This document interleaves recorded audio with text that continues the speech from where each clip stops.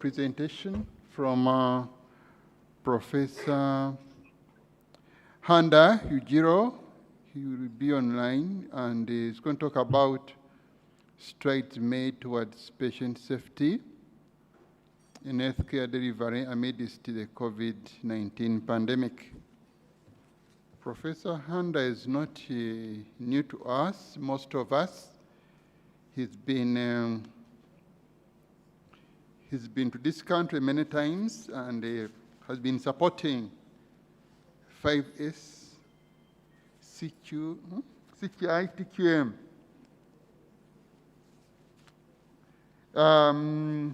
programs in the country for a long time, and we want to appreciate him. Professor Handa is a specialist in the field of hospital management. He had his initial training in dental surgery and later shifted toward maxillofacial surgery, which he practiced in Japan and Germany. After 12 years of clinical practice, the professor started to work with operation theater management in 1986 and later hospital management, particularly in the 5S Kaizen TQM framework. Excuse me, and as an advisor to JICA, he was stationed in Tokyo, Colombo, Nairobi, and visited many countries in South Asia, Middle East, and on the African continent, working together with hospital managers and ministry officials. This information is in the program. Yeah, to uplift quality, safety, efficiency, hospital services through infrastructure and workplace improvement. We really appreciate Professor. As I mentioned, he's been in this country, he's been in many hospitals, he's been with us, he's our teacher, all of us who are familiar with 5S and quality improvement.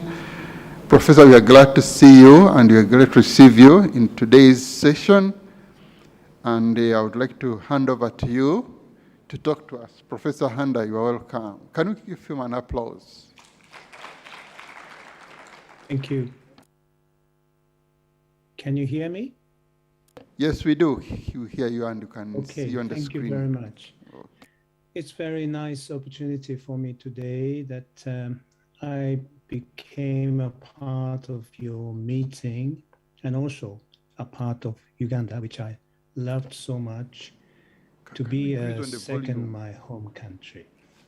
So today I'm very glad to be able to talk about patient safety, which we have to focus just after introducing 5S Kaizen TQM as a core managerial tool in the ground level, middle manager level, and top management level of each hospital. We have a lot of things to do, but at the same time, we have a lot of things which we have done in the past. So thank you very much again. And then also I want to greet high official of the Ministry of Health and respectful hospital managers and NQIT leader, WIT leaders, and all colleagues serving for healthcare in Uganda. Thank you very much for this opportunity. So I want to just quickly talk about 5-6 topics in this particular series of PowerPoint. I think it's a high time to move forward to hospital-wide improvement of patient safety. I think we have all known about the needs in patient safety, and we have to tackle quality of health service. Definitely we have to uplift standard of management. We should go forward. Next, 次お願いします。次どうぞ。We touch upon several topics, but one by one I will talk. Next slide, please. 次どうぞ。We have a pandemic, we have affected negatively by the pandemic of COVID-19. It's very obvious. There was no exception in the world. We have kind of a negative impact to the general hospital function. I think this particular data on HIV-related activity clearly show that we got declinement of the service delivery and service receiving by the general public. 次お願いします。And in the recent publication in British Medical Journal, I think Dr. Burt and his group mentioned that a degree of resilience has been recognized in the Ugandan healthcare service. I think this is totally depending upon your effort, continuing effort, but still we have a lot of things to do. Particularly, this particular paper emphasized the maternal and child health care has been affected by COVID-19 pandemic. 次お願いします。次。どうぞ。あれ動かないかな? And definitely we have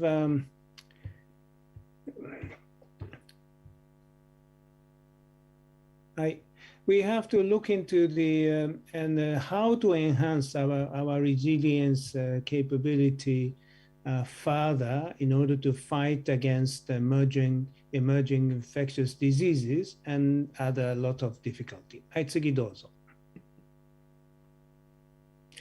Definitely we need to improve infrastructure and work system and management practice step by step.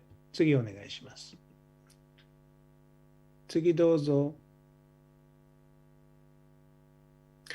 Hospital management should secure a reliable standard of safety and quality.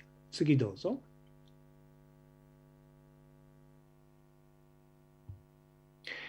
This is very popular diagram. We have been sharing this one as a conceptual framework of the hospital management, both in the government sector and private sector. I think you can find the safety in the fifth step among seven managerial targets.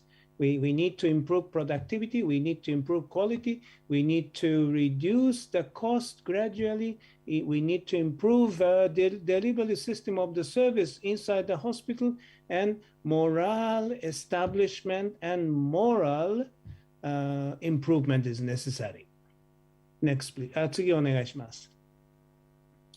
As you can see here, safety is the kind of precondition to have a development in other 6 managerial targets for better hospital management. We have been repeatedly discussed about that in the previous project, and then we will continue to discuss this matter in the coming project as well. 次どうぞ。However, still we have a lot of difficulties in front of us. We can say that the multiple problems related to the matters listed here in this particular page. I think all of you can read this red color statement in English. 次お願いします。Then let's take an example of the maternal mortality ratio and then economy of the country. Maternal mortality rate is the y-axis, and then gross domestic product is x-axis and y-axis. Then you can take a look at this particular trend in the world. Every country have a betterment of maternal mortality ratio. 次お願いします。次どうぞ。Uganda is not an exception. I think you can reduce around 50% in the 25 years between 1990 to 2015.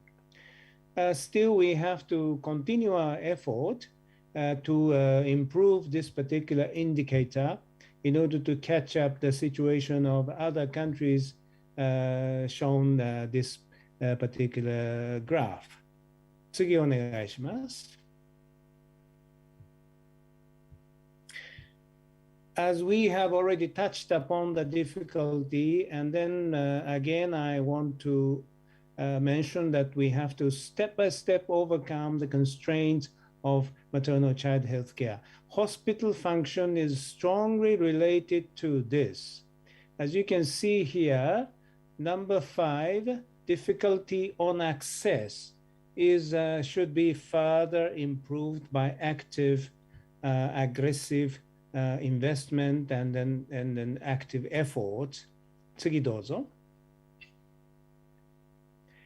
Specifically, if we have an improvement of the emergency obstetric care, and then patient safety and quality of services in catchment level, frontline level hospital and secondary hospital, we will be able to contribute more about the improvement of maternal mortality ratio.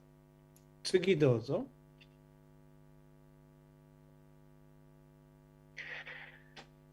Then health service delivery system is strongly connected with the referral and back referral practice. Next, please. As you can see here, we have services in a different area, a different category of the hospital. Uganda have a good system to have to encourage referral and then back referral activity. 次どうぞ。I want to draw your attention to the comprehensive emergency obstetric care, which could be done better in a lot of different hospitals, particularly for that particular purpose, standard operation procedures, and in the clinical scene, utilization of critical pathways. Those are very useful for all of us in order to recognize the standard and at the same time to recognize near misses, adverse event, and then also incident and an accident. I think we need this kind of standard. Then hospital management sometimes affect positively or negatively also to maternal mortality ratio. 次どうぞ。We often discussed in the past since 1994 about there's 3 different delays to hinder the effectiveness of emergency obstetric care. The last one, delay of receiving diagnosis and treatment, is totally related to the quality and safety in hospital. 次どうぞ。As you can see here, sorry for the Japanese language. I think it should be changed to English. Quality of the care and then the patient safety for the staff, those are kind of a determinant factor to stop the delay. 次どうぞ。Patient safety as a key target, we can say so, key target for improving hospital management. We look into the contents of this particular entity of patient safety. What will happen? What has been happened in the past as well? According to WHO, those 10 aspects of the patient safety was highlighted. Medication error, healthcare-associated infection, safety in surgery, safety in injection, reducing diagnostic errors, and then unsafe transfusion practice should be reduced, and then radiation errors, then control of the sepsis and thromboembolism, and then mental health setting should also be checked up in terms of safety. In order to do that, we definitely need total optimization of the whole organization in a hospital. We call it total quality management. That kind of activity should be done based upon 5S and Kaizen activity. Next, 次お願いします。As you can see here, we need the safety culture in all different types of hospitals. We have to start from the bottom. We observe the problematic situation. We apply 5S and Kaizen, and we improve the rule and regulation and standard operational procedures related to safety. Then we utilize incident report. 戻してください。戻してください。We utilize incident report and getting information about the near misses and try to set a feasible quality indicator, then try to introduce total quality management in patient care. Then we can have safety culture. Next slide, please. 次どうぞ。So let's take a look at the win-win case of patient safety in an example of the Sri Lanka. Sri Lanka, 次どうぞ. Sri Lanka is a small country in Indian Ocean, as you are well informed. 次お願いします. As you can see here, they are very lucky to have the data of maternal mortality ratio from 19th century. Even during the British colonization time, they accumulated a lot of information, and even after independence, they continue their effort to reduce maternal mortality ratio. 次どうぞ. However, they had a lot of difficulties.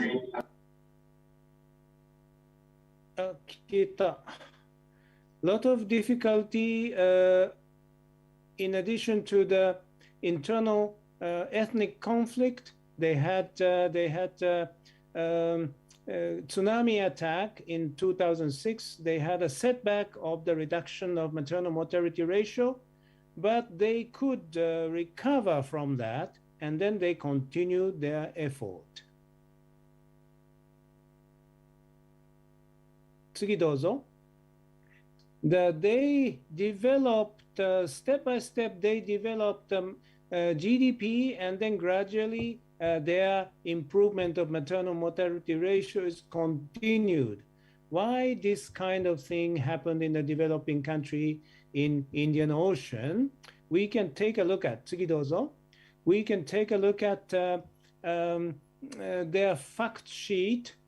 The one is the population, 21 million.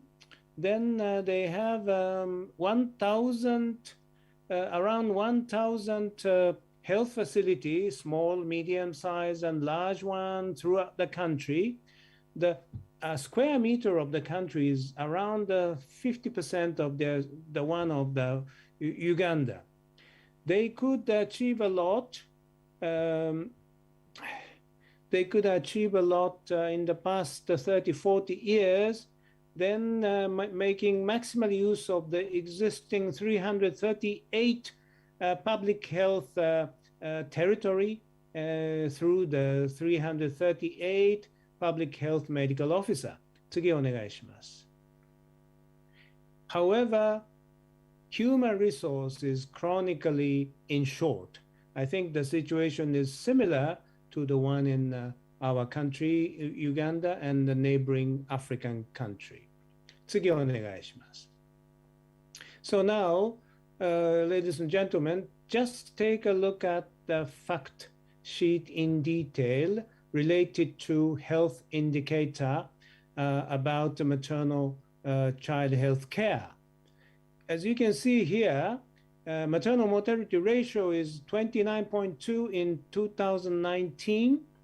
Then it's amazing that baby delivery was done in a health facility, 99.9%.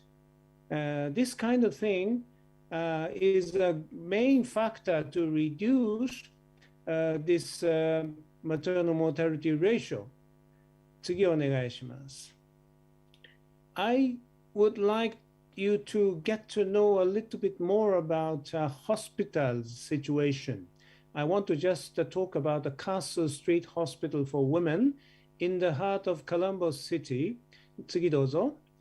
This particular hospital has 450 beds, 800 employees, then 10,000 baby deliveries per annum, per year.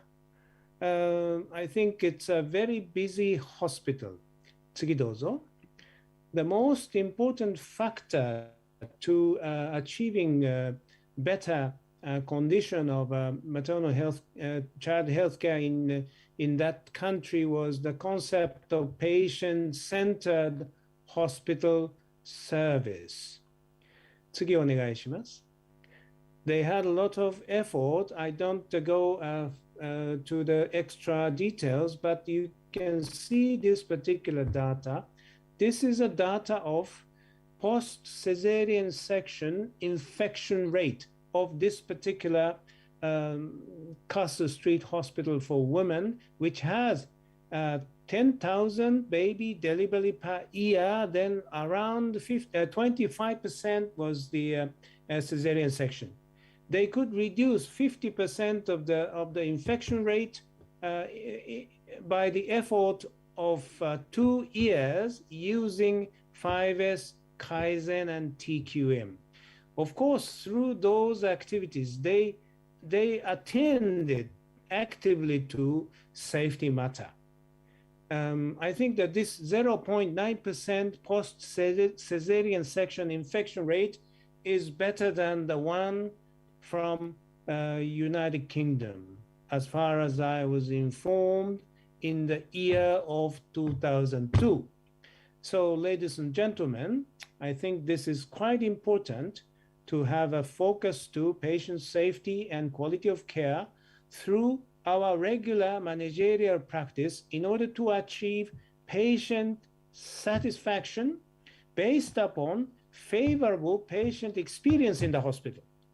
Then, in order to achieve this, definitely we need to have better professional satisfaction or employee satisfaction of the health care professional and staff in order to give them a confidence. I think this is quite important for us to remind this particular fact: patient satisfaction, patient experience, and then professional satisfaction of the staff should be the triad, important triad to achieve through our movement in improving hospital management. Thank you very much for your attention to my presentation. I really hope to reciprocate more ideas through my expecting stay in your country starting by 12th December. I will come and see you very soon. Thank you very much for your attention. This is the end of my speech. Thank you. Let's give Professor an applause. Thank you so much, Professor. We appreciate.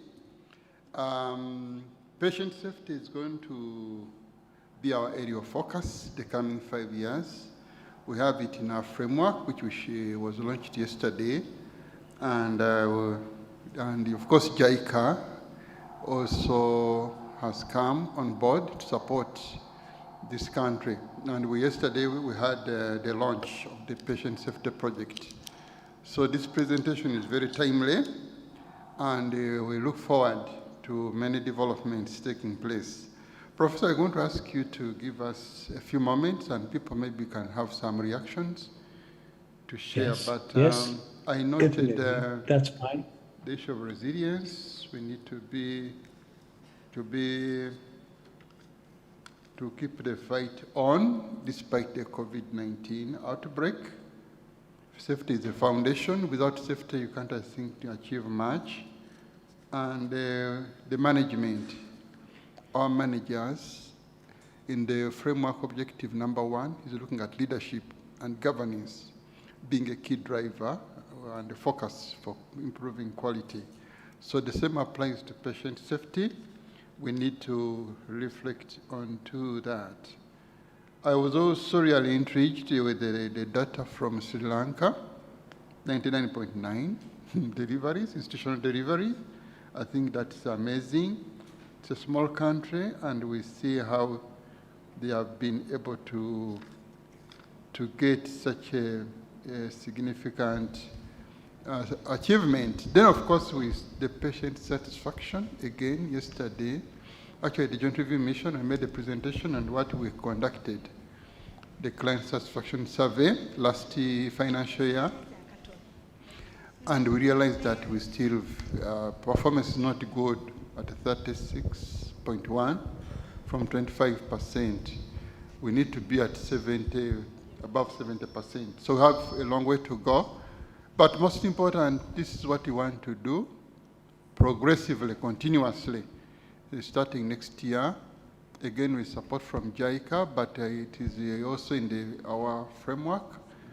And we invite all of you to embrace this, to do this. We are looking at a tool which is manageable, digitalized, and you can do this continuously, repetitively.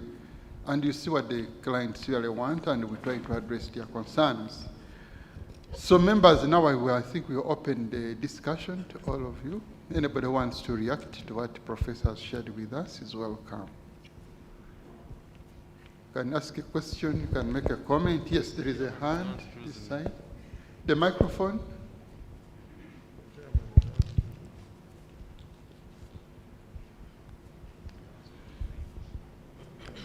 Thank you, the chair and professor, for wonderful presentation given to us. I'm grateful for the work, especially he has presented from Castro Hospital. I'm seeing great work registered, especially in the reduction of post-cesarean infection, and also a benefit of actually using the less resources to achieve the best. But I have tried, or I have been participating in mentorship in facilities, especially in quality improvement. But the challenge which I have always encountered is that health workers or staff don't pick up the mind to change. And sometimes it becomes hard to achieve the set targets in a specific period of time. And for this 5S, you can realize the benefit of it when you standardize. That means getting the skill, and you are able to sustain those changes you have attempted to take up. So I would like to inquire from Professor, from his experience in interaction with the staff and different levels, what could have motivated these people from Castro Hospital to sustain and achieve this? Could it be the number of the human resource I've seen? Could it be related to the supervision from the administration?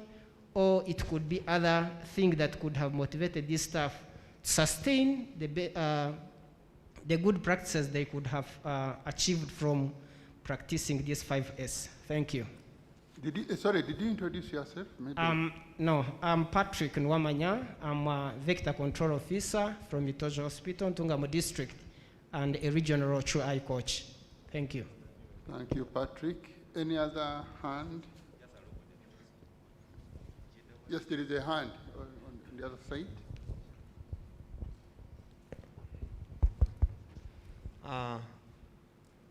Thank you very much, Professor Handa. I'm Dr. Julius Amompe. I work with the SCAP department, Ministry of Health. We have interacted before in our 5S interactions. My question is regarding the patient safety culture in our country. We know that world over, the aviation industry, the oil industry, and the nuclear energy industry are some of the most dangerous but also the safest. And the reason they are very safe is because they have an error reporting mechanism.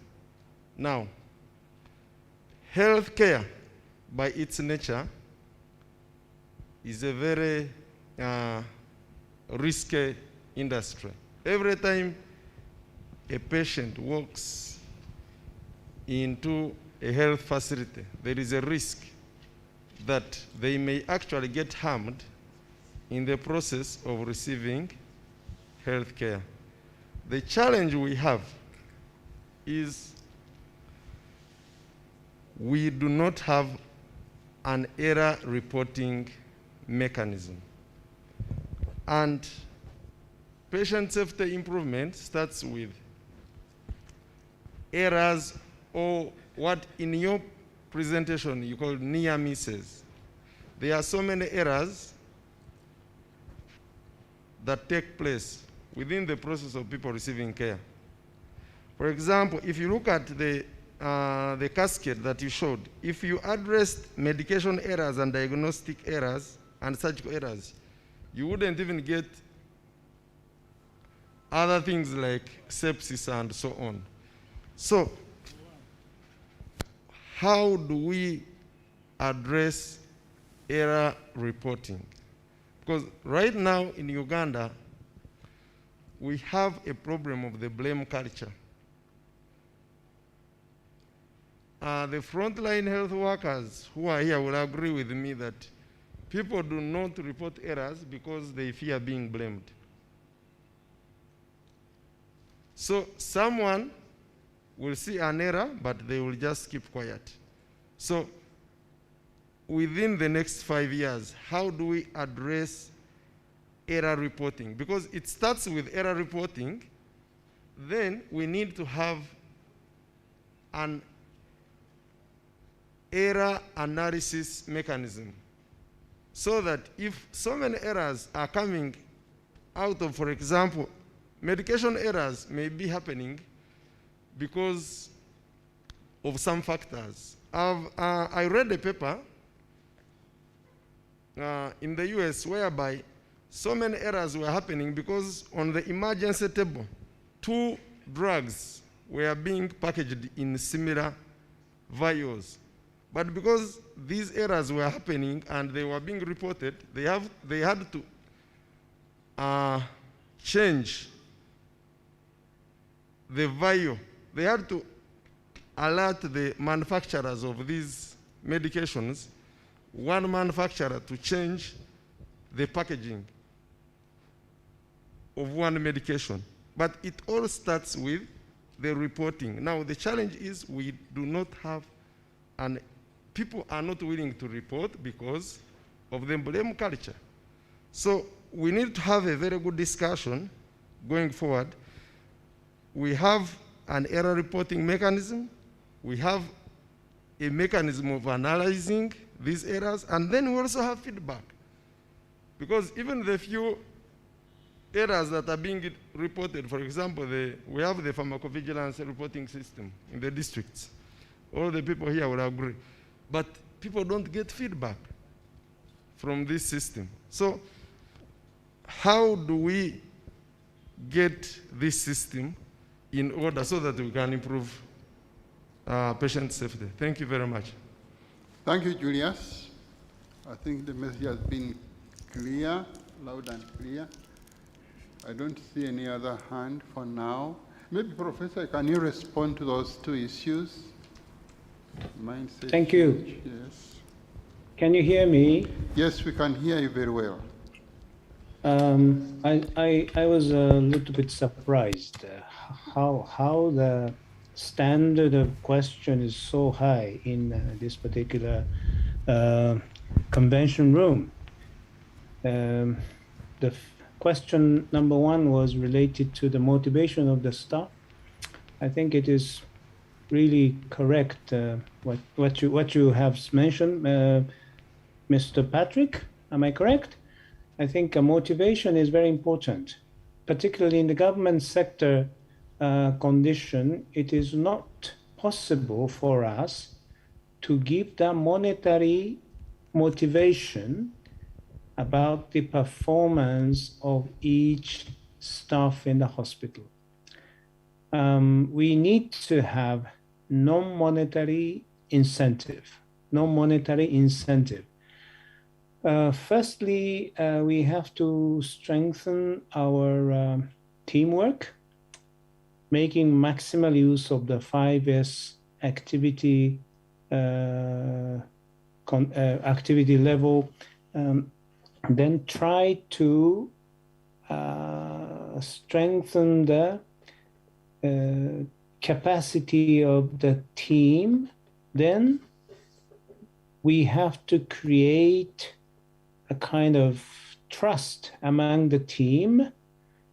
Then based on the benefit of the team, we just put on the non-monetary incentive. One thing, if the teamwork is matured, our working hour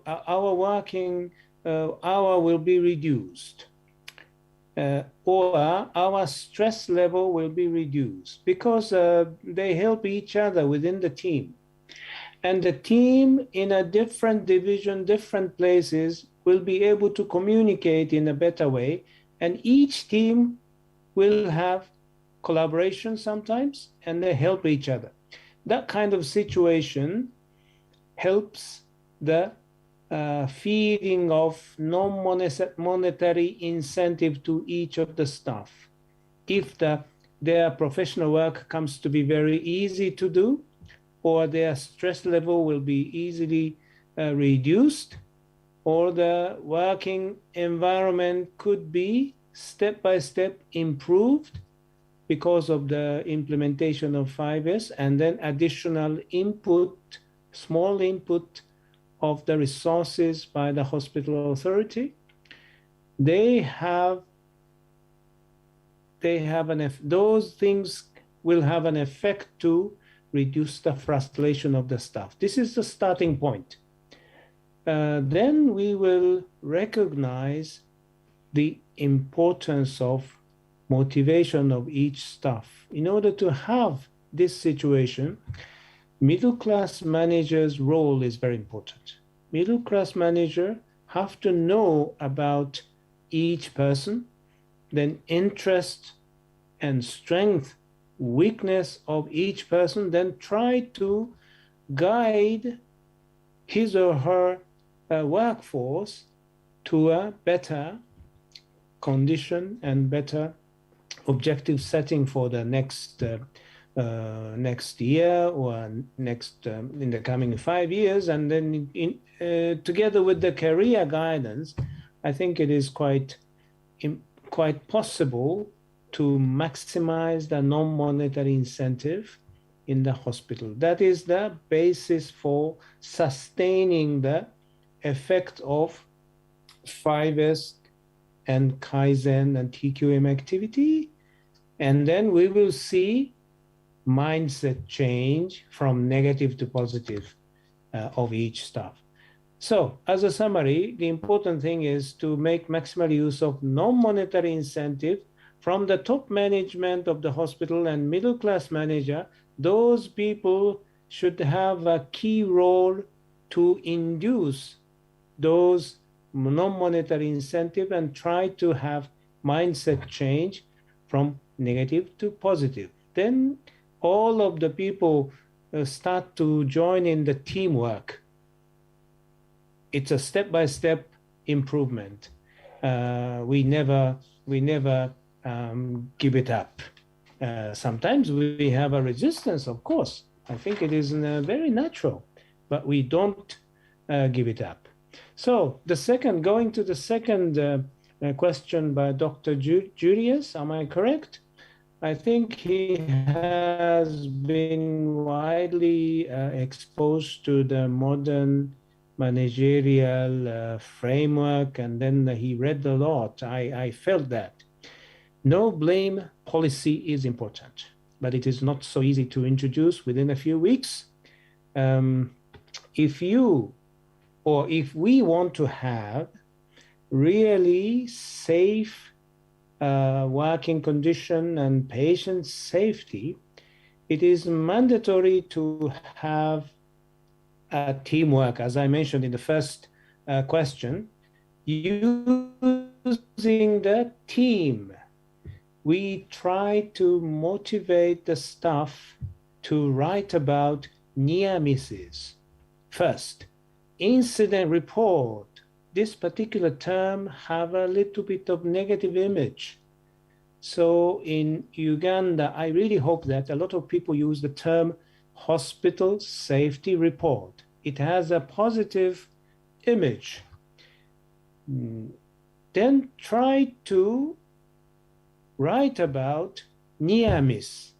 Near miss, finding out or detecting in near miss is a good thing. Then send the report to quality improvement team or patient safety bureau or something like that in the hospital. And as you mentioned successfully, it should be analyzed. The analytical results should be immediately feedback to the ground level of the work. I think it's very, very important. Before going to this particular topic, I think near misses should be more highlighted in a hospital, not showing the real adverse events or side effects or incident or accident.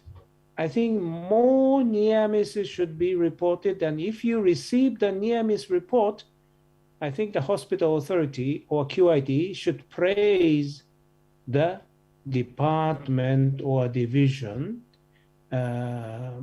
if the number of the reports has come. We try to change the mood from negative to positive. It should be done with the leadership of the hospital superintendent and management core group. Otherwise, other people cannot follow this. This is very important. So hospital safety reports the happening of near misses. Near miss means the negative thing has happened, but no effect to the patient or no effect to the staff. This kind of atmosphere should be firstly created. Japan is not an exception. In the past 30 years, we had a lot of struggle. A lot of people, staff, resist to this kind of movement. But once they accepted this particular idea, detecting near misses is a good thing, and writing about it is also a good thing. And the report comes to the hospital director or hospital QIT, quality improvement team. People praise the division department, which send a lot of reports. According to the statistics in my country, Japan, if you have one patient bed, definitely in 1 year, in average, 7 or 8 near-miss reports will be sent. In one hospital in Japan, which has a 1,500 beds, it's a very big hospital, they have 13,000 near-miss reports per annum, 13,000 reports. All are sent to quality improvement team. Only 3% of them are actual incidents. 3%. 97% was near misses. Based on those reports, the quality improvement team can analyze the ground causes and then try to persuade the staff on the ground to have Kaizen or CQI activity in order to remove the risk and then try to have more safe work environment. So I propose you to regard the detecting near misses is a good thing. Then please promote this to your workplace. Thank you very much. Thank you, I talked too much. Professor. Sorry for that. Yes, I really appreciate the points you have made. The issue of management again comes back.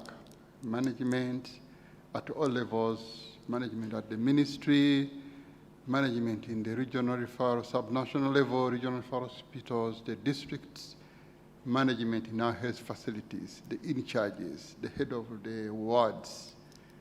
So we have to generate the teams, teamwork. We need the teams to be available, constituted, identify the membership, and make sure they work together, you meet and discuss.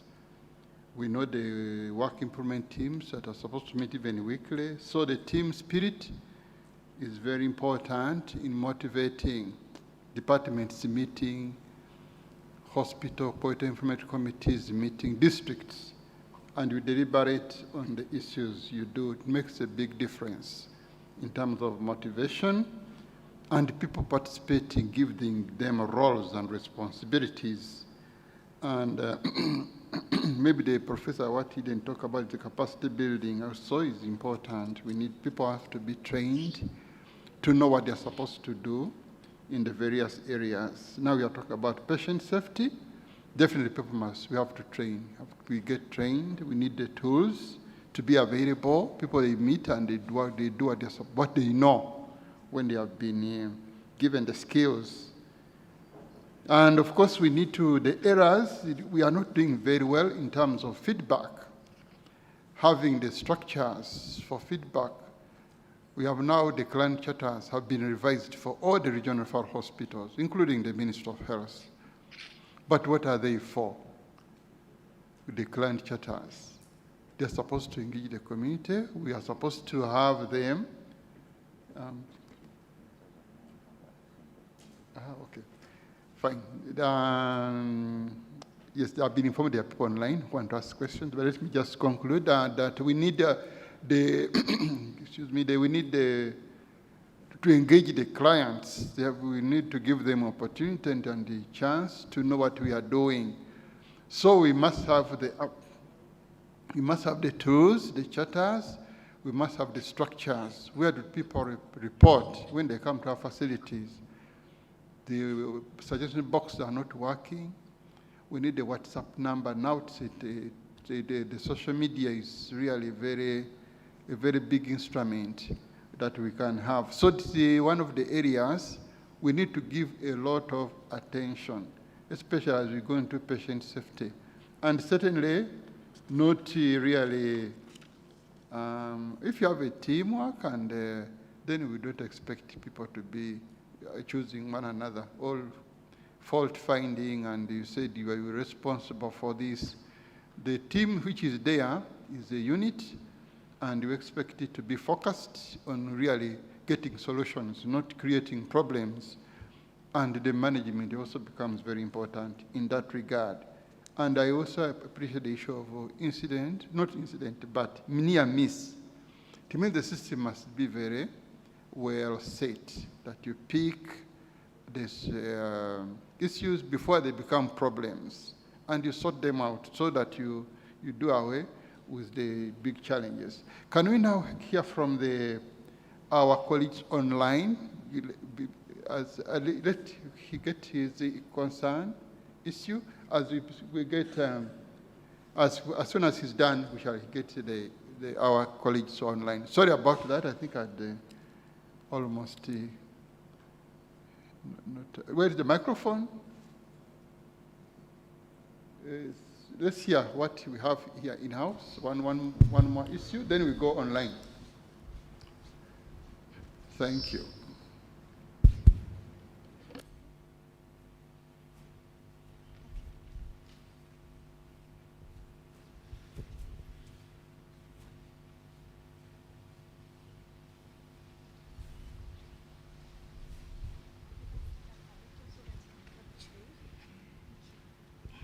Thank you very much. Kindly introduce yourself, and we know who you are and where you work. Mahogole John from Kabaramendo District, a clinical officer. The 5S program that is coming, I'm understanding it is focusing mainly on regional hospitals.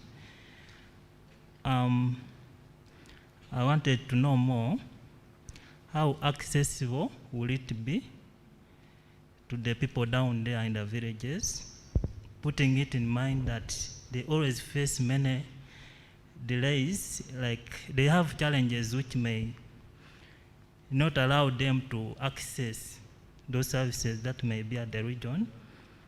They may have cultural beliefs, economic constraints, and also the location itself, the poverty they may be having. So what changes has this program put in place to overcome these barriers? Thank you. Thank you, John. Can we get the online participants?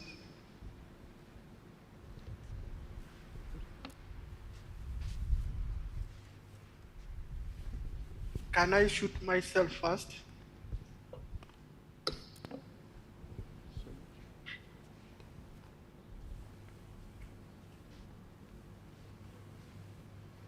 Hello?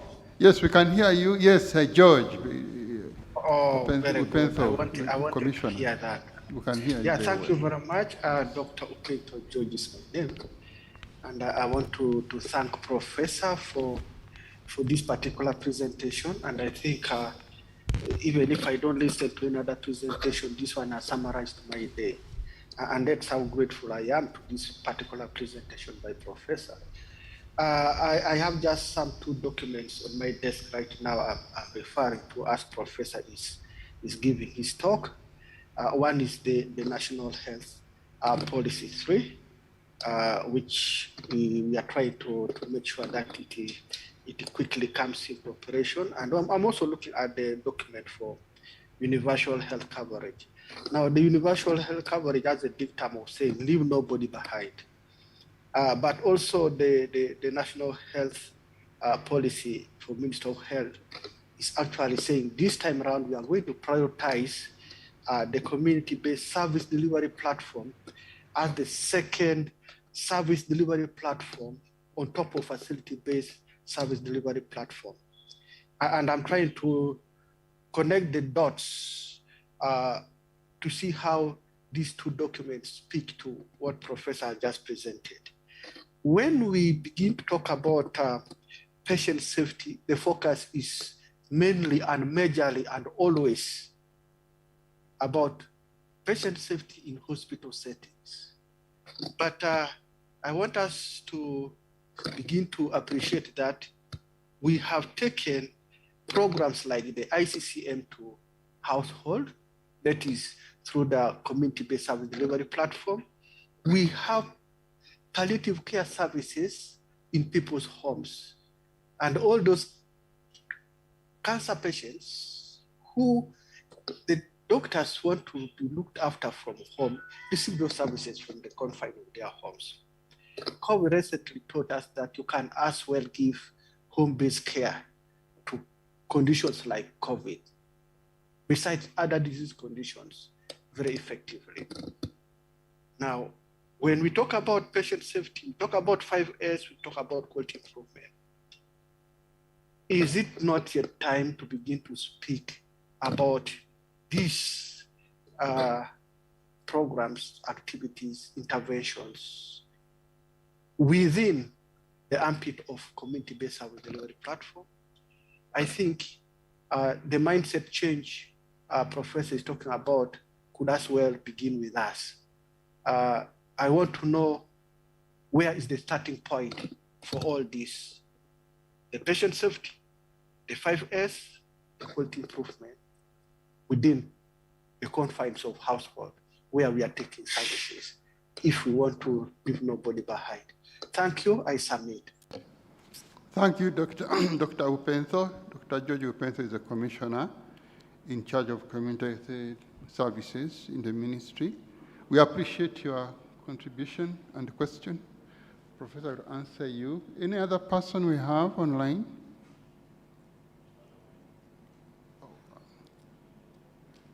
Do we have? None. Professor, do you want to respond to those two issues? Thank you very much.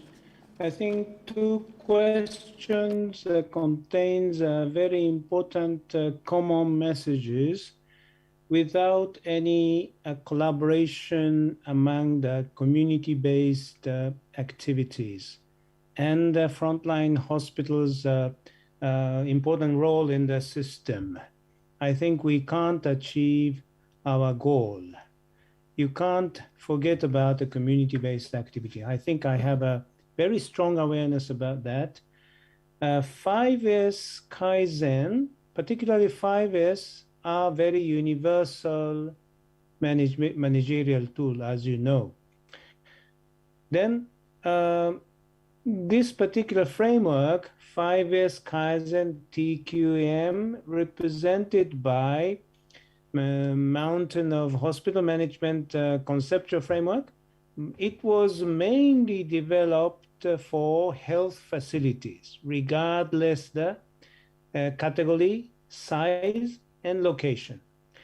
I think it is very obvious if you have any type of health facility, we can apply this kind of simple and universal managerial tool to improve the work environment, physical work environment, and then also the work system.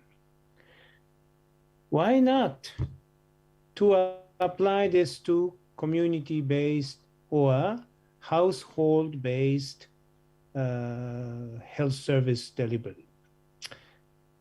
I think it is quite possible. I have a little bit of experience about that in deep area, rural setting community in India, comparing to the situation in rural area in Uganda. I think if you go to India, they had a quite big, quite a serious hardship. Even though they have a lot of difficulties, they bravely applied 5S activity to household-based, home-based care, particularly for maternity care, and then also the palliative care as well. What they have done was to apply 5S principle, sort, set, shine, standardize, and sustain in the community nurse treatment and diagnostic and treatment bag. They carry a big shoulder bag which contains a lot of medicines and tools, and then sphygmomanometer, for example, and then blood pressure for the blood pressure measurement. They have a big bag, and inside the bag should be perfectly organized using the principle of 5S activity. Sorting, they don't carry any unnecessary item. Setting, if community health nurse opened the bag, inside of the bag was very perfectly organized. It is easy to take out necessary items for necessary procedure, that kind of thing. Then, of course, they apply 5S to the reporting mechanism.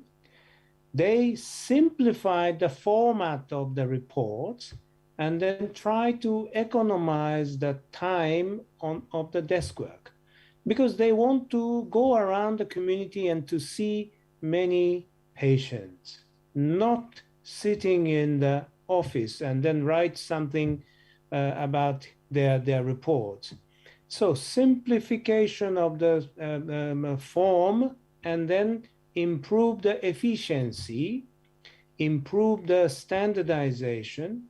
I think this is perfectly in line with 5S activity. And then sometimes they have to change the work process based upon their experience in the 5S activity. They change, they make a minor change of the work process and work sequence I think this can be called as CQI or Kaizen. Definitely, the two persons who kindly asked the questions with similar message will be very important for our future activity. Once we establish model facility in 5S Kaizen TQM and patient safety, this particular hospital should be a venue for message delivery to the community level activity. I think definitely Ministry of Health will have a good idea about the training schemes and the utilization of the hospital for more interaction between the health professionals working in the different places. Of course, if you go to the rural setting community, there are so many different types of difficulties. Particularly poverty issue is a very complicated problem. It is sometimes discouraging the improvement of the healthcare services. If you look at the reality of the poverty on the ground level of the community, I think sometimes we lose our word. But we should be positive in our mindset and try to do what we can do, discussing the important problem solving in the with the community leaders and then each household people, try to improve the situation step by step. I think it is mandatory for us.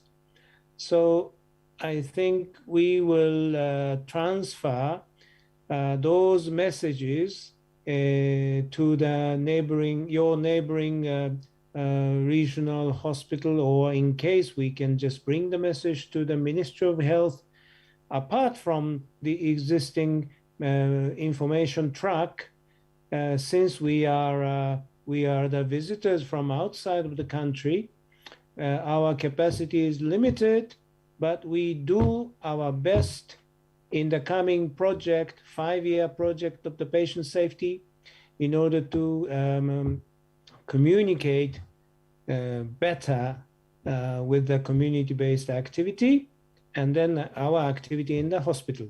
I really hope that you don't become how do you say negative. We are not forgetting about horizontal dissemination of this particular idea of managerial improvement. We never forget about the community-based activity. Thank you very much for your questions. For two gentlemen, thank you. Thank you very much, Professor. I want to appreciate your time and the response. The issues, actually, the last questions were more closer to the Minister of Health than to the professor. The patient safety project is going to be implemented in all the 16 regional hospitals. I want to appreciate that. I think that's good enough. As the professor said, we don't have, of course, you don't have all the resources it would take to cover the whole country. It is not practical. So we appreciate that that's going to be done. But I must say that currently the ministry, the approach we have for interventions, we are going to be working closely with general hospitals and involving the districts and other structures within their catchment area. So we shall be working very, very much. The interaction is going to continue through the quarterly performance reviews, through the quarterly quality improvement, regional meetings, through the supervisions. And in all those, we must include the elements of improving quality of care and patient safety in that regard. That's what we can have in mind, and we hope it's going to help us in one way or another. But I must emphasize the regional approach is now the key strategy for the Ministry of Health to improve the services in our districts and the community. The issue of community work head of department brought out very well, Dr. Penso. We need to meet and we see how we can have more focused interventions for improving the working environment and improving patient safety in this regard. We shall work together and see the tools we need, how we bring on the VHTs on board, and other actors at the community level, and so that this approach is also appreciated at the community level. But as I mentioned before, we have a key objective in our framework of client-centered care, client engagement, and that one I think we shall give it also a lot of focus through the feedback and through the participation of communities. You know, they are part of the health management committees, they are part of the boards, the community. So we shall really take up that one as also a key interventions that we need to strengthen, for sure, in the coming years. Colleagues and members, the time I think has elapsed. We put ourselves for this keynote address, and the discussion you have had, I think, has been very useful. We have learned a lot. We want once again to appreciate Professor Handa Yujiro, all the way from Tokyo. Thank you so much, the time you have taken to talk to us and also respond to our issues. Let's give him a very loud applause. Thank you. We are looking forward to seeing you. He'll be here in the near future to train and to support the patient safety project, and also to give the capacity like he has done before. So we are looking towards that. Thank you very much. Well, yeah, you're welcome. Sorry for those who may have had questions. Sure. Yes, Professor. Thank you very much. You're most welcome. Thank you, Professor. I'm really looking forward to meeting you all again very shortly next month. Thank you. Sincerely, you are welcome. So once again, we appreciate Professor Handa. And of course, the JICA team for the support. They are giving us support in other areas, very big investments in hospitals and medical equipment. They are not only in just areas of service delivery, but also in infrastructure development. Mobende, you can mention Kabale, Masaka. They have constructed big facilities and equipping them, and really we appreciate this, and we want to thank the government of Japan and the JICA for that important support. Members, we are coming to the end of this session. We expected the PS to be with us this morning, but the phone I was receiving here, I was being told that she's gone to the office of the Prime Minister. They are still handling this industrial action. So if she comes, we may have to convene again here. We shall mobilize ourselves. But if she's unable to come, then you understand they are trying to handle that critical issue where the medical workers have gone on strike. So I think that marks the end of my session. We are going to the breakaway session, and I want to hand over this to our MC. Remember, we have the posters. We have the video shows. There will be, people will be airing. They'll be airing their poster, the work they have done with the poster presentations around lunchtime. So we shall be guided on this, but we have some posters displayed for us. Find time to go around and you'll see what's been done. We want to appreciate people who take time to document very well what they have done and show us the methods and the results. We really appreciate you so much, and the quality is improving every other time.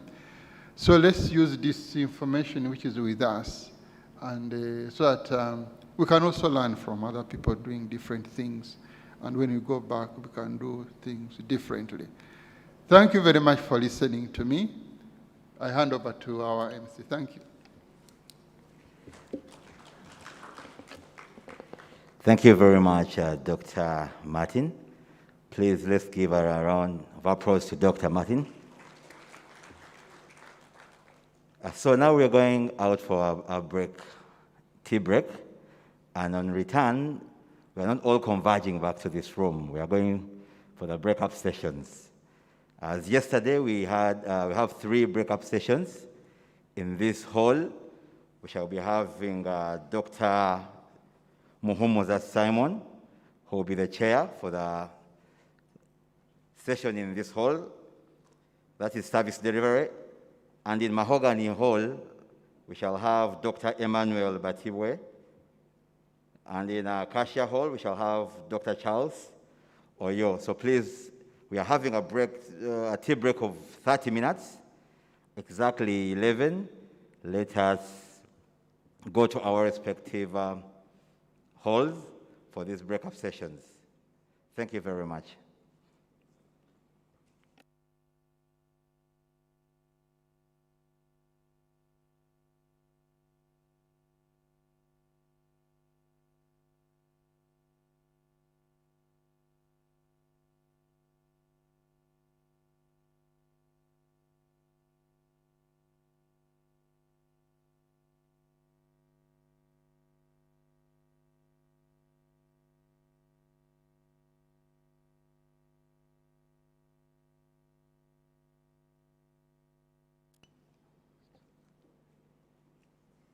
Yes, this goes to also members online.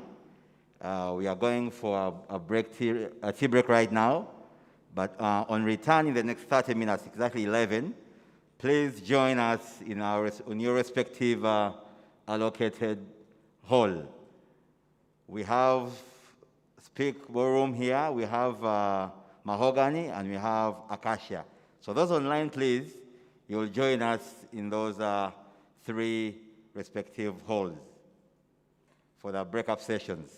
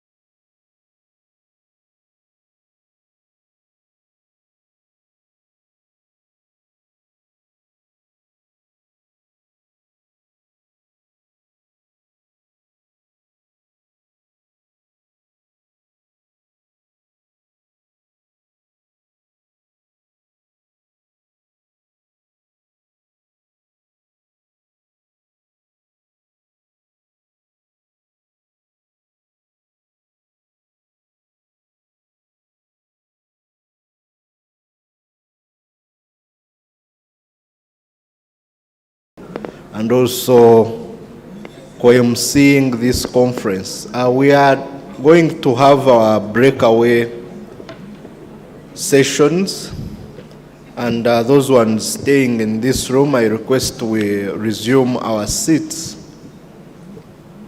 to allow the session to start and end as scheduled.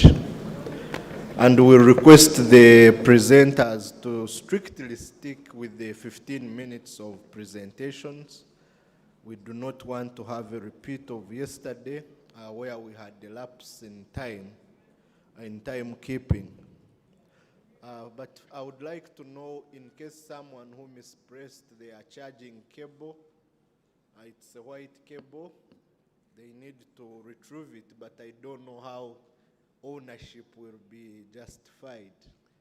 It was picked down at the T-press, so in case you've mispressed your smartphone charging cable, you could come and pick it or alert whoever might have lost it.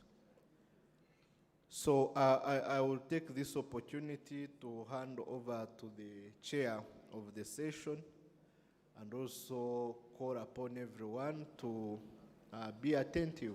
Chair, over to you. Thank you, MC. Good morning, members. Welcome from the break tea. The MC has already alluded to the fact that we do not have to waste more time. A repeat of yesterday, so I would like to quickly call upon our presenters to prepare accordingly. And we shall begin with the Chakwa Richard Juko. Is Chakwa Richard Juko available? Are you the one? You are the one, eh? Okay. So, members, we are going to listen to a presentation by Chakwa Richard Juko, who is going to present an abstract titled A Multi-Pronged Approach to Address Vaccination Hesitancy and Improve Vaccination Coverage in Acholi sub-region, Uganda. This is an important topic because I know that even some of us in this room are still hesitant to take the vaccination. So please listen attentively. Thank you. Juko, you are welcome, and please go ahead with your presentation. Are the slides on? The persons in charge, good. All right. Yeah, thank you so much, Chair. As introduced, Chakwa Richard Juko is my name, alongside my co-authors, Judith Aloyo, Sylvester Court, and Dithan Chiraga. I work for the USAID Local Partner Health Services, Tasso Acholi, and formerly I have been working with the USAID Rights North Acholi activity. So I'm here to take you through a multi-pronged approach to address vaccination hesitancy and improve vaccination coverage in the Acholi sub-region. You think?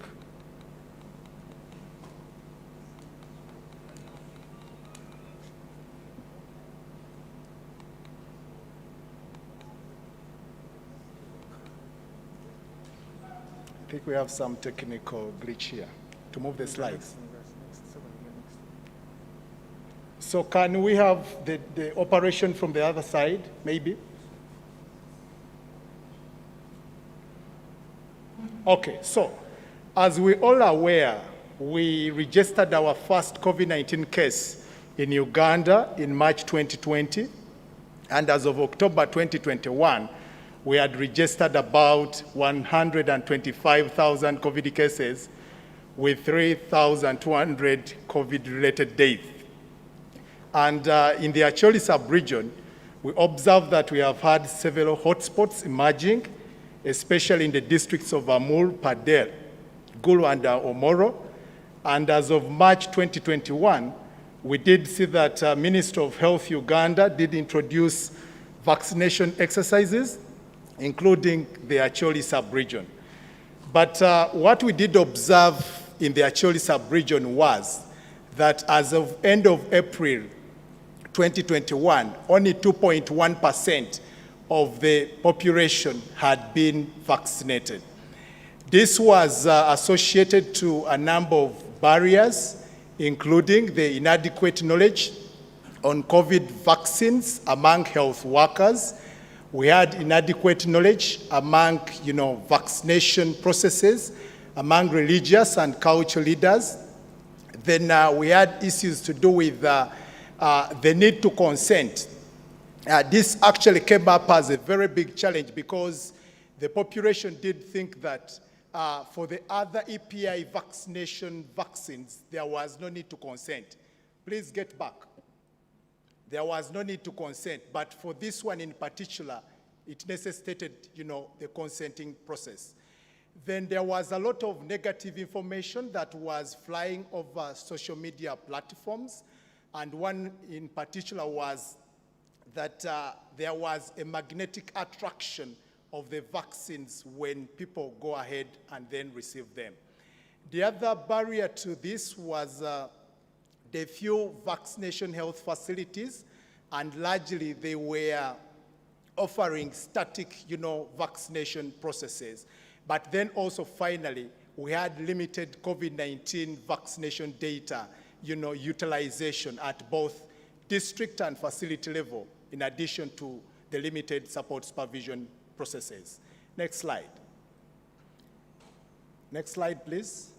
So as the Acholi sub-region under Rights North Acholi, we did try out a number of innovations, and that's the reason as to why we are speaking about a multi-pronged approach.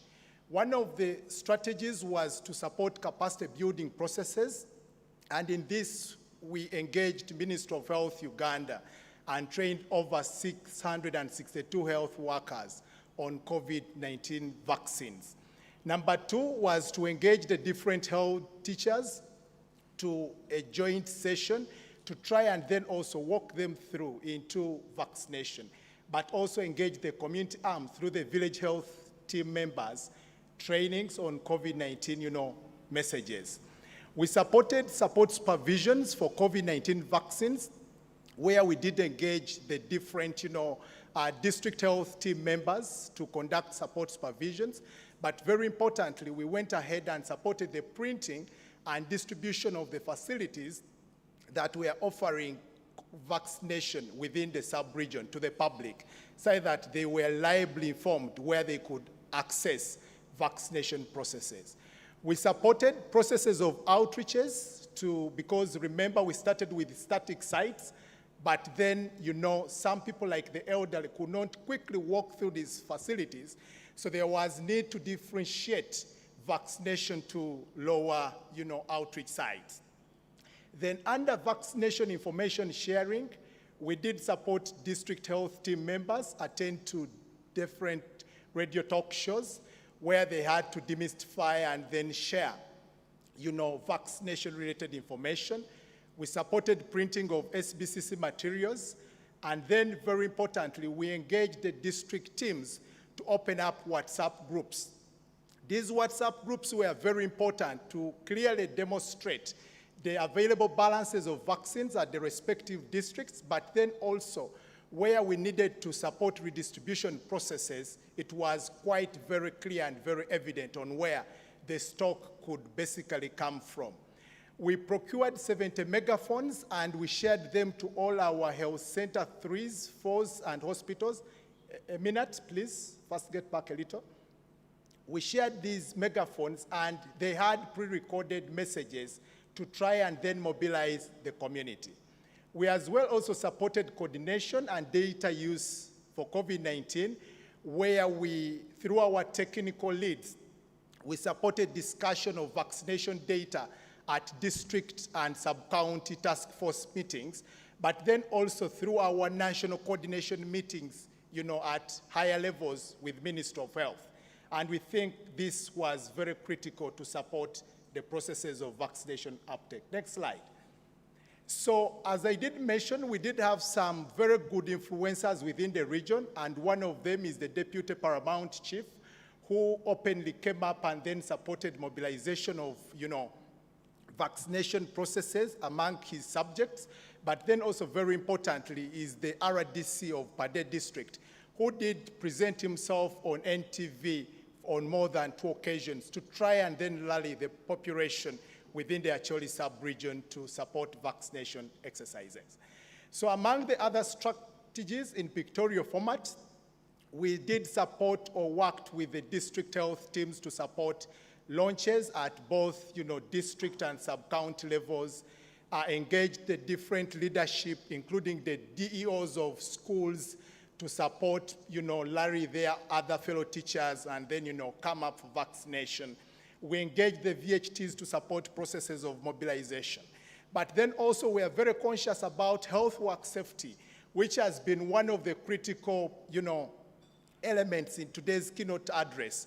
And as Rights North Acholi, we went ahead and then procured, personal protective equipment, and then we shared it to the different health workers across all the 8 districts. And very importantly, we leveraged on the megaphones that we did procure, placed those pre-recorded messages, and placed them at gate entrances for each and everybody who was coming at these, health facilities to understand and then get the messages on COVID vaccination. Next slide. So when we look at that slide shows us how we managed to improve coverage of vaccination within the 8 districts of Acholi sub-region, starting from 2.1% to about 69% as of end of October 2021. So we observed that over time we have had, increasing levels of vaccine within the districts of the Acholi sub-region, and the proportion might have shifted from 69 the way it was on 20th of October 2021. However, we have also gotten some, positive deviants who are already appreciating the efforts of government of Uganda, that because the government has supported them to attain their first jab, so they think that they are very much protected, and so they encouraged other market vendors to also go ahead and take up the vaccination exercises. So as we conclude, we are saying that health work literacy on COVID-19 vaccination, religious and cultural leader engagement, community empowerment with the correct, and you must underline the word correct, and timely COVID information, engagement of community structures and data utilization are necessary to support accelerated vaccination coverage and avert hesitancy of vaccine uptake. So we recommend that there is need to invest a lot in SBCC campaigns for vaccination and address myths and misconceptions. Number 2, we need to tailor SBCC materials into local languages so that the existing populations can easily comprehend and then understand the messages that we are currently passing on. Then we need to engage culture and religious leaders in mobilization. Before that, a moment. Yes. So we need to engage the culture and the religious leaders in mobilization of the public for vaccination, because they have trust within the population. And then we need to seriously invest in real-time vaccination data capture and reporting, as this will be very important in guiding decisions. So as I conclude, I have one of the, next slide, I have one of the pre-recorded voices that we did, have at the different sites. I request that we play it, if it can be played. It can't be played. Okay, but literally that audio was to take you through how it was happening at the facilities. The voice speaks about, alerting the community that COVID-19 still does exist. It speaks about the different, signs and symptoms of COVID, and then the preventive measures, but then also very important, what are the facilities within the district where people can easily run to get, vaccination. So that was the audio about that. So I want to acknowledge Minister of Health, Uganda. Then we also need to appreciate the efforts of the 8 district local governments within the Rights North Acholi fraternity within the Acholi sector, and then very important, Rights North Acholi, and then the USAID local partner health services, Acholi. Thank you very much, and over from me. Yeah, thank you so much, Mr. Richard Juko. Very important points on that would guide this country on scaling up vaccination for COVID-19. We know that there are still issues with special risk communication, but we learn important lessons here that this can be achieved through a multi-pronged approach. So please keep the questions that you might have. Probably we shall listen to another 2 or 3 presenters before we allow to ask questions. So I'd like to call upon the second presenter, Sewanya Najime. Is Sewanya Najime around? Yes, please move faster to the to the podium. So Jimmy will be presenting about improving pulmonary tuberculosis, stroke COVID-19 co-infection diagnosis at Lira Regional Referral Hospital. Welcome, Jimmy.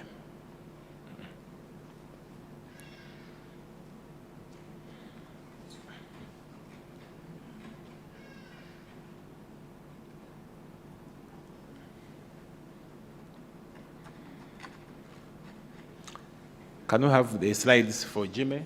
Okay, thank you.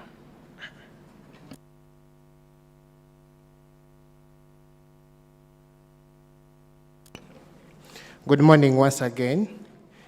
I'm Dr. Jimmy Sewanyana from Lira Regional Referral Hospital, working under USAID, Rights North Lango, but stationed at TB ward. Today I'm presenting on improving pulmonary tuberculosis, stroke COVID-19 co-infection diagnosis at Lira Regional Referral Hospital. As you're all aware that COVID-19 came up as a pandemic, but at the same time, we had TB with us, which is more even infectious than COVID. And many patients were being non-screened for COVID-19, especially the TB patients. And those for COVID were not being screened for TB until when we realized that most of the cases were being missed out and appropriate management was not being given to the clients. Starting with, that was just a preamble. Starting with the introduction, the outline. Can you go to the first slide, please? My outline includes introduction, method. This one, okay. Introduction, method, results, discussion, and conclusion. COVID-19 and TB infections, we all know that they both primarily infect the human lungs, and they too correlate in symptoms such as cough, fever, and chest pain. In many settings, patients are not actively screened for TB through COVID-19, and this is happening everywhere, most of the facilities, until of late when NTLP came out and wrote emphasizing this to all regional referrals which are conducting vaccination and also screening for COVID-19 to undertake this as a serious issue or concern. Lira Regional Referral Hospital, together with USAID Rights North Lango project, integrated COVID-19 TB screening in order to improve the identification of COVID-19 TB co-infected patients. These are some of the methods that we emphasized or that we came up with. What we did, we trained our CLF. Those are the facility linkage facilitators. We trained them on how to screen for TB in COVID and how to screen for COVID in TB. After mentoring them, we had to attach them to different triaging points. That is the OPD, the outpatient department triage point, the inpatient triage the inpatient triaging point, and also on the TB ward. We had to make sure that we identify one of our staffs who could do that, who was trained on doing a PCR and RDT test. After training our staffs, we also availed them with some materials like the presumptive TB register, and this was meant for all those cases, for all those clients who had B symptoms. However much they had come to screen for COVID-19 at the COVID-19 triage points. And also, we availed them with the sputum containers and also supported them in easing the flow of the information that was captured on the GeneXpert until when it reaches to the hub, meaning that we had to coordinate them between the hub, that is the laboratory personnel, and also themselves, so that we can easily get the results, both the COVID results at the same time, the COVID PCR results at the same time, the GeneXpert results.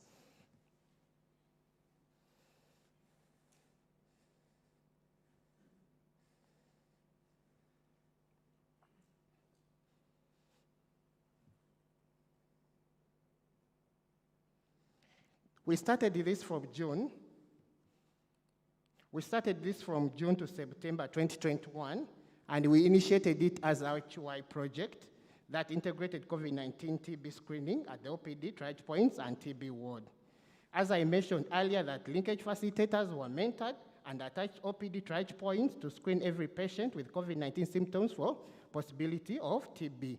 And those presenting with B symptom, a sputum sample was requested for GeneXpert and entered into the presumptive TB register. A nasopharyngeal swab was collected and tested for COVID-19. A trained staff on TB ward was screening all enrolled TB patients for COVID-19 and subjected them to rapid diagnostic tests and polymerase chain reaction. We linked all the COVID-19 TB cases to the COVID-19 treatment unit.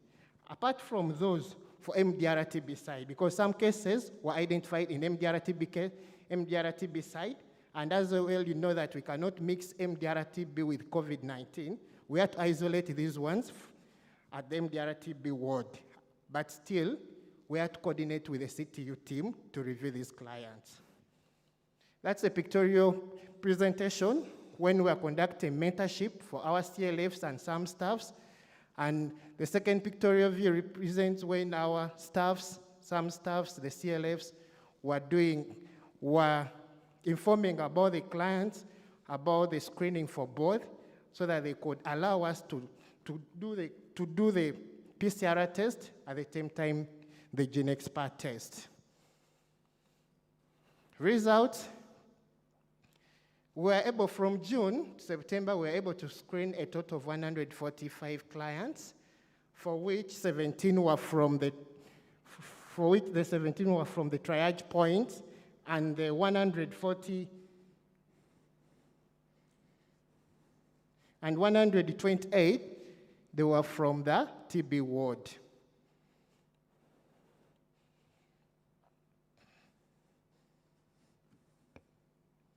25%, which correlates to 3, were DRTB patients who are co-infected with COVID-19 in TB, and 9, which correlates 75%, were DSTB patients who are co-infected with COVID-19.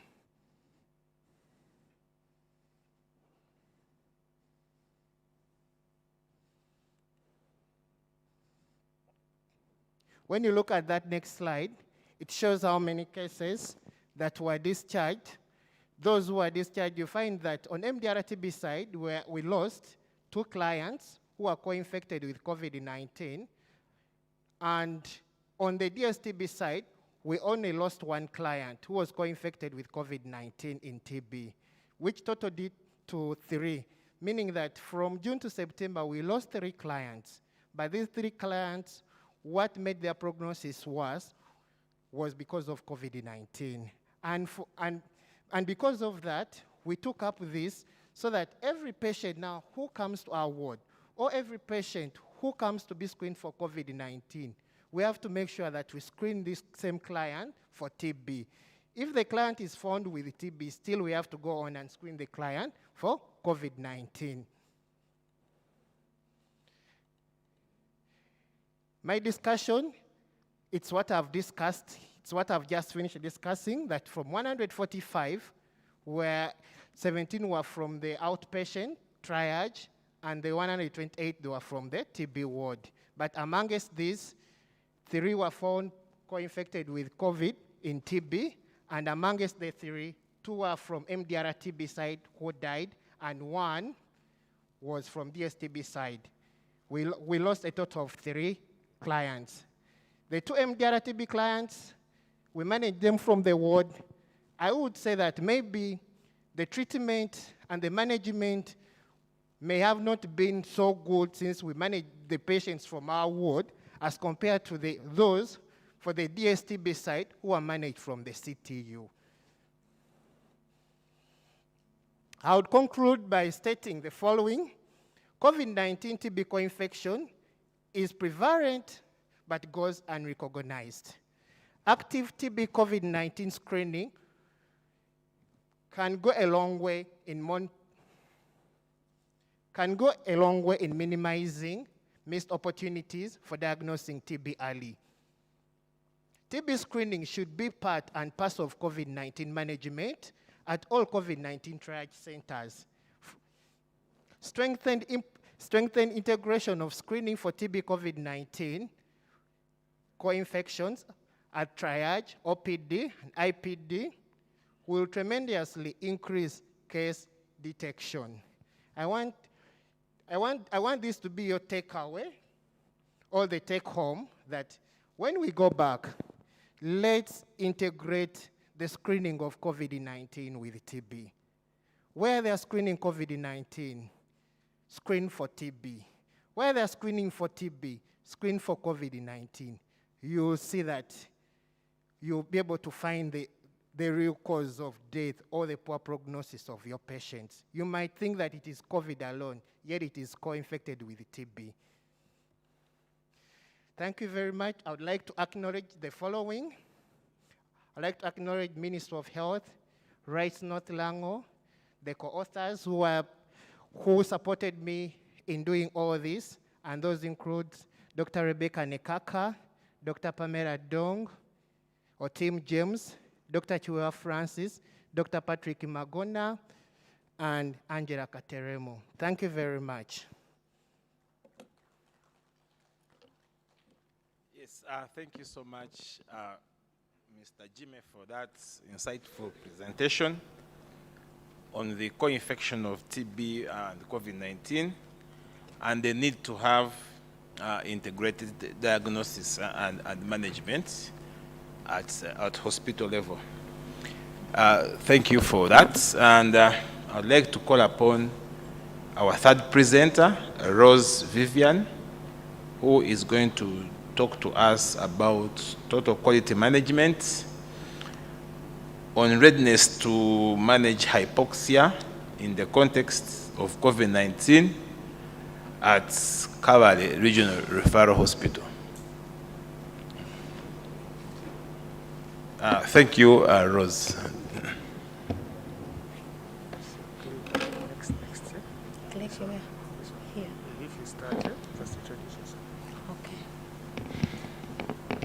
Good morning. I am Manzoyo Rose Vivian, a Senior Assistant Nursing Officer from Kabale Regional Referral Hospital. I am here to present to you an abstract on total quality management on readiness to manage hypoxia in the context of COVID-19 at Kabale Regional Referral Hospital. I have co-authors who worked with me. One of them is Sister Lillian Vako, Madam Sarah Mulongo, and Dr. Namasoko Sophie, the hospital director. What is total quality management?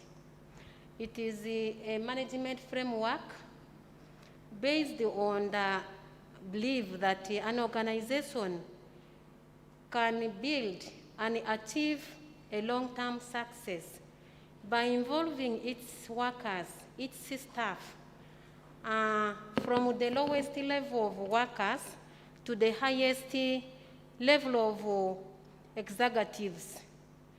All of them believing and focusing on quality improvement. They are thus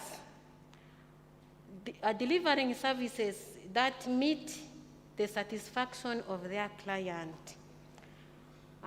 Total quality management on readiness to address hypoxia is a project of total quality management that started in April this year at Kabale Regional Referral Hospital.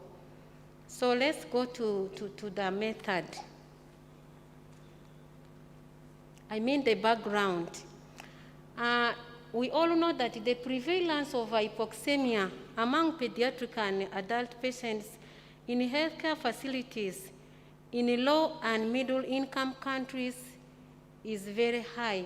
And this is associated with high rates of mortality, particularly in low and middle income countries with poor access to oxygen therapy. Despite its clinical significance, there has been few studies to describe the burden of hypoxemia. Background. At Kabale Regional Referral Hospital, COVID-19 posed a great burden on supplies used in managing hypoxia. All oxygen cylinders, cylinder heads, and other accessories used in management of hypoxia were taken to the COVID treatment unit, leaving other wards with little or nothing. Therefore, a baseline assessment was conducted that revealed only 48% readiness in the readiness to manage hypoxia by the hospital. Thus, the objective of this project is to address readiness to improve readiness to address hypoxia rather. Method. We sampled 12 units that are closely involved in management of hypoxia. A checklist was developed to collect data based on availability of supplies, staff competence, structural organization, and rules and regulations to guide the units. A questionnaire was developed to conduct root cause analysis, which revealed inadequate planning for supplies to manage hypoxia, few oxygen cylinders, and other accessories used in the management of hypoxia, inadequate knowledge by staff on quick triage for hypoxia, lack of rules and regulations to guide staff to readiness to handle hypoxic conditions, and poor structural organization. And that prompted the hospital to continue taking up this project. The interventions put in place were feedback meeting held with the in-charges and hospital administration to discuss way forward. Standards were then set as per unit, because we know that the units, although they manage hypoxia, their levels of demand, their levels of need all differ. And then mentorships, the standards were set as per unit, and this was adopted by the unit in charges. And then mentorships and coachings were conducted. A structural organization was designed for easy accessibility of the supplies and improve workflow. Reallocation of the supplies was then done. Before that, there was this habit of people not being ready to handle these situations. And when such an emergency arises, they run up and down. They are yet calling the oxygen plant operators to access oxygen, field oxygen cylinders, borrow a key from another ward, the patient's condition is deteriorating. So as a result of the above interventions, we managed to achieve the following results. Result 1, staff competence improved from 40 to 60%. This has been realized from the months of April 2021 to October 2021. Availability of supplies for management of hypoxia improved from 21.7% to 50%.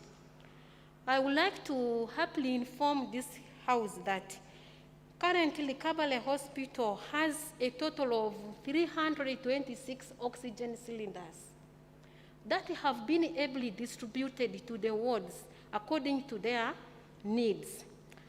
As we shall see, structural organization also was put in place, and it improved from 25% to 80%.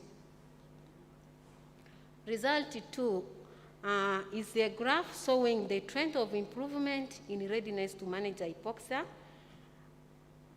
The light blue graph represents availability of supplies. The second graph, the deep blue, represents structural organization. And then the third graph, the light green, staff competence, and the other deep green, rules and regulations that were all set and put in place for the various units and wards to adopt in order to achieve the set goals of this project.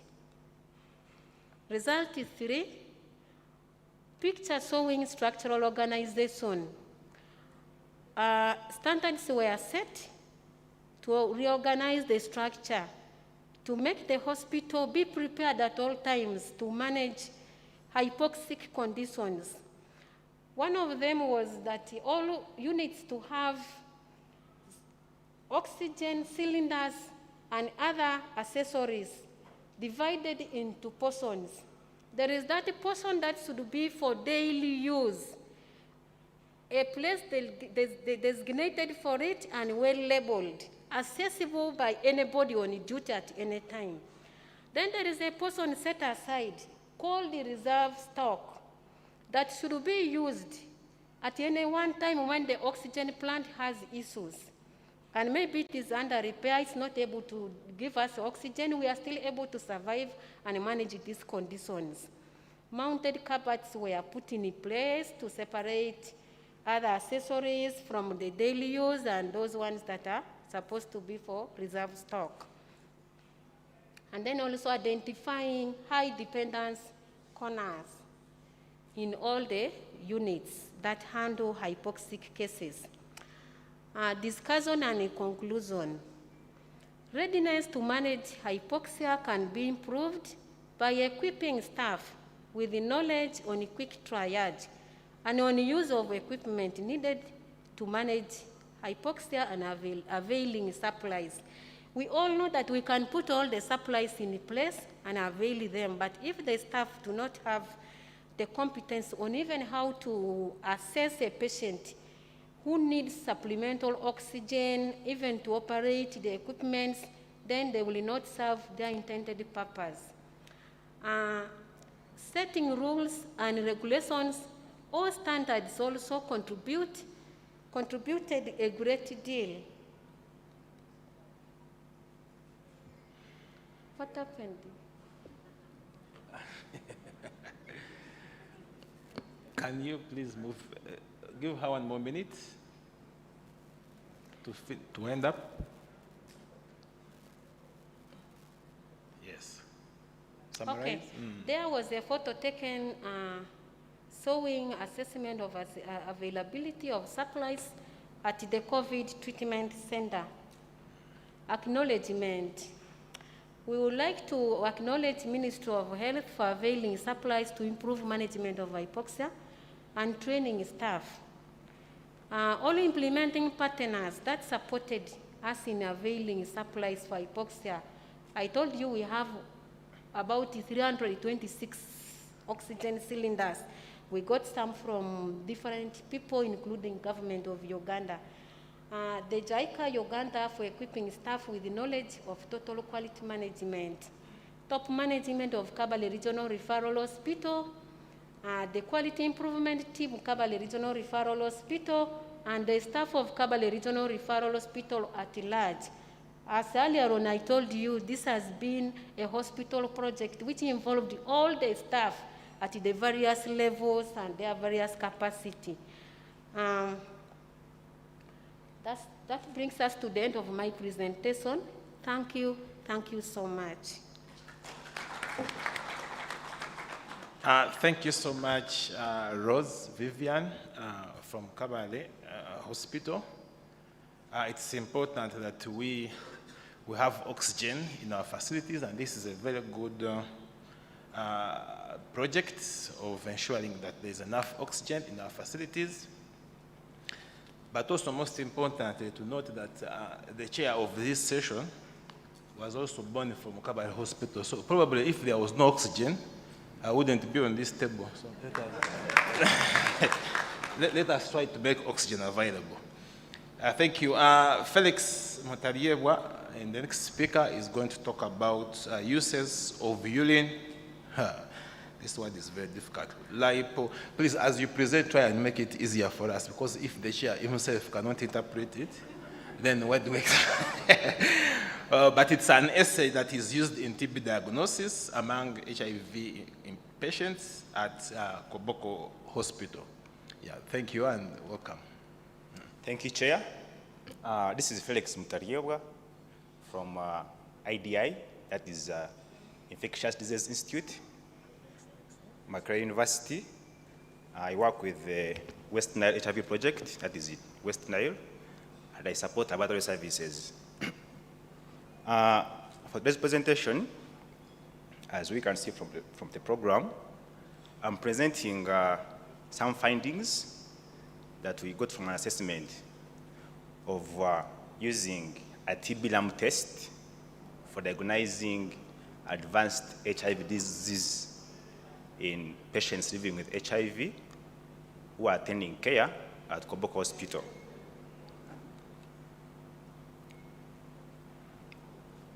I can have the PowerPoints. Can you have the slides, please?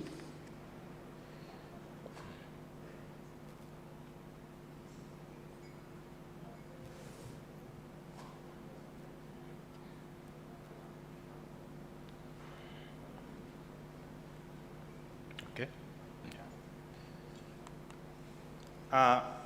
As we are all aware, TB remains a leading cause of death among HIV-infected patients, despite the numerous screening and testing and confirming methods or tests that have been brought on board, including microscopy, including GeneXpert, including chest X-rays, and we also have TB LAM, as we have been implementing from the HIV guidelines of 2020.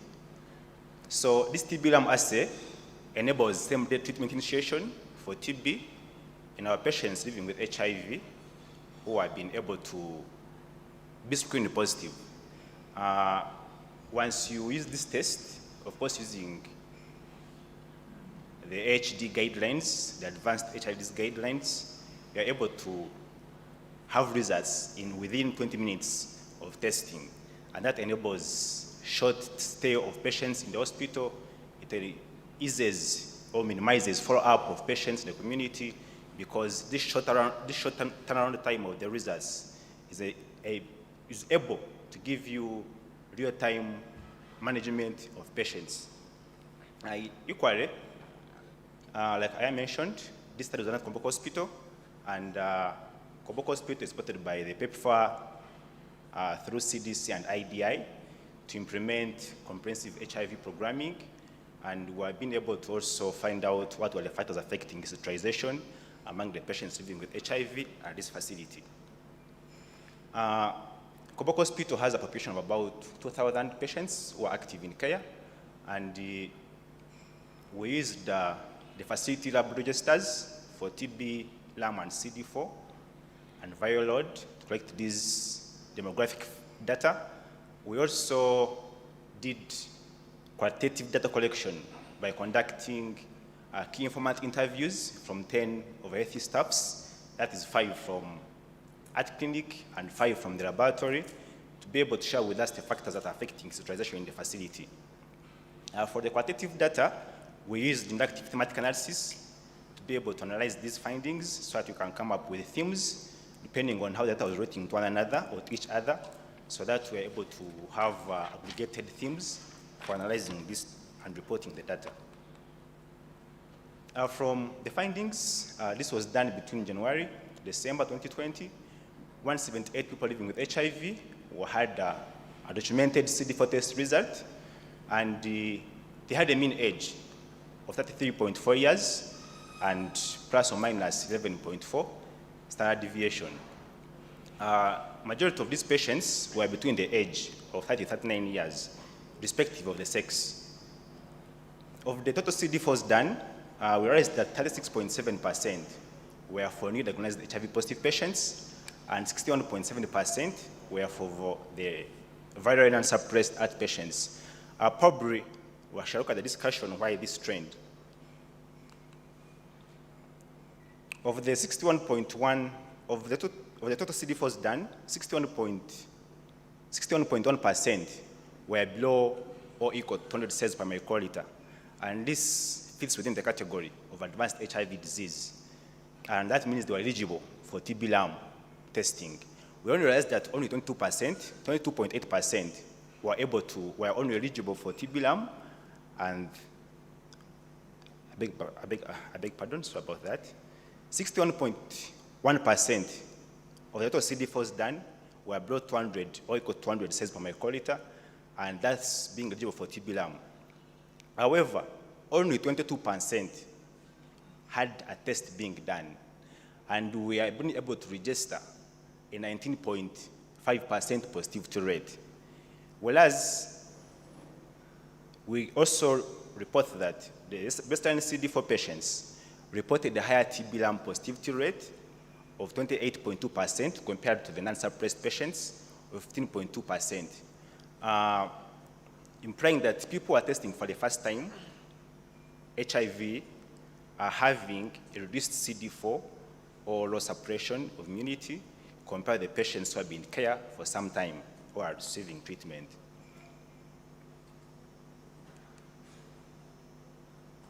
As we can see from the graph, we have different demographic data categorizations, the age segregations, and then the sex, the reasons for doing CD4, if it was baseline or non-suppressed patients, then TB-LAM dance, and the positivity rates of the different categories for both negative and positive results. We reported in the same period a 75% prevalence of TB-LAM cases among men, and that means only 25% remained for ladies, for females. From the thematic analysis of the qualitative data, we realized that the factors affecting the utilization of this test included having trained on the new HIV guidelines, that's the consolidated HIV guidelines for preventing and treating HIV 2020 for the Ministry of Health Uganda. We also realized that the TB-LAM test is not decentralized, it's only, I think, the laboratory. And we also realized that having received training on the kit use, on the assay use, affects its uptake. Staffs who have been able to read, understand, were able to implement the guidelines, that is also be able to do the TB-LAM testing or screening, and the viability of the test kits in the facility affecting the uptake of this assay in the management of advanced HIV disease. So, we have a brief discussion. We reported a very low utilization of TB-LAM assay, despite the big eligible clients, the big number of eligible clients. We realized that only 41 patients were offered a test of TB-LAM, out of about 141 patients who are eligible. From the results, this could probably be due to the new staffs who had been recruited during the COVID period and had not been able to have a training, whether formal or informal, to go through these guidelines so that they're equipped with the knowledge to be able to implement these strategies and be able to help patients have TB screened.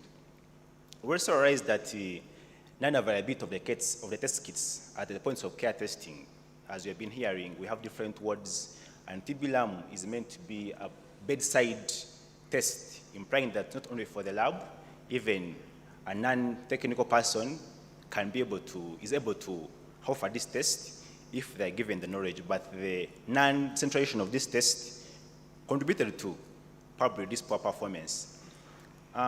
We had more CD4s for non-suppressed patients, starting at 61.1%.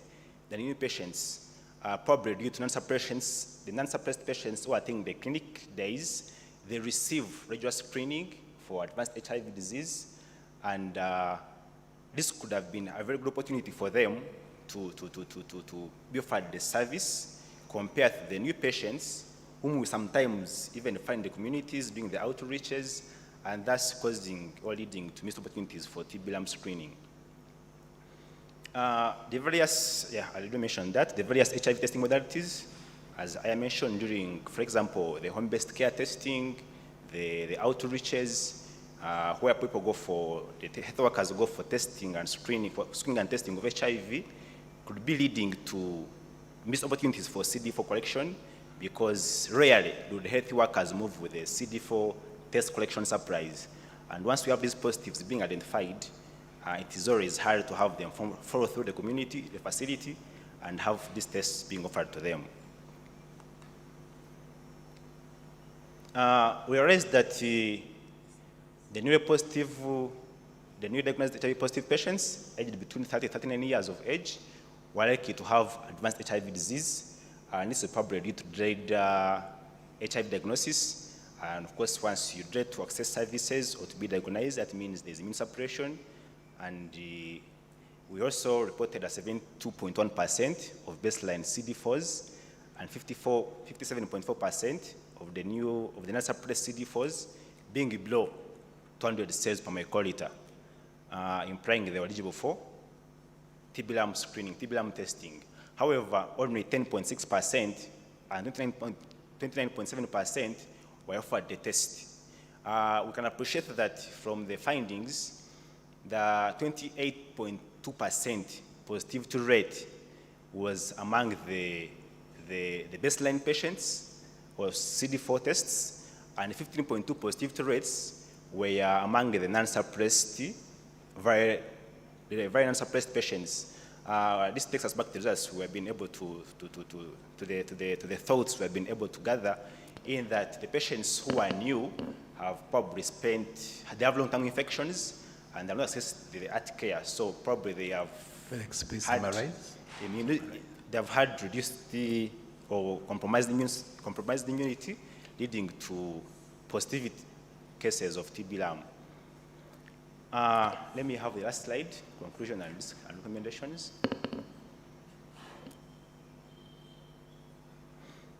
Conclusion and recommendation. So from the lessons learned, we have been able to know that the newly diagnosed positive patients are likely to have HD compared to non-suppressed patients. We have high positivity rates of TB among the newly diagnosed positive patients due to low immunity.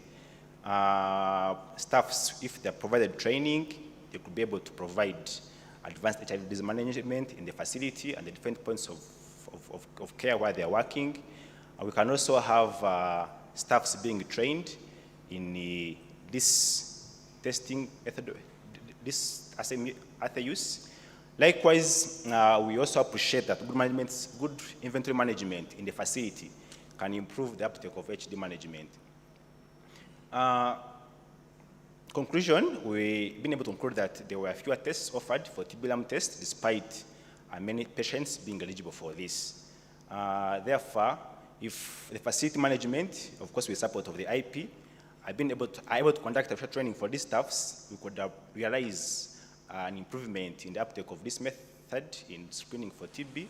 Also decentralizing a TB lab test to other eligible points of care such as at clinic and other wards could also improve the uptake of this test. And also including training or other healthcare workers, especially the lab staffs, on the use of this TB lab procedure. I wish to acknowledge the support from PEPFAR that supports IDI, acknowledge the facility management at Koboko Hospital, and the laboratory staff together with the clinic staff who were able to share their knowledge and challenges as well as the good practices in regard to the implementation of these guidelines as recommended by WHO and Ministry of Health of Uganda. Thank you for listening. Thank you, Felix, for that insightful study. We have two more presenters. I would like to request that we listen to all of them. And then please keep your questions. So we shall have a discussion session at the end of all the presentations. So I'd like to invite Bob Marley Omaya, who is going to present on the use of available technology to improve quality and resilience of healthcare of patients with chronic disease, health workers' motivation, and uptake of COVID-19 vaccination in Acholi region. These are 3 studies in one. Omaya, is he around? Yes, Session Chair, good morning. Omaya is online. Yes, Session Chair, can you hear me? Yes, we can hear you, but we can't see you. Okay, I am going to be presenting virtually. I was unable to travel to Kampala because of other work in the district, because I had so many other things that I was, catching up to ensure that they run effectively. So I am presenting from Kitgum. Are you able to see me? We can't see you yet, and you are breaking a bit. We understand the challenges in Kitgum. Probably the IT people can help us to be able to show the slides. Yes, we can now see you. Can you see me now? And we would like now to see the presentation. Yes. Yes, thank you, Chair. My name is Bob Omaya. I am going to present an abstract titled The Use of Technology to Improve Quality of Care for Patients with Chronic Diseases and to Increase Uptake of COVID-19 Vaccination in Acholi Sub-region. I have my co-authors, Francis Onen, Judith Aloyo, and Dithan Chiraga, and the USAID Rice Acholi staff. The IT people, I think they're presenting a wrong slide. Can they check again?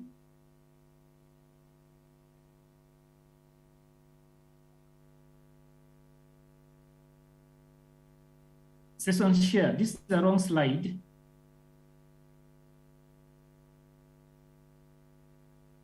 Can we please rectify that and project the right slides according to Mr. Omaya?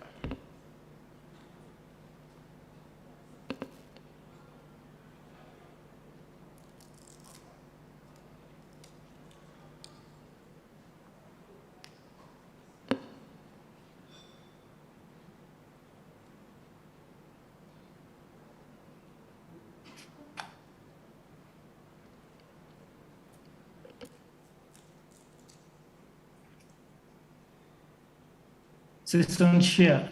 Mr. Omaya, request that the IT people. They are insisting that this is the presentation you sent, unless you sent another, but that's the only presentation that they can be able to see.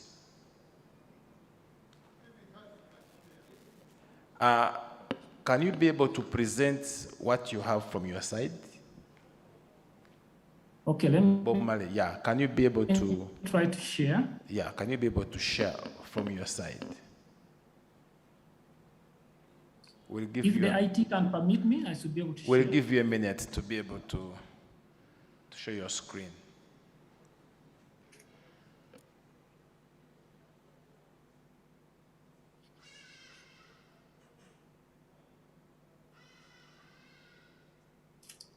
Yes, session share. Is my screen visible? Yes, it's now visible. You can go ahead, please. Okay, thank you, session chair, and thank you, the audience, both virtually and physically present at the venue. I am privileged this morning to present to you an abstract titled Use of Technology to Improve Quality of Care for Patients with Chronic Diseases and Increase COVID-19 Vaccination Uptake in Acholi Sub-Region. I want to take you through these slides, which talks about the background of this abstract. All of us are aware that in 2020, COVID-19 ravaged the world, including Uganda, and it affected all sectors in terms of service delivery and service utilization, in terms of resource mobilization, and access to services. COVID-19 challenged care of patients with chronic diseases that include HIV and AIDS, diabetes, hypertension, TB, and glaucoma. Patients with chronic conditions require regular follow-up so that they don't fall onto the other side of the advanced disease and eventually succumb to the chronic ill health that they have. This COVID-19 and the care of patients with chronic disease was worsened by the COVID-19 lockdown in the country. In terms of accessibility, because movement from homes to healthcare facility was very difficult. Access to transport was very difficult for patients with chronic diseases, and also the availability of medicine and medical supplies at the facility to manage patients with chronic disease was very challenging. The world over, including Uganda, resorted to vaccination as a reliable means of protecting against COVID-19. The use of technology such as short messages, WhatsApp, and phone calls to enhance healthcare workers' communication with patients suffering from chronic diseases and to mitigate COVID-19 impact was not explored in Acholi sub-region as a means of improving access and care of clients with chronic diseases.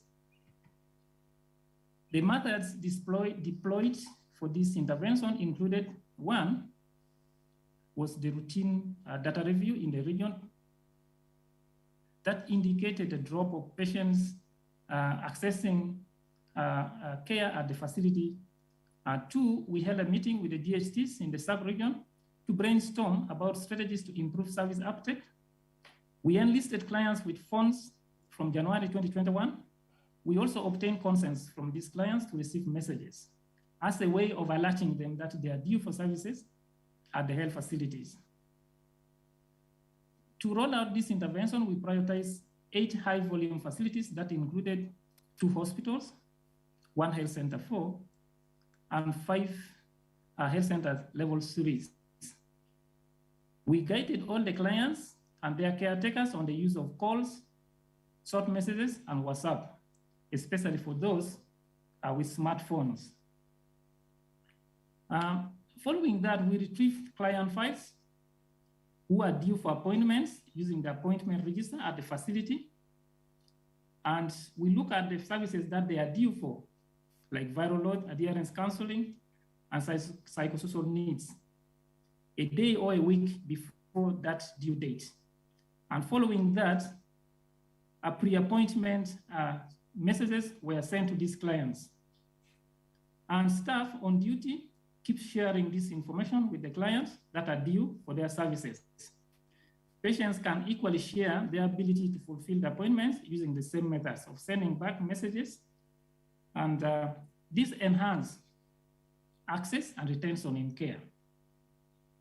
Result of this intervention: We use the interactive voice recording to obtain client's response for services. On this slide, you will see the uptake of services vis-a-vis the intervention that we initiated. From this slide, you will see that the blue, we see the blue line indicating completion of listening to the pre-recorded voice message by the client. In January, 553 clients listened to the pre-recorded voices and they returned to care. Equally so in February, this increased to 866 clients who listened to the pre-recorded voices and they returned to care. And this increase as seen in the graph in March. And the other orange bar indicates the pre-appointment calls that were sent to clients that were due for services. This was done 1 week prior to the date of appointment. And as you see in January, we had 719 clients that had appointment to come back for services. And following that, they received the messages and they returned to care. And this increased in February and March, as seen in the slide. The gray bar indicates the number of missed appointments. From the appointment register, we noticed that a number of clients had missed the appointment due to the lockdown. And therefore, we initiated the technology of sending short messages to these clients. And in January, over 900 clients received the messages and they returned to care. There was a drop in February to 800, and then it increased to 1,261 by March. This same initiative helped us to retain our clients on Earth during the COVID-19 pandemic. Before the first lockdown, from this slide, you see we had over 40,000 clients that were in care. In the first lockdown, the number of clients accessing Earth services declined to 37,000. When we initiated this intervention, the number of clients increased steadily from that period to date, and we maintained our number of clients as seen in this slide from 88% to 94% up to September 2021. That means this intervention works. The next slides talk about COVID-19 vaccination uptake in Acholi sub-region. You are aware that these are the eligible clients for COVID-19 vaccination because these are persons with comorbidities. Therefore, they are the target group for COVID-19 vaccination. On these slides on my left, you'll see that the graph indicates the target population by district for vaccination. And we have a total of 82,000 persons that were targeted for COVID-19 vaccination. And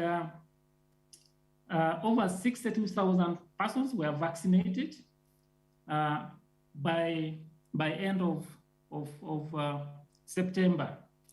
And on the other side indicates the proportion of persons that access vaccination. In the region, we stand at 7.6.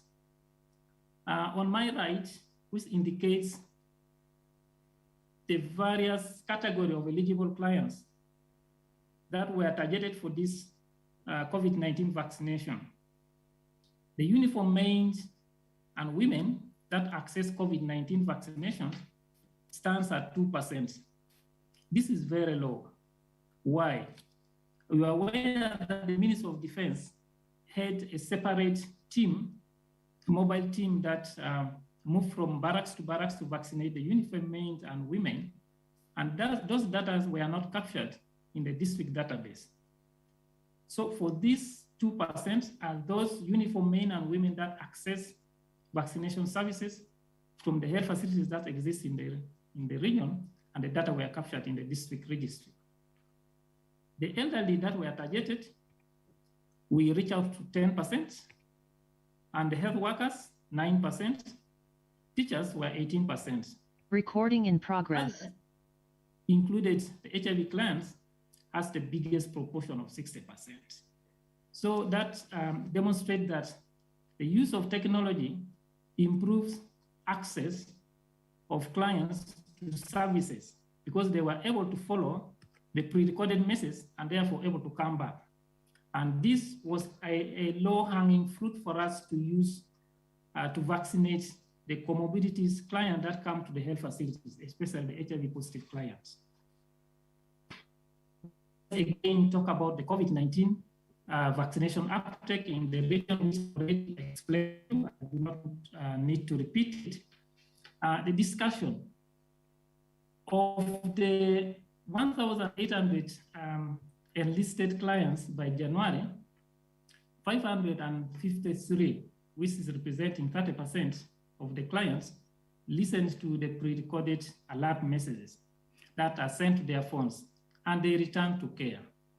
And the number steadily increased from February from 47% to 62% by March. We acknowledge that frequent review of data empowers facilities to develop solutions that can improve in their implementation. The interactive voice recording improved retention in care even during the lockdown. The COVID-19 vaccines uptake increased as a result of vaccinating persons with comorbidities. Documentation processes are important when we do it in a team, and therefore we encourage the facility team to be working as a team. The lessons learned from this intervention and the recommendation is that since we are living in this technological era, technology innovation improves access to quality healthcare for persons with chronic conditions, even during COVID-19 lockdown. There has been a significant reduction in time spent at facility by the clients because they come to the facility knowing that I'm going to meet my doctor or my nurse at this particular time, and then they spend limited time at the facility. And also there have been reduced physical contacts between the clients and the health workers. Hence, this reduced cross-infection among clients with chronic condition. We would recommend use of technology in healthcare delivery to improve access and retention of chronic patients on care. We also recommend that we need to conduct more studies to ascertain to which extent this has reduced on the COVID-19 infection among clients with chronic diseases. We also recommend quality improvement as a process of sustaining and improving care of patients with chronic conditions. On these slides, you see a pictorial representation of health workers working during the lockdown and maintaining the social distance. And also during meeting, health workers were able to maintain social distance. This reduced on infections among health workers. I would like to acknowledge the contribution from USAID, the Ministry of Health Uganda, the district local government leadership, including the DHTs in the region, the health facility teams that dedicated their time in serving persons with chronic diseases, and also the clients themselves that avail themselves in order for us to provide the needed service. I want to end my presentation here. Thank you for listening to me, and back to you, Chair. Yes, thank you so much, Mr. Omaya Bob Marley, for the good presentation on how you've been able to use technology, particularly to increase vaccination uptake in the Acholi region, which is also similar to the earlier presentation that we received from Richard Juko. Thank you for the good work you are doing in that region to be able to increase vaccination coverage. So we are going to listen to our last presenter for this afternoon. That is Tunumujuni Muzafaru, who is going to tell us about improving contact tracing for index TB cases in Rwampara district. Mujuni, you are Tunumujuni, you are welcome. Thank you. Thank you, the chair. Good afternoon, ladies and gentlemen. I'm called Tunumujuni Muzafar from Rwampara District Local Government. I'm here to take you through on a quality improvement project that we carried out in Rwampara District. My slides.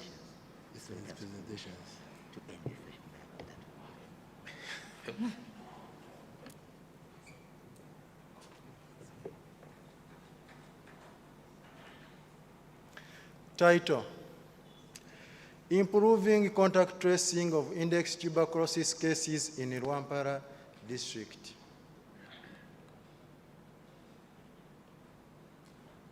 Introduction. Contact tracing is a strategic approach recommended by World Health Organization as part of the End TB strategy to enhance active tuberculosis case notification in the communities. So as Rwampara, we had an average of 38 TB cases in November 2020. And out of these, 42% were contact traced compared to the set target by the Ministry of Health of 100%. So there we realized we have a very big gap. So the district came out with the objective of contact tracing of index cases from 42% in November 2020 to 98% by September 2021.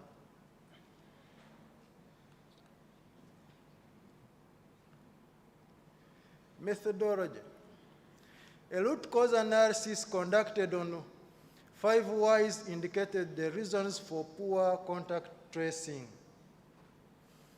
And we had around 4 the major problems. 1, TB among close contacts of index TB cases were not being evaluated. And missing TB cases were not identified. No follow-up of index TB cases done. And we also lacked documentation.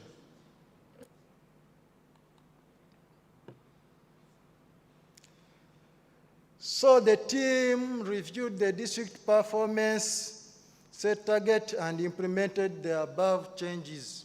1, extending screening services to hotspot areas after mapping the communities with the help of the VHTs and TB linkage facilitators. The team also involved community leaders and VHTs in sensitizing the community about the signs and dangers of TB. The team also distributed drugs to index TB cases. The team also conducted contact tracing at household level.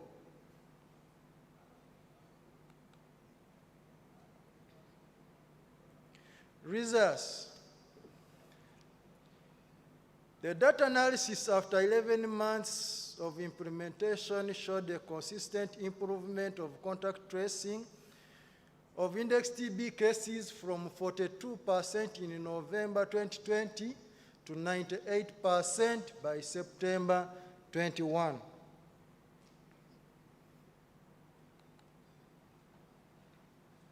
The table below shows the monthly performance from November 2020 to September 2021.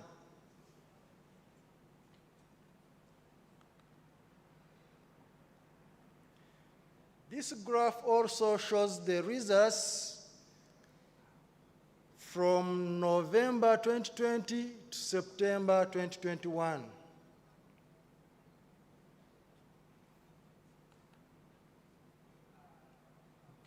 conclusion,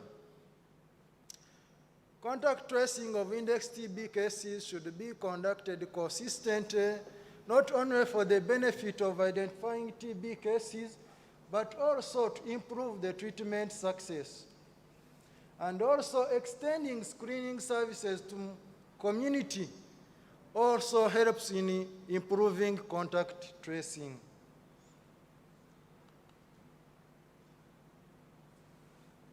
Lessons learned. Extending screening services to hotspot areas after mapping the communities in all sub-counties plays a key role in contact tracing. Teamwork, staff commitment, good leadership are the key indicators in achieving set goals.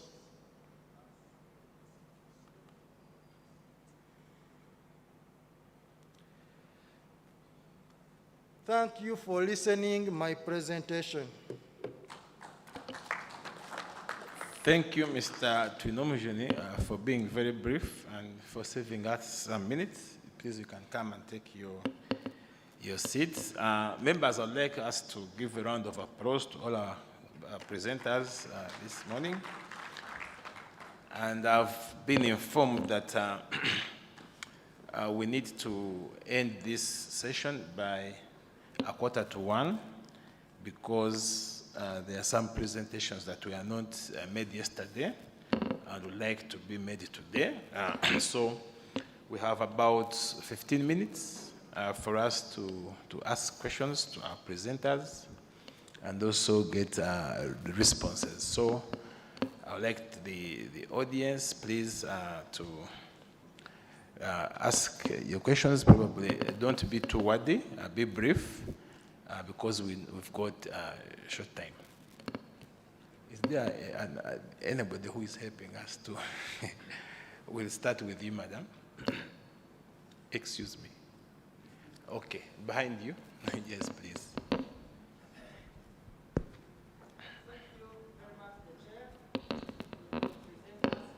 Is there anybody with a mic to move around to?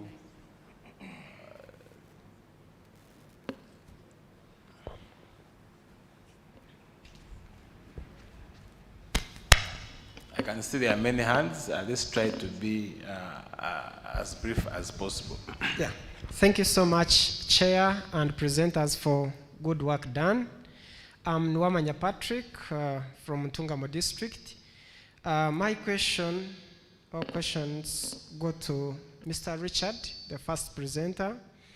He talked about some interventions that reduced hesitancy in COVID-19 vaccination. And I would like to inquire from him, did you experience some hesitance from the leaders, like religious leaders and cultural leaders, whom actually you hinged on to disseminate the information and convince and actually share with the community such that they are able to take up the vaccination? If yes, how did you come about solving such challenges with those leaders whom you expect to disperse the information but still are resistant? And if not, that means there was some logical approach you took to ensure that you get real people who are really converted and willing to support this program. How did you achieve that? If at all you did not get any resistance and any leaders that were not pro the activity. Thank you. Okay, thank you. The next question. Yes. Hello? Please take note of the questions. Through Chair. Can I go on with my question? Yes, please. Yeah, my question goes to sister from Kaval. My name is Asimu Abias. Thank you, sister, for the presentation, readiness management of hypoxia. One, I wanted to know, how did you measure the competence of the staff. Which tool did you use? Secondly, I know coming up with that improvement aim, there was a gap in terms of outcomes, probably mortality due to hypoxia. Having improved readiness, did you see any impact on the outcome? Probably reduction in mortality. Thank you. Yeah. Thank you for the questions. Can the mic move around? Yes. Yes, through Chair. Yes, please. Go ahead. John Maogore, Kabaramendo District Technical Officer. My question is to Felix, who presented very well on use of TB-LAM test. Are you comfortable with the limit of use of TB-LAM to only HIV positive clients? What is your feel on the negative malnourished patients and the negative critically ill patients? Thank you. Thank you. I can see there are still more hands. Please take note of the questions. We'll be able to answer them. Through Chair. Yes, please. Go Yes, I'm Alexander Ambisiwe from Kaba Regional Referral Hospital. My question goes to Richard, who presented to us the uptake of vaccination in Acholi region. As he was talking, his dissemination of information to the community involves risk communication. And risk communication will have three key players, that is the media, the community itself, and then the stakeholders. In most of the regions, like in my region, it has been a challenge for the media, whereby they want to be the first to break the news, whether bad or good, without consulting the stakeholders of the information. How have you handled it so that you are able to consult before this bad news or good news becomes the breaking news to the community? Then another question goes to Jimmy. Thank you, Jimmy, for presenting. You said that in the diagnosis, screening for TB and COVID is being done concurrently in your facility, which is a good approach. In most of the facilities, it has been a nightmare, whereby once a patient is suspected to be of COVID, then that patient is put aside for COVID management. That is taking over samples for COVID testing, and they end up not doing TB. What magic have you used to make sure that the samples for COVID and TB are taken at the same time? Then, when it goes to the lab, as we know, probably you have a different gene expert platform, whereby and TB. How has the lab managed to balance the two tests so that you have the same results for COVID-19 and TB, and they are within the turnaround time that you require? Then, one question was posed to my hospital mate, Sister Vivian, about assessment of the staffs for their competence. Sir, we do have a competence assessment tool that is subjected to all staffs who are using equipment. It is on an annual basis. So all new staffs are subjected to the competence assessment tool to prove that they are able to use all the equipment within the facility. That's how we have managed. Thank you so much. Thank you for making that clarification. Yes, we have members. We are going to give a few more hands, maybe 3 or 4. Yes, this lady in front here, she's been raising hands. Thank you so much. I already have the mic. Yes. Thank you, Mr. Richard, for the presentation that you made on multi-pronged approach. That is where my question comes from. From most of the presenters since yesterday, it is becoming very clear that there is a lot of work being done in Asholi sub-region as far as COVID-19 vaccination is concerned. However, we are also having numbers from the center showing that Asholi sub-region is doing badly as far as COVID-19 vaccination uptake is concerned.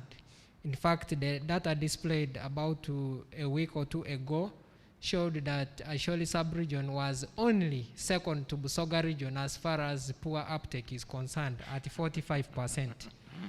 How are you planning to match the uptake at the local level and data capture such that the center also comes to know that you are actually doing a good job on the ground? That is direct to Richard. Then the other question is direct to Mr. Jime. I'm a medical officer from Karamoja, which is actually the highest burdened area in terms of TB.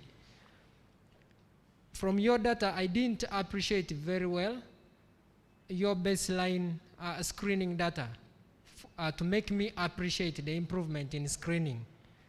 May you kindly inform me better as far as that improvement is concerned? Thank you so much. Please let us be brief.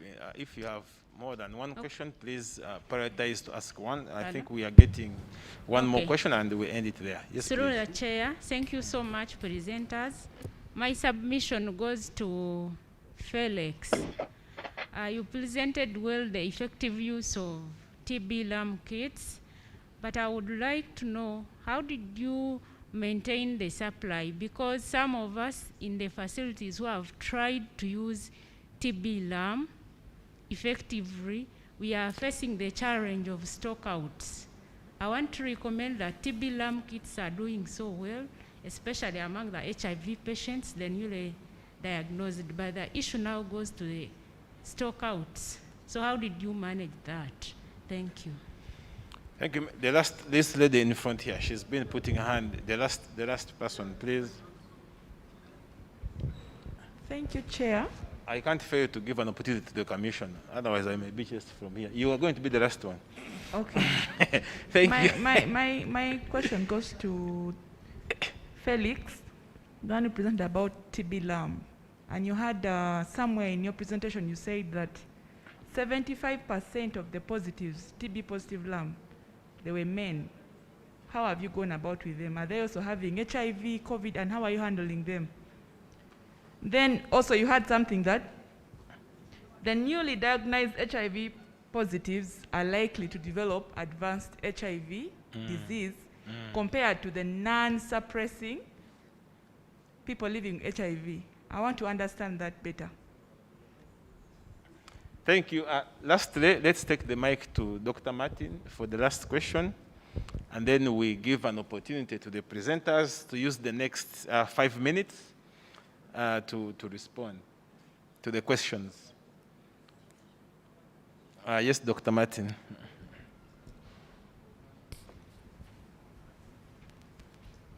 Thank you very much, Chair. I want to appreciate the presenters. Our annual health sector performance report, especially in reference to the TB team, is the report we received during the GRM last week was showing the improvement in TB detection rate, which is really very much appreciated. And of course, we have seen very many presentations made in this CHI conference, which is very commendable. I have one issue which I want to hear from the presenters, how they are handling it. How are they managing to come up with these projects? And which structures do you work with? Which committees do you have on the ground? I know in the regional referral hospital, they have the TB ward. They can easily have a work improvement team for a regional referral hospital.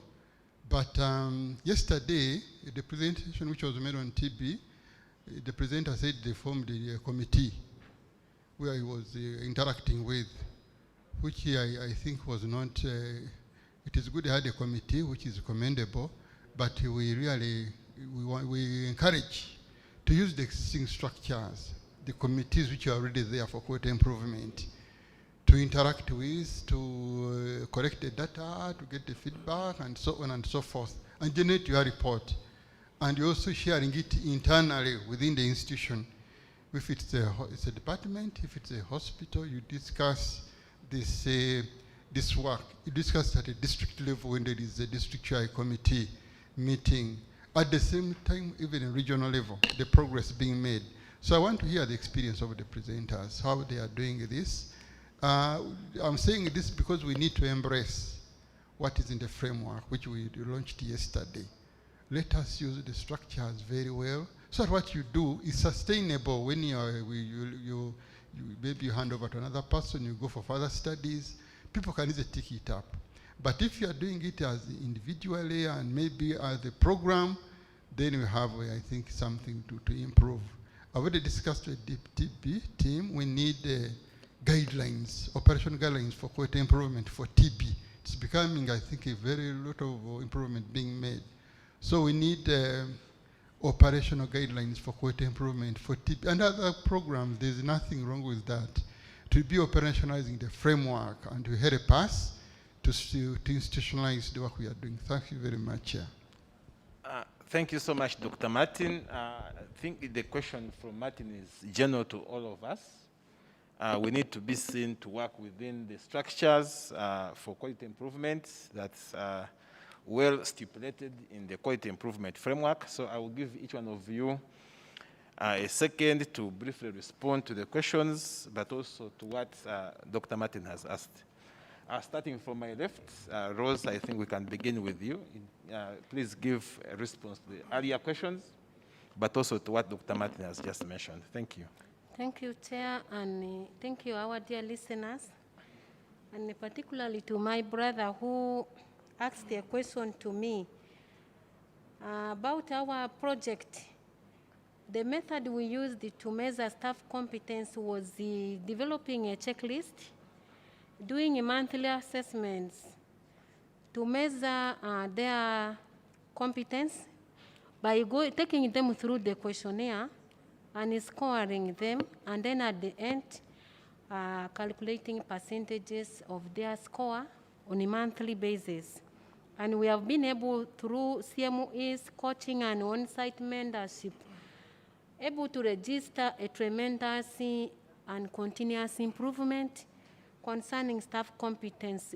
We all know that if we don't have knowledge about what we are supposed to do, about the equipment we have, how to use them, they may all be there, but they will not achieve their purpose.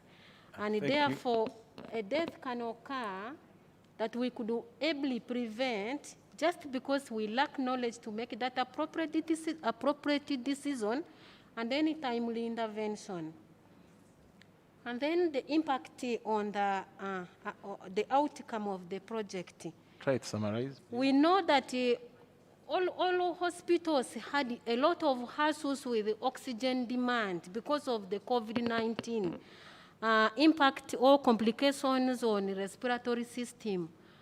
And therefore, improving availability of these supplies definitely results into reduction in the number of deaths. Only that we did not put that details because we thought that we were all affected, not only as Uganda, but the entire world. And that fact we understand. And then to Dr. C. concern about the committees in the hospital for quality improvement. We have the hospital quality improvement team, of which, or committee, of which the director, hospital director is the chair. And then at that level, we hold the monthly quality improvement meetings. We do monthly assessments on quality improvement activities, and reports are given to all in charges, of which the director is the chair, on a monthly basis. So you see how you are performing from there. It creates a kind of competitive environment for units to compete, and also everyone wants to score higher than the other in the next presentation. And then we have the hospital quality improvement team. We have the core team. I think in that regard, our quality improvement focal person is in this house. We worked with them. We work with them because this is a teamwork. I beg and request Sister Lillian Bako to answer a little. No, Rose, we have run out of time. Sorry about that. Felix, can you please respond to the questions? Thank you very much. I'll begin with the last questions. We had a concern on why HD is high among the new positive cases. We all believe that the people in care are receiving regular screening on the appointment days and the numerous contacts they have with the healthcare workers. And also there's this program of IPT, maximization, optimization. So I believe that the non-suppressed patients are benefiting from these services, unlike the new patients whom we are making first contact with. And then secondly, the high TB LAM positivity rate among men. Yes, we all appreciate the poor and the bad health-seeking behaviors among men, of course, which leaves them behind in this continuum of care. So we still believe that if we can improve on the health-seeking behaviors of men, probably these figures can fall down. Then there was a concern regarding stock management. I agree with my sister. We still have challenges nationwide regarding stock management of TB LAM as a community for advanced services management. And it's not only, I think, in your facilities across the country. Even despite these figures reported, there was still month of stock. As I mentioned, among the challenges, stocks were intermittent. Then there was a first concern. The last one? Yeah, the last one, regarding TB LAM use only in HIV positive patients and not negative malnourished children. Yeah, I think that is not right. We are not supposed to use TB LAM in negative people, where their children are adults. It is strictly for TB, rather for HIV positive patients. Thank you. Thank you, Felix. Thank you, Chair. Responding to the question of Dr. Martin. Yeah, please try to be fast. Yeah.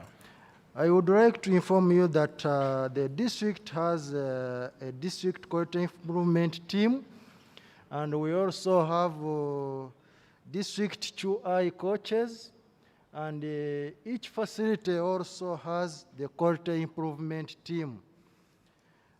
Finally, my take home, I would like everyone or every facility to do contact tracing, because it helps in many areas. One, case notification, TSR, cure rate, death rate, and lost follow-up.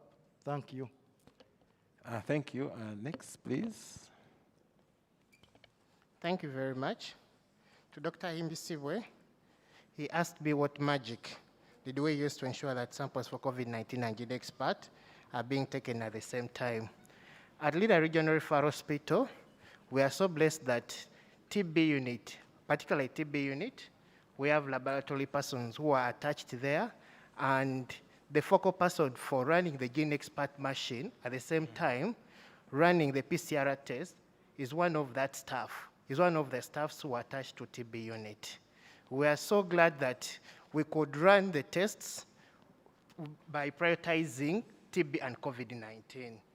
Where other tests needed to be done, but in this case, we prioritized, being that the fact that we had this person with us and my staffs were trained on how to do even some, to out-collect the samples, together with the CLFs, whom I talked about, who are doing the screening for the clients. Another question was, how does the lab manager balance to ensure the turnaround time for both the results? I think that's what I've mentioned, that it all comes back to the priority. We decided to prioritize because both COVID and TB, they're highly infectious. And we found it that it will be more important prioritizing these two, and we get the results in time for quality improvement and also to give our patients the best treatment. Last question. Dr. Philip was asking about my baseline data. Yes, in the presentation, I may have not showed the baseline data with the reason of the word limit and also the presentation time limit.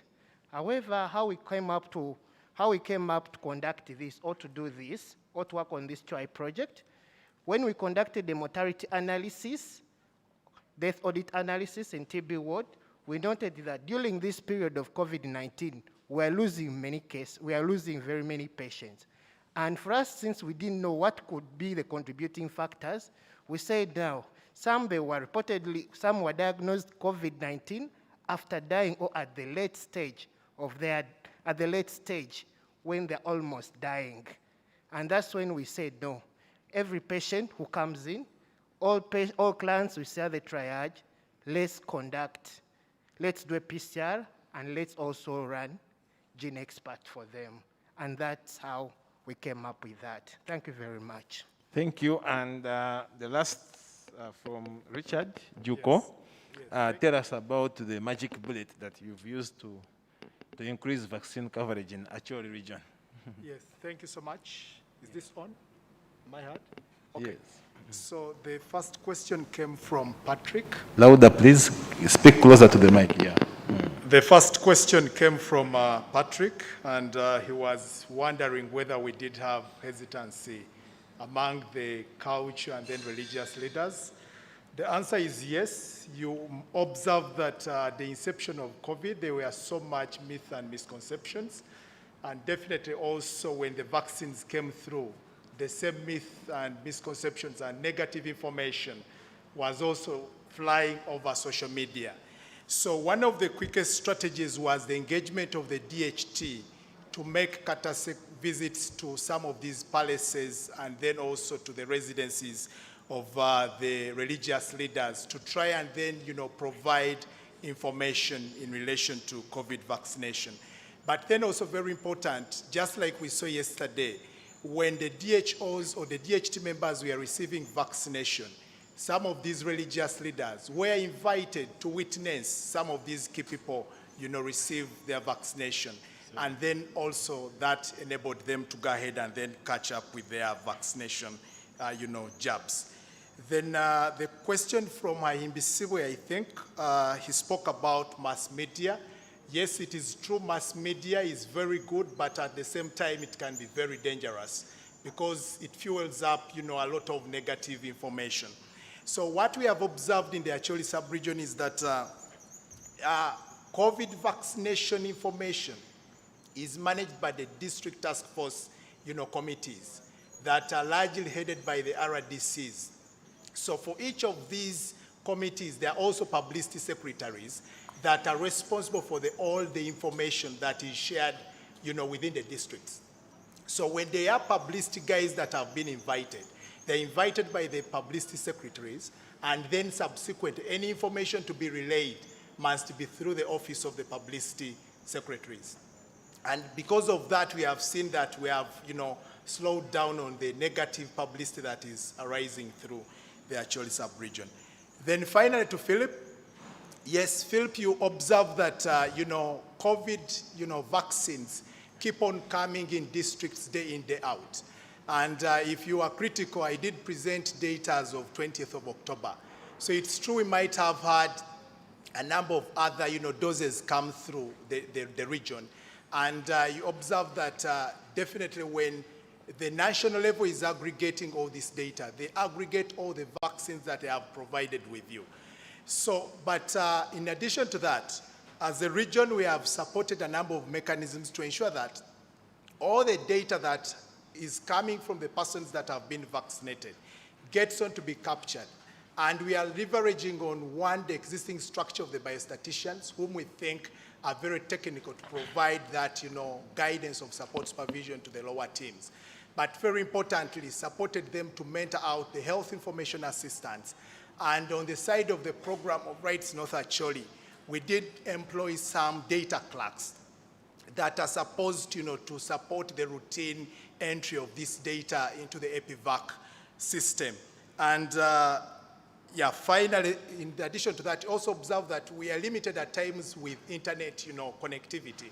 And as a strategy in the region, we have managed to centralize, these data capture tools at especially DHO boardrooms where we have network connectivity and then support a team to enter into the EPIVAC system. Afoyo Matek.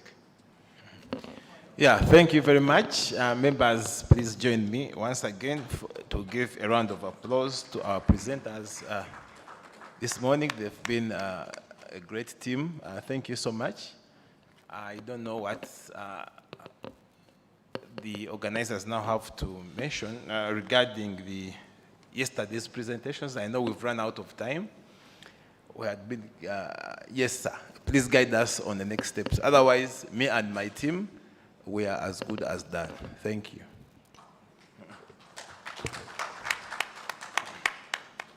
Thank you very much. Another round of applause to the team.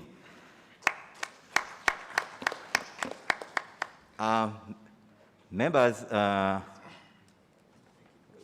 we know very well that yesterday we didn't have poster presentation. So today, during our lunchtime, because as I speak, it should be lunch, but we shall have lunch in shifts. We are going to have yesterday's poster presentation. And I think the IT team is ready, because we shall start with those online posters. For in 20 minutes, we are going to have yesterday's poster presentations. Thereafter, we shall have the discussions on issues from online participants. That's on yesterday's presentation.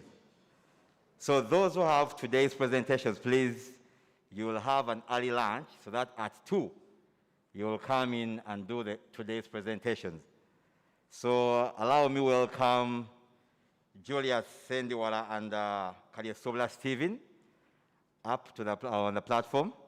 They will be chairing this session.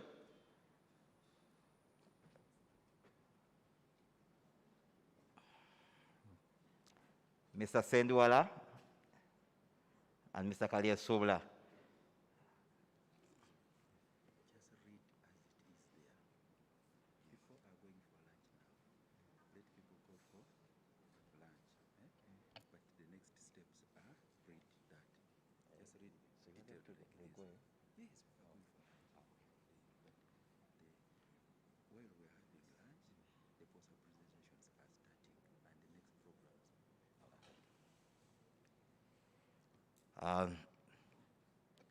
Excuse me, I've been advised as follows. So, ladies and gentlemen, we are going for lunch.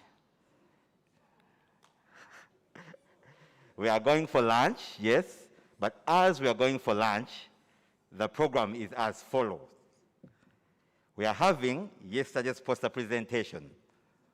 Are we together? And then we shall be having the discussions on issues from online participants on yesterday's poster presentations. Thereafter, we shall have today's presentations. That will be at 2. We shall converge here at 2. We shall have today's poster presentation as is in our today's program. Then we shall break up for breakup sessions at 3 to 4:30. So right now, we can go for lunch. As we go for lunch, the following is taking place. We are having yesterday's poster presentations. We are having discussions on online participants. And at 2, shall be having today's poster presentations, as is on the program.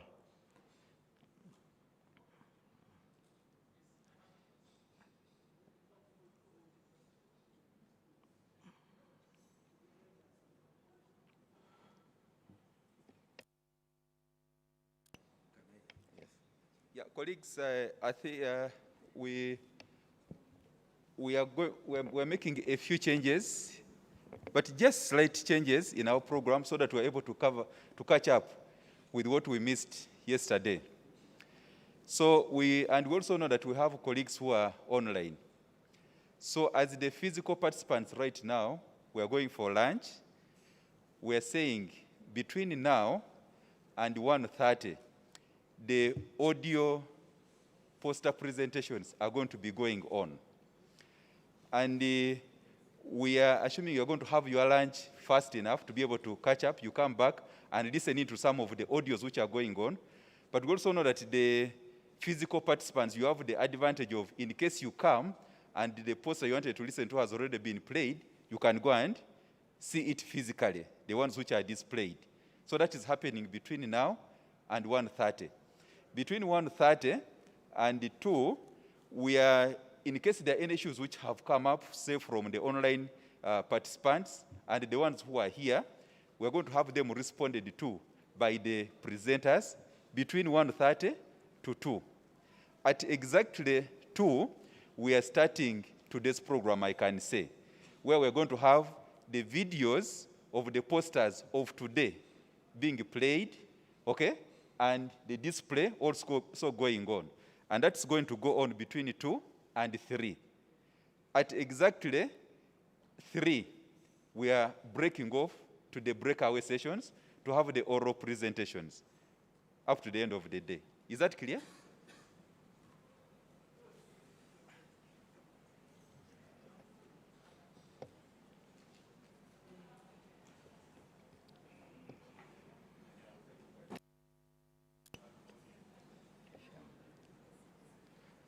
And I assume we all have our lunch coupons. Those who didn't receive their lunch coupons, please pass by the Secretariat and pick a coupon. Yes, it's okay.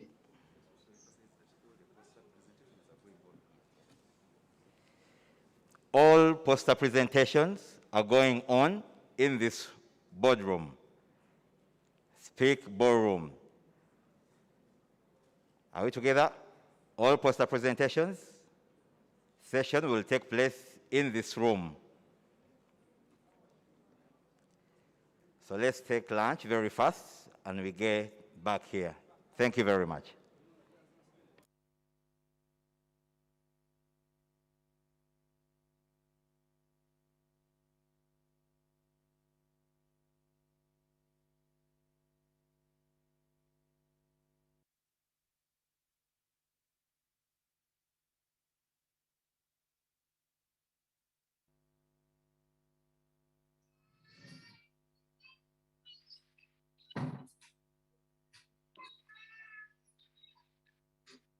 All non-suppressed plants should actually have a CD4.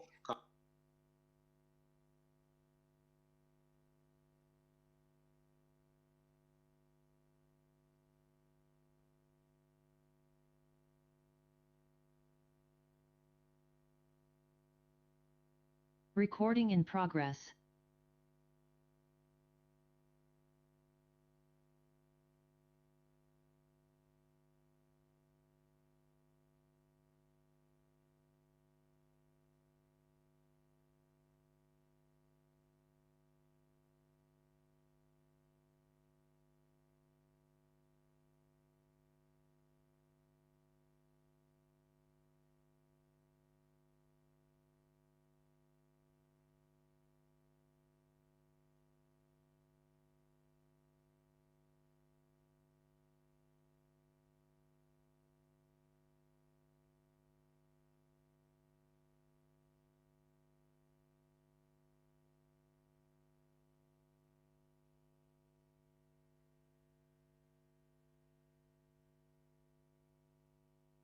We are capable of getting results, removing samples and sending them out to gene expert sites to screen for us. That's the only thing we have. And that's why you found in my challenge that there was a challenge dealing with the sample.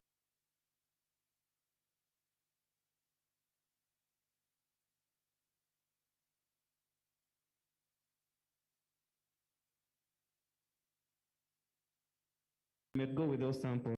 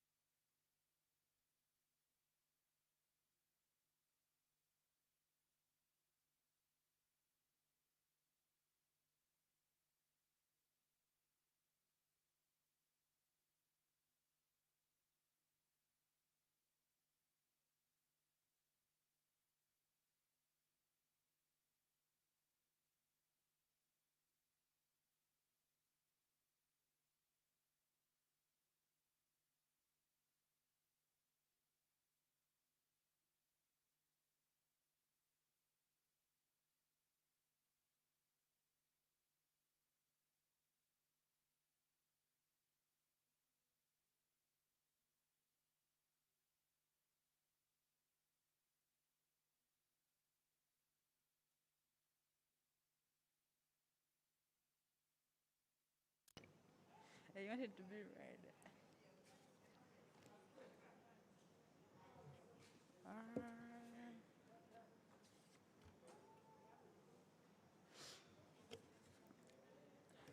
Let me first remove my mask.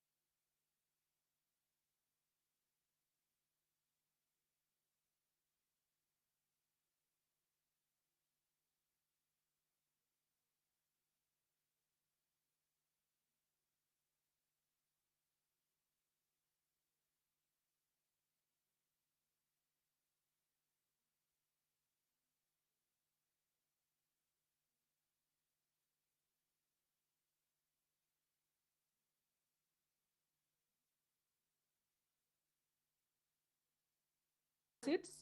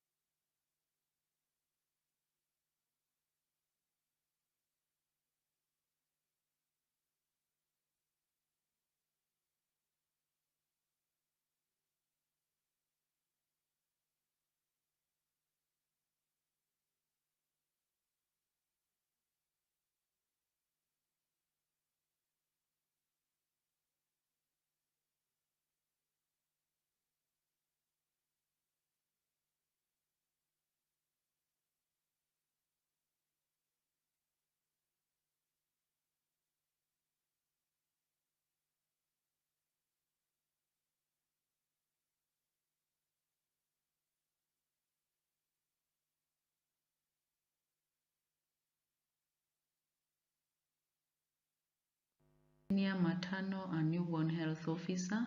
I work with Doctors with Africa, QAM. I am presenting to you a project on improving newborn resuscitation through targeted health worker skilling using low-dose, high-frequency simulation training approach in Napak district. Neonatal mortality still remains significantly high in Uganda. In 2019, neonatal mortality rate for Uganda was 20 deaths per 1,000 live births. The two major causes of neonatal mortality are birth asphyxia and prematurity. These contribute about 50% of all the total neonatal deaths in Uganda. In the period January to March 2020, 22 out of 70, that is about 31%, of the newborns who had birth asphyxia in all the 7 BMOC facilities in Nepal died within 7 days of birth. Of these, 9, that is 41%, died within 24 hours of birth. The method that was used for improvement was that QAM team conducted an inquiry among health workers and established the main factor relatable to about 71% of all the neonatal deaths was poor resuscitation of babies born with asphyxia by health workers. Some midwives reported individual level decay of resuscitation skills, while others reported to not have had adequate training on newborn resuscitation. In a period April to June 2020, QAM intervened by training targeted health workers from all BMOC facilities in Napak district in the key competencies on helping babies breathe, helping babies survive, and helping mothers. I am Evelyn Amlen, a senior maternal and newborn health officer. I work with Doctors with Africa, QAM. I am presenting to you a project on improving newborn resuscitation through targeted health worker skilling using low-dose, high-frequency simulation training approach in Napak district. Neonatal mortality still remains significantly high in Uganda. In 2019, neonatal mortality rate for Uganda was 20 deaths per 1,000 live births. The two major causes of neonatal mortality are birth asphyxia and prematurity. These contribute about 50% of all the total neonatal deaths in Uganda. In the period January to March 2020, 22 out of 70, that is about 31%, of the newborns who had birth asphyxia in all the 7 BMOC facilities in Nepal died within 7 days of birth. Of these, 9, that is 41%, died within 24 hours of birth. The method that was used for improvement was that QAM team conducted an inquiry among health workers and established the main factor relatable to about 71% of all the neonatal deaths was poor resuscitation of babies born with asphyxia by health workers. Some midwives reported individual level decay of resuscitation skills, while others reported to not have had adequate training on newborn resuscitation.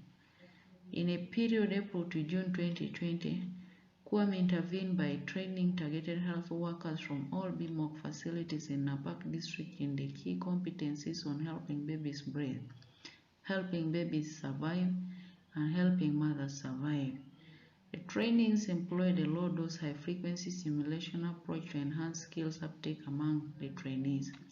The targeted follow-on facility based on job mentorships of selected trainees who scored lower post-test marks during training was done to improve skills uptake and retention. Just on our left, we see a picture of midwives being taken through the skills of newborn resuscitation using a low-dose, high-frequency approach. And just below it are results that we achieved over that period. We realized that percentage of neonates successfully resuscitated in Napak district improved in the post-targeted training mentorship period. In April to June 2021, 99% of newborns with birth asphyxia were successfully resuscitated compared to 71% in the baseline period January to March 2020, as per the data generated from DHIS2. The lessons we learned are that skilling of health workers on key competencies in helping babies breathe is a good approach in contributing to newborn survival. We also learned that use of low-dose, high-frequency simulation approach in training and mentorships is better in enhancing skills retention among health trainees. We recommend that adoption of low-dose, high-frequency approach during trainings and mentorships and coachings for health workers. Thank you. I acknowledge the contributions of my co-authors as listed above. I am Evelyn Amlen, a senior maternal and newborn health officer. I work with Doctors with Africa, QAM. I am presenting to you a project on improving newborn resuscitation through targeted health worker skilling using low-dose, high-frequency simulation training approach in Napak district. Neonatal mortality still remains significantly high in Uganda. In 2019, neonatal mortality rate for Uganda was 20 deaths per 1,000 live births. The two major causes of neonatal mortality are birth asphyxia and prematurity. These contribute about 50% of all the total neonatal deaths in Uganda. In the period January to March 2020, 22 out of 70, that is about 31%, of the newborns who had birth asphyxia in all the 7 BMOC facilities in Nepal died within 7 days of birth. Of these 9, Hello everyone, I'm Maria Naktari, a counselor from Muscles Health Center 3. I'm presenting an abstract on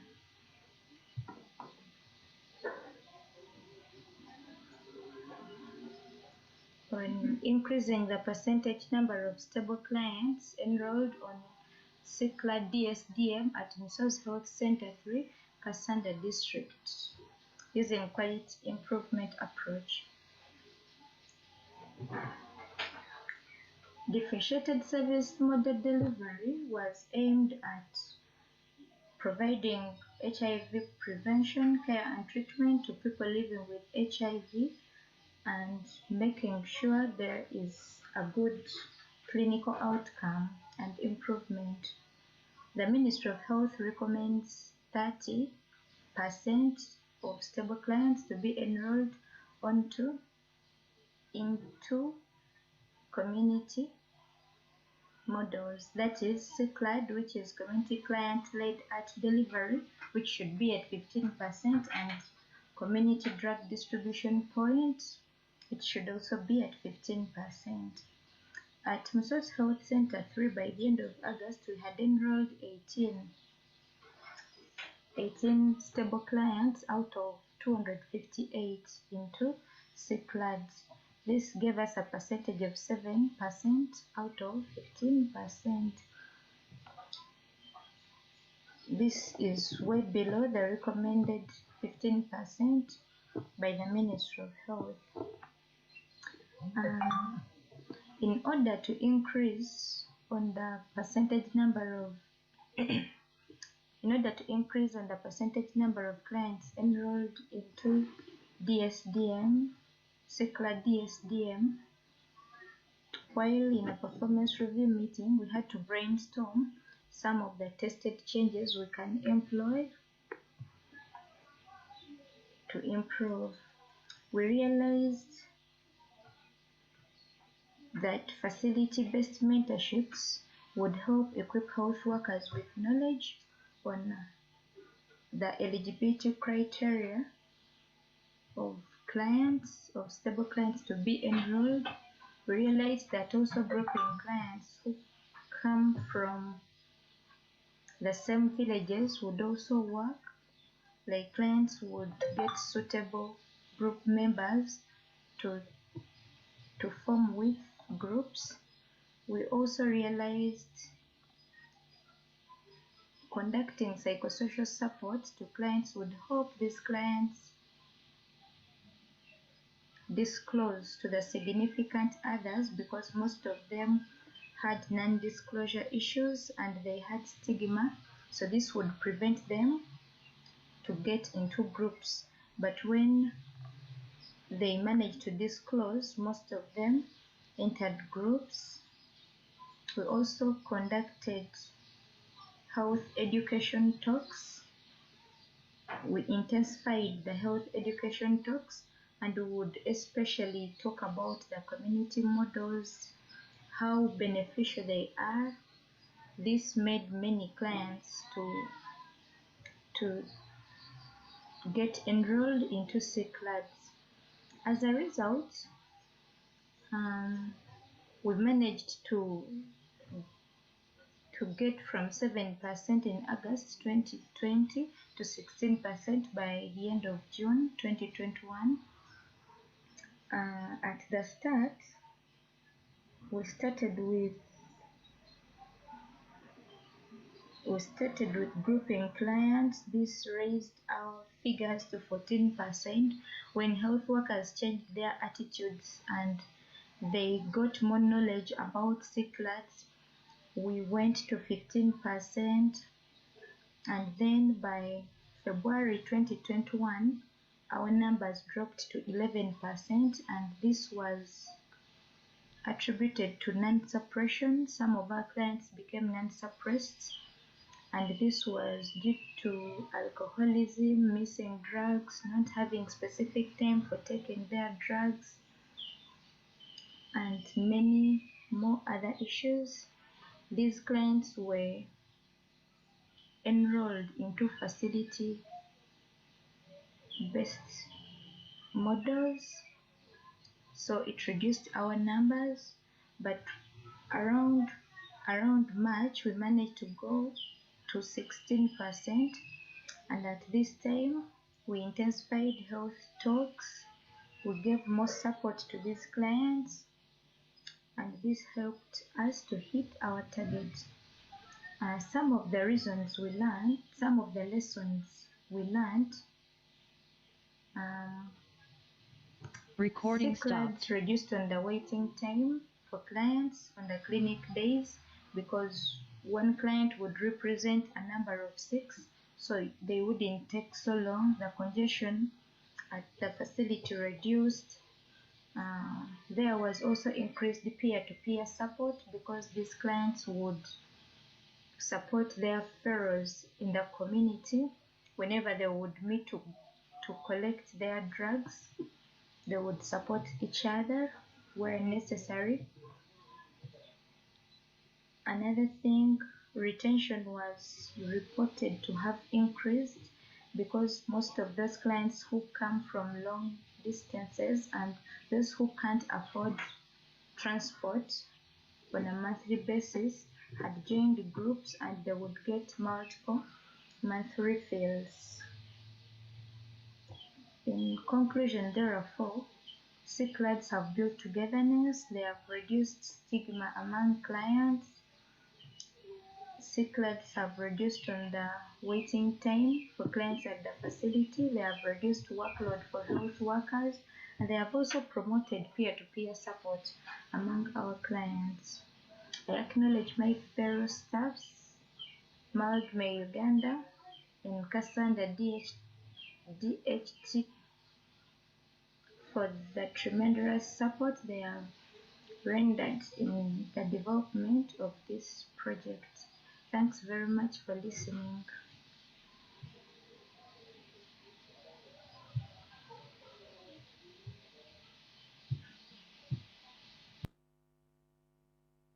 Dear participants of the 8th National QI Conference, before you is Nabatanzi Diana, a monitoring and evaluation officer, Chitovu Hospital, presenting to you an abstract titled Focusing on Completeness of HIV Care Cards to Improve Patient Outcome at Chitovu Hospital, Masaka City.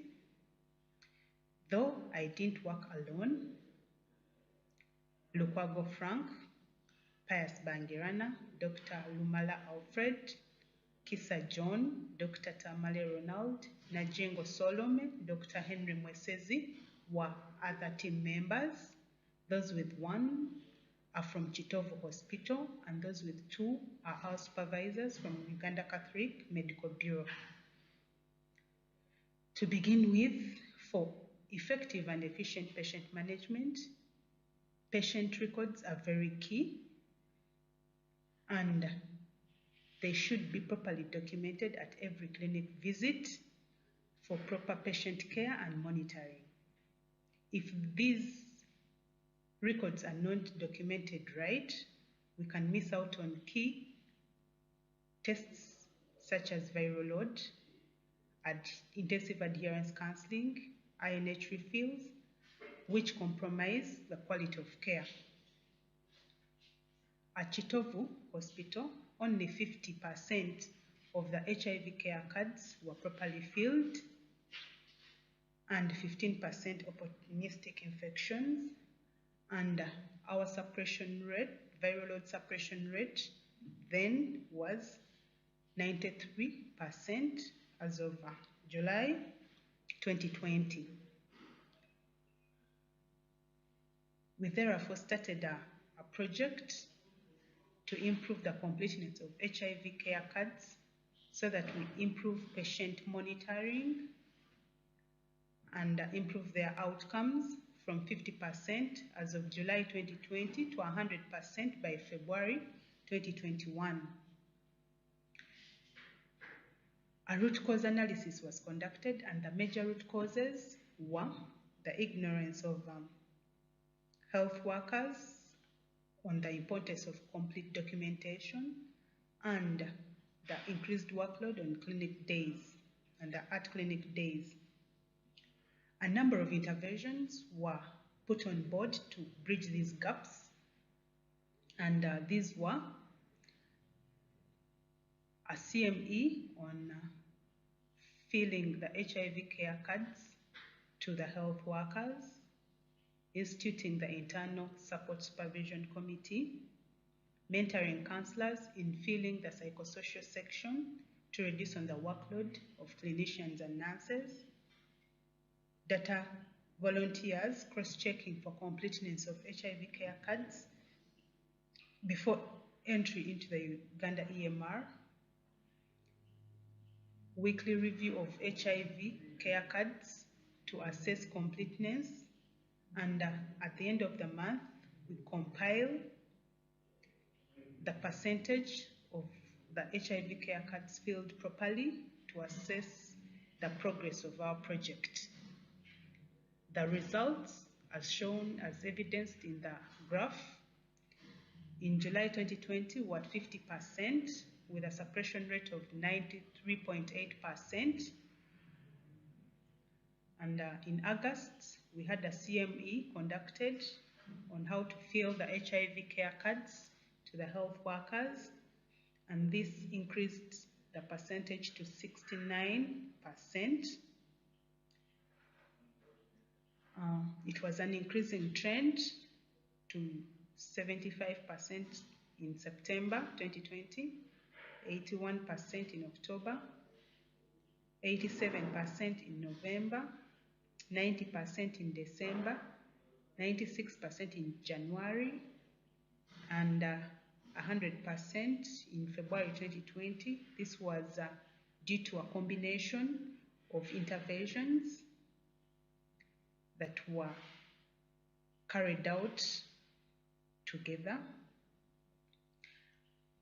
These were instituting an internal supervision committee to monitor whether health workers are doing what they were taught and doing it right, counselors filling the psychosocial part to reduce on the workload of clinicians and nurses, data volunteers cross-checking completeness before this data is entered into the Uganda EMR, and reviewing the HIV care cards on a weekly basis to assess completeness. This achievement is seen and evidenced with the viral load suppression rate that increased to 97.8% in February 2021. From these results, we can see that filling the HIV care cards enables effective clinical management of patients, because clinicians can red flag clients who need close monitoring, and thus we can achieve the best outcome, which is viral load suppression. What did we learn? We learned that CMEs, mentorships, internal support supervisions, sharing responsibilities, equip staff with knowledge and skills for proper documentation of HIV care cards. We therefore conclude that focusing on completeness of HIV care cards contributes to better monitoring of patients and improves patient outcomes. And this data generated helps in program monitoring and management at all levels of reporting and planning. Acknowledgement goes to the Chitov Hospital QI team, the staff of Chitov Hospital, Uganda Catholic Medical Bureau, Rakai Health Sciences Program, Center for Disease Control, and Ministry of Health. Thank you. Good evening. I'm Naigaga Priska, a clinical officer at Kasangat Health Center 4. And here is our abstract. Our heading is Overcoming Poor Documentation to Improve the Proportion of HIV-Exposed Infants with a Documented Outcome at 18 months of age at Kasangat Health Center 4. Our background is the consolidated guidelines for prevention and treatment of HIV recommend that all HAE infants should undergo 3 polymerase chain reaction tests at 6 to 4 weeks and 9 months and 1 month after breastfeeding. And then they should also undergo a rapid test at 18 months before discharge or linkage to HIV care. This in addition to other services such as immunization and nutrition assessment, early childhood development, and antiretroviral therapy, prophylaxis, referrals, linkage, and transfer can be tracked and monitored through the EID register. At Kasangat Health Center 4, only 44% of the exposed infants had a documented outcome at 18 months in October 2020. This was attributed to staff laxity in documentation, inadequate or irregular review of the EID register, and documentation in non-standard tools by the maternal and child health staffs. The QI was initiated to improve the proportion of HIV-exposed infants who have a documented defined outcome at 18 months of age to 100% by 31st July 2021. And our methodology was all about brainstorming by the QI team and the committee, and these were the gaps which were identified: staff laxity in documentation, inadequate or irregular review of the EID register, documentation in a standard tool by the maternal and child health staffs. And then the changes that were made, assigning a peer mother the responsibility of documenting the EID register immediately after the clinic, assigning a midwife the responsibility to review the register weekly and ensure completeness. Then synchronizing mothers' appointment with their infants visits to ensure timely testing and documentation. And here below is our results. Our graph showing the changes after implementing these tested changes. And there you see, we scored from October we were at 44, November 44, December 48, Jan 59, then slowly from Feb we had 64, March 84, and then to 100 until we dropped course somewhere where we had 92%. And this was due to COVID. Mothers couldn't come with their children, and afterwards we also get a change that we should begin conducting home visits, and we bleed these children from home. And again, we went back to 100%. Our lessons learned in the implementation of this QI project, it was noted that immediate or real-time documentation and regular review of the EID registered overall improvements led to the overall improvement, the proportion of high with a documented fail outcome at 18 months of age, and then regular quality improvement and work improvement. Team meetings were beneficial in ensuring staff focus on the running improvement objectives. And the way you can see that's our picture, the QI committee, we are discussing how to overcome these problems and implementing new changes. That's Kasangati, QI team. Thank you very much.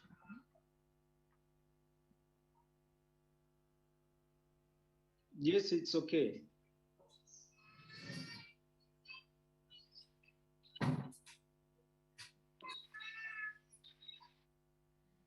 I am Evelyn Amlen, a senior maternal and newborn health officer. I work with Doctors with Africa, QAM. I am presenting to you a project on improving newborn resuscitation through targeted health workers. Hello, ladies and gentlemen. My name is Kemikisha Immaculate, a data officer at Nyanza Health Center 3 in Kasanda District and working under Mail. I'm presenting an abstract about the community-based care models as a sustainable way for improving appointment keeping among people living with HIV during the COVID-19 pandemic. A case of Nyanza Health Center 3. I worked with Dr. Hilda Chizito, Helen Wasimwa, Ivan Nume, Sabakije Stephen, and Barbara Mukasa as my co-authors. I am Barbara Muga. I'm a midwife working with Doctors with Africa, QAM, as a maternal neonatal health officer, and I am based in Oyam district.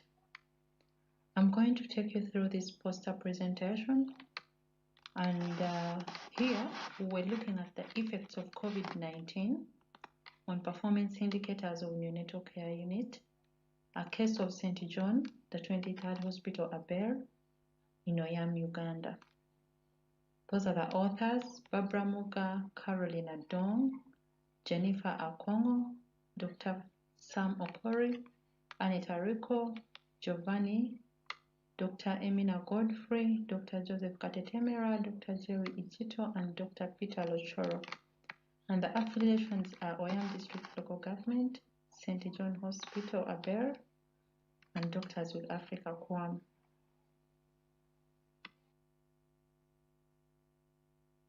So introduction. So globally, COVID-19 impacted on maternal, neonatal, and child health outcomes. We hypothesized that early strict lockdown that restricted individual movements in Uganda limited access to services. So here we have a picture of the midwife of QAM collecting the data in the neonatal unit of Aber Hospital. Methodology. So an observational study was carried out. The routine data was collected from patients' files and HMIS registers. We carried out this analysis on the outcomes of admissions to the neonatal care unit, and we looked at the period during COVID lockdown and compared it with a similar period after the COVID lockdown. So descriptive statistics were summarized, and the main outcomes during those two periods, that was during the lockdown period and after the lockdown period, were done. So this is a graph basically showing us the indicators, how they performed. So we looked at admissions. We wanted to understand how were the admissions during the lockdown and after the lockdown. So here we look at the admissions during the 3-month lockdown. We had a total of 255, giving us an average of 85 monthly, and the discharges home were 201 and an average of 67 monthly. And then we also had the death of 26 and 9 on a monthly basis. So this data was during the lockdown period. So comparing it after the lockdown, but in the similar period, between April to June 2021, we see that the admissions tremendously increased in the period of 3 months to 325. The discharges also increased to 326, and the deaths were at 36. So we look at these two periods, we see that when there is no lockdown, we fairly see that our indicators are performing fairly well compared to the lockdown period when movements were restricted. So these are just the results, a summary of what is in the graph. As we said, during the lockdown period, we had an average of 85 admissions on a monthly basis. And after the lockdown period, in the similar period, we had an average of 108 admissions monthly. Then when we look at the discharges, we see that we only discharged 79% of all the admitted children during the lockdown, whereas after the lockdown period, we had over 100.3 babies discharged home.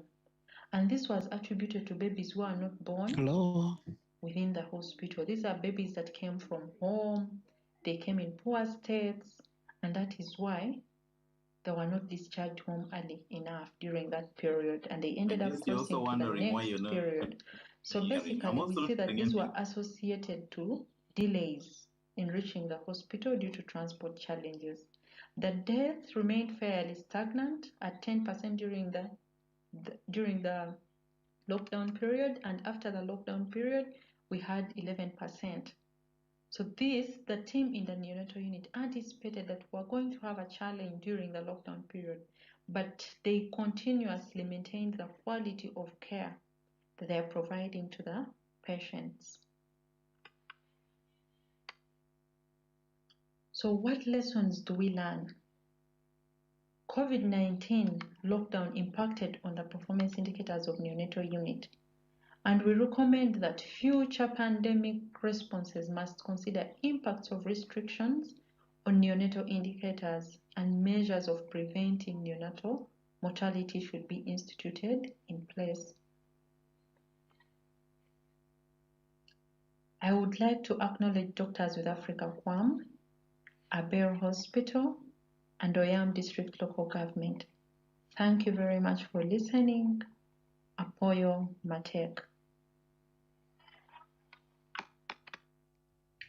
MOH, National QI Conference Committee, all partners present, and fellow participants. Thank you for giving me the opportunity to be part of the presenters during this year's 8th National QI Conference. I feel privileged and honored to be part of the 2021 National QI Conference.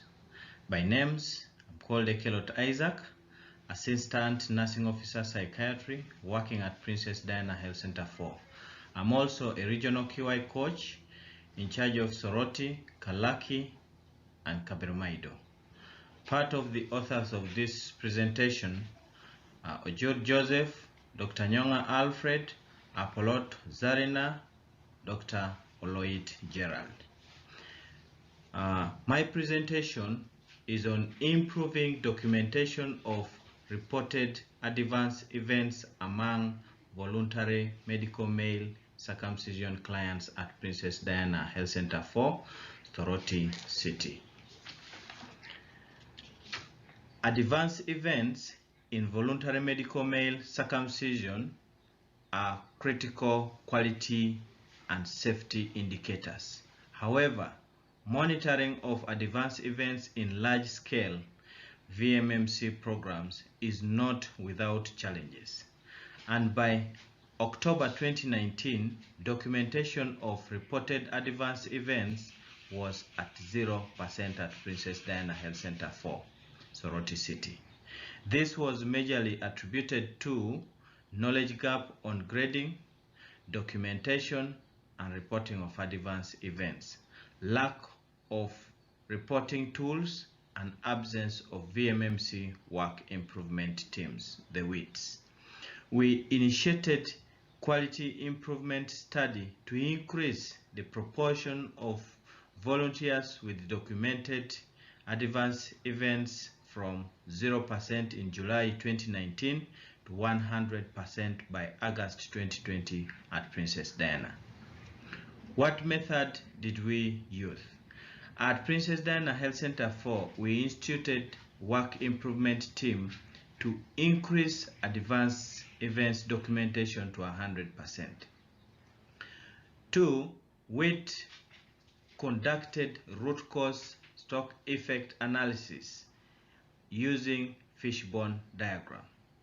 Advanced events reporting tools were availed. Conducted a continuous medical education on documentation of advanced events and instituted mentorship focusing on identification, grading, documentation, and reporting of AEs. We also made it that we do a weekly data reviews plus spot checks were also conducted to ensure completeness of documentation. What results then did we get after this, doing all this? By November 2019, 25%, that is 1 out of 4 reported AEs were documented. In December 2019, advanced event documentation rose to 75%, that is 3 out of 4, but declined to 40%, that is 2 out of 5, and 43%, 3 out of 7 in January and February 2021, respectively, due to insufficient manpower, which was addressed by deploying volunteer data assistant. In March and April 2020, advanced events documentation was at 0% because of VMMC suspension due to COVID-19 resumption. Resumption of VMMC with partial lifting of restrictions meant advanced event documentation rose to 71.4%, that is 5 out of 7, and 88%, 8 out of 9 in June and July 2020, respectively. By August, advanced event documentation was 100%, that is 5 out of 5. And the run chart as indicated with the annotations on the progress of our findings. What lessons did we learn in this?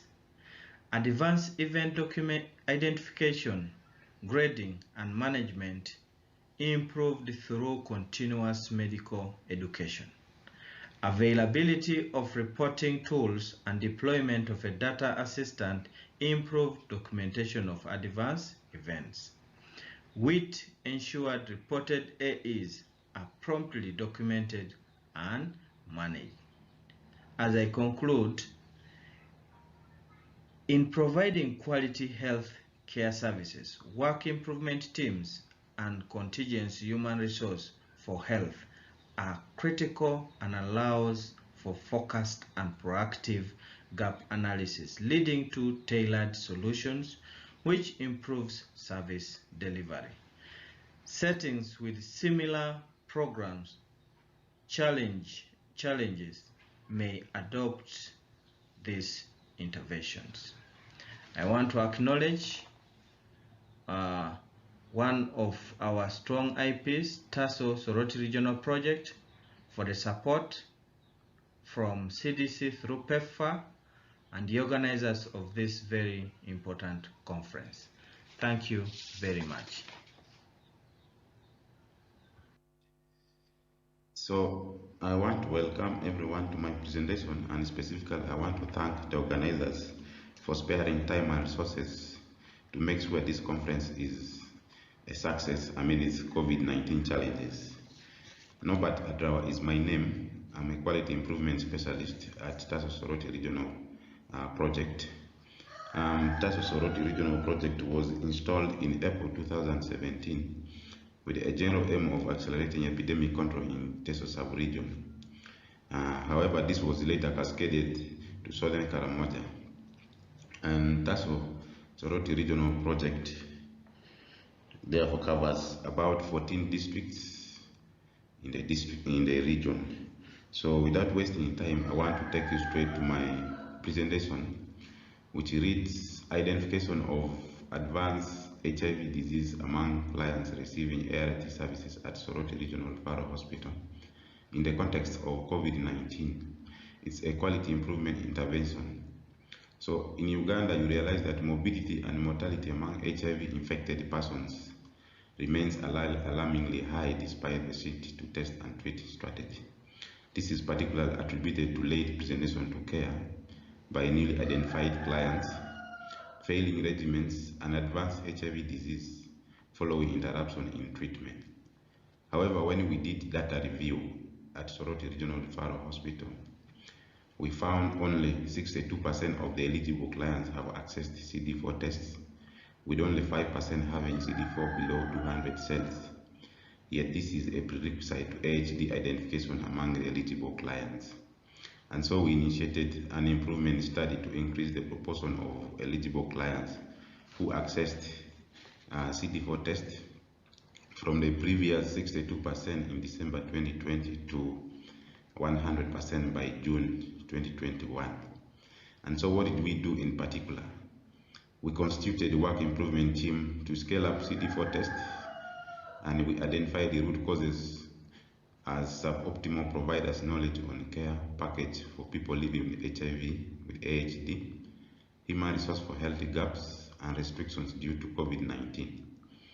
Providers were then oriented on the key components of care package for people living with HIV, with AHD.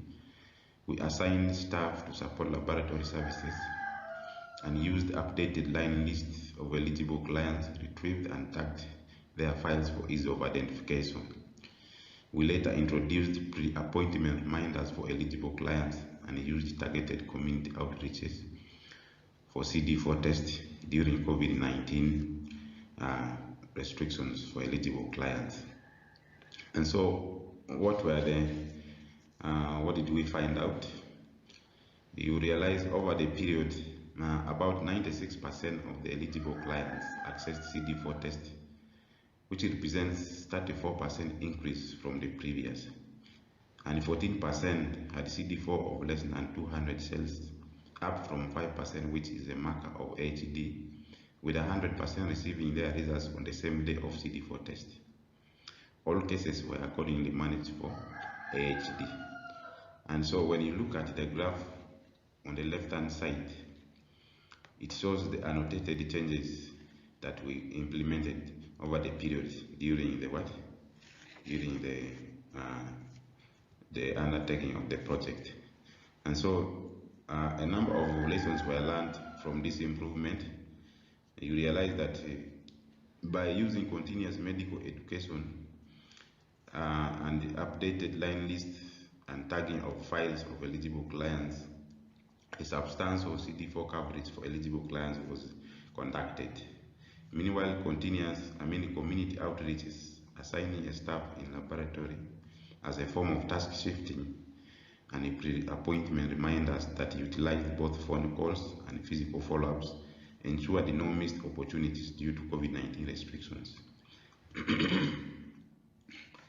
Therefore, in a restrictive environment such as that posed by COVID-19, essential health care services for people infected with HIV remains possible through targeted community outreaches and institutionalized mechanisms such as pre-appointment phone call reminders.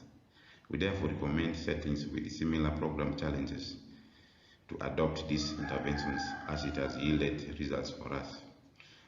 And as we conclude, we want to acknowledge the support provided by PEPFAR through CDC, particularly technical and financial support that is aimed at attaining epidemic control in the sub-region that we are serving. I want to thank everybody for listening and stay safe.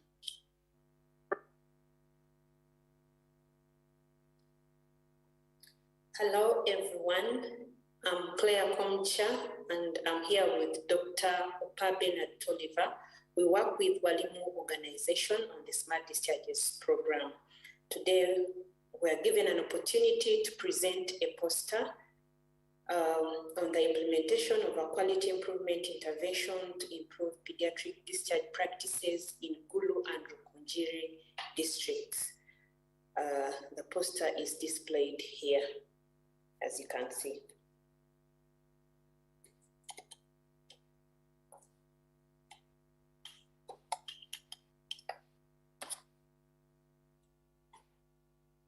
When we talk about improving pediatric discharge practices, our biggest problem, we know that the biggest problem here is that sepsis or severe infection is the leading cause of death and disability in children globally.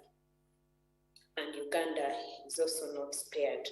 And post-discharge deaths contribute significantly to overall deaths in sepsis.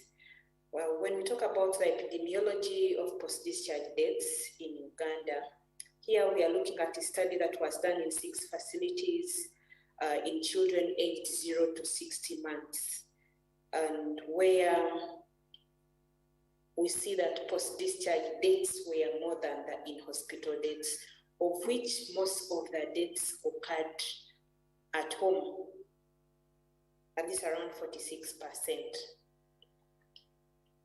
And the aim of this study was really to evaluate how the Smart Discharges training program affects health worker discharge practices and facility readiness to improve effective discharge care. We first carried out an environmental scan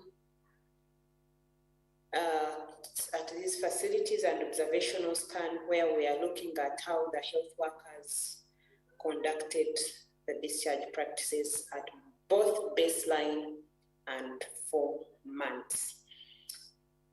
With the Smart Discharges program, it was really an interactive training package targeting the pediatric discharge process.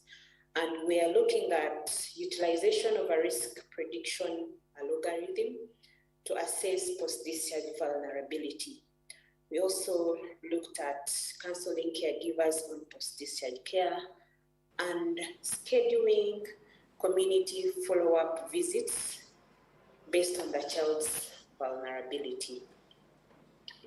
When we talk about the Smart Discharges approach, it is just simple and effective and very easy to carry out. First of all, it starts right away from admission.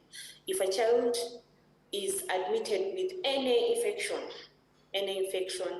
whether suspected or confirmed, like malaria, like pneumonia, that can potentially lead to sepsis, is assessed using a digital algorithm where the signs and symptoms are put in this application. And this application is able to give us a risk score of the child. And mainly, at least 30% of all those children screened will be high risk. Once we get this risk score of the child, this guides our counseling. And every child, regardless of the risk score, is given health education, like on danger signs and how to identify the danger signs, where to go, what to do when they see these danger signs. But if a child has a high risk of post-discharge death, this child is linked back to their community, where we require them to do follow-up visits, 3 follow-up visits within 14 days. Usually, because we found that most of these deaths occur a few days after discharge, that's why we encourage them to do follow-up visits at day 2, day 7, and day 14 after discharge. When we implemented this program, the Smart Discharges approach, we are able to reduce mortality by 30% and increase health-seeking behavior after leaving the hospital by 3-fold. And the results from these 16 facilities, that is 5 in Rukungiri and 11 facilities in Gulu that admit children. In these 16 facilities, we're interviewing at least 5 health workers per facility. Yeah. At least this intervention led to at least 63% increase in the main routine facility discharge process in all these facilities. Also, the health worker discharge practices, especially when it came to the caregiver education, it increased from 65 to around 99%, which is really, really important, that we really need to educate these caregivers on how to take care of their children in the post-discharge period. Also, we see that the follow-up referrals, those are referrals after discharge back to the lower facilities or to the village health teams, increased by 174%, which is really, really interesting. And also from the observational scans that were conducted, a lot of improvements were made. For example, when you talk about the caregiver education, you look at things like immunization that were really not being done well. Like here, the baseline is represented by the, dark blue bars, and then at 4 months by the light blue bars. When you see the light blue bars, they really show a greater improvement from the dark blue bars. Things like immunization, medication side effects, recovery, and follow-up care, we see a great improvement with the training program, the Smart Discharges training program. And also when it comes to the discharge practices, for example, we see use of a tool to indicate a child's vulnerability after discharge, increasing by 99%, and also giving the caregivers take-home materials to refer to while caring for their children. Also there we see a great improvement, and then also early scheduling the follow-up referrals.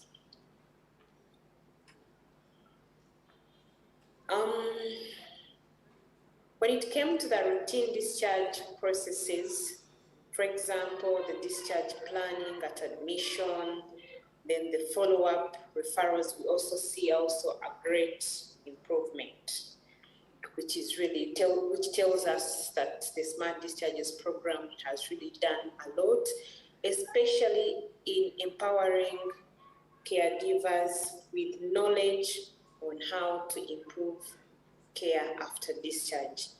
And all in all, we say that when we improve the discharge practices and the follow-ups, it is also an opportunity, one of the opportunities where we can reduce post-discharge mortality in these children. Thank you so much for listening to me.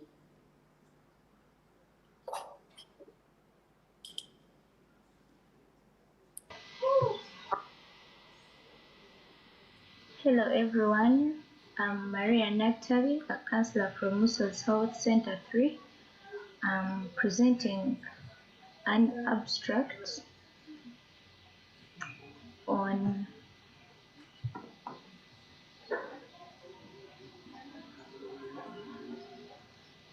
increasing the percentage number of stable clients enrolled on CICLA DSDM at Musos Health Center 3, Kasanda District, using quality improvement approach.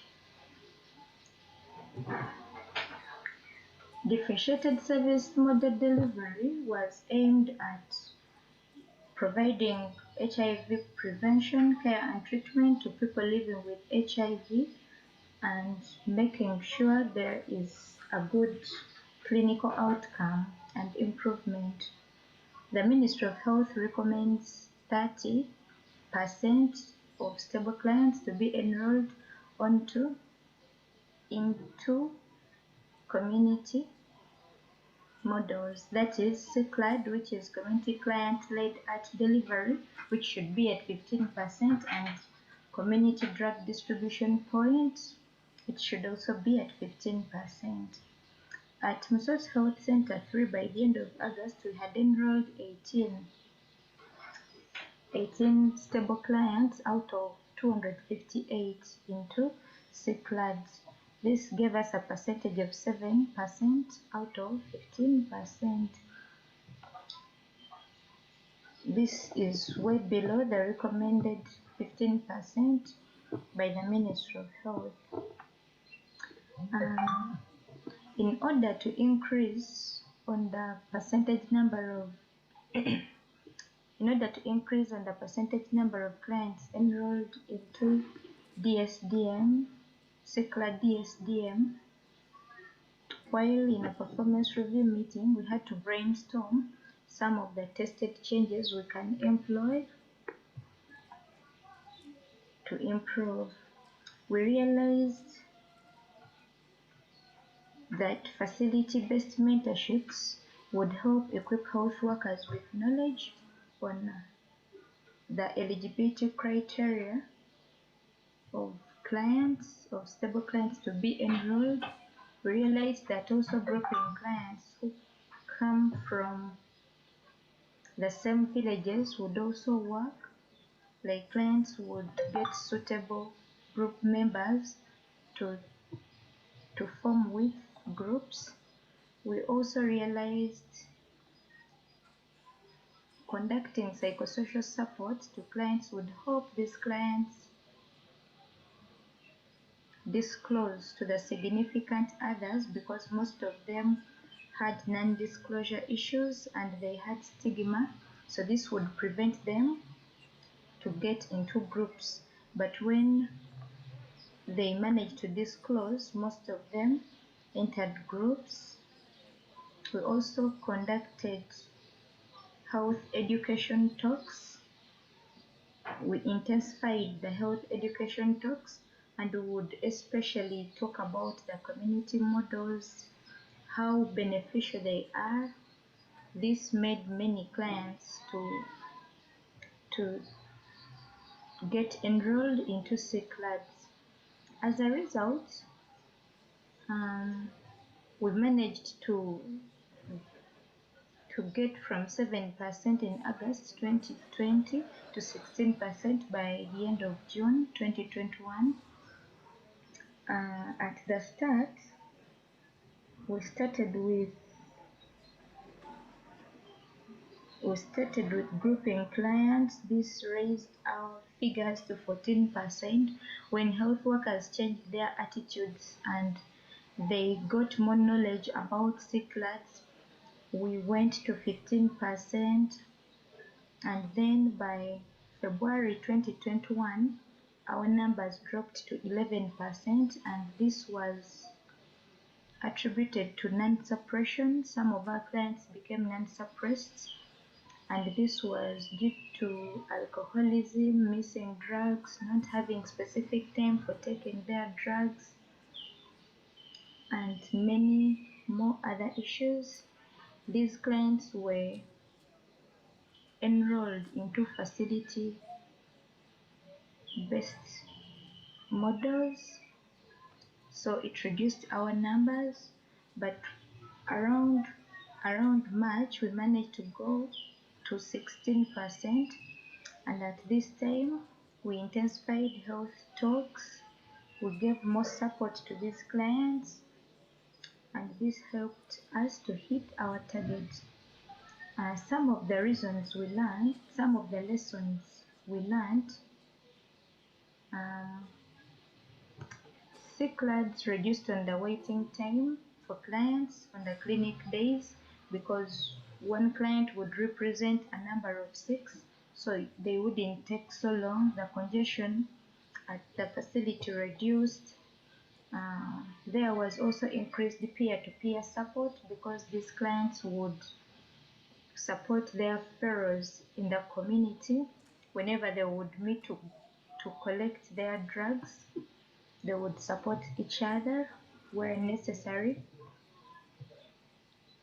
Another thing, retention was reported to have increased because most of those clients who come from long distances and those who can't afford transport on a monthly basis had joined groups and they would get multiple monthly refills. In conclusion, therefore, CCLADs have built togetherness, they have reduced stigma among clients, CCLADs have reduced on the waiting time for clients at the facility, they have reduced workload for health workers, and they have also promoted peer-to-peer support among our clients.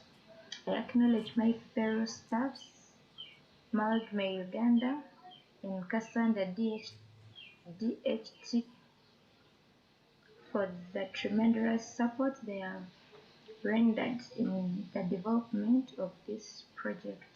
Thanks very much for listening.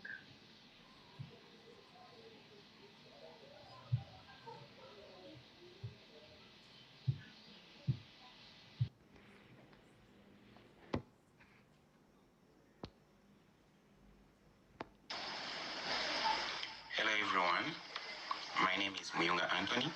I'm a medical doctor working with Makerere University Joint AIDS Program at ISS Clinic. Today, I'm presenting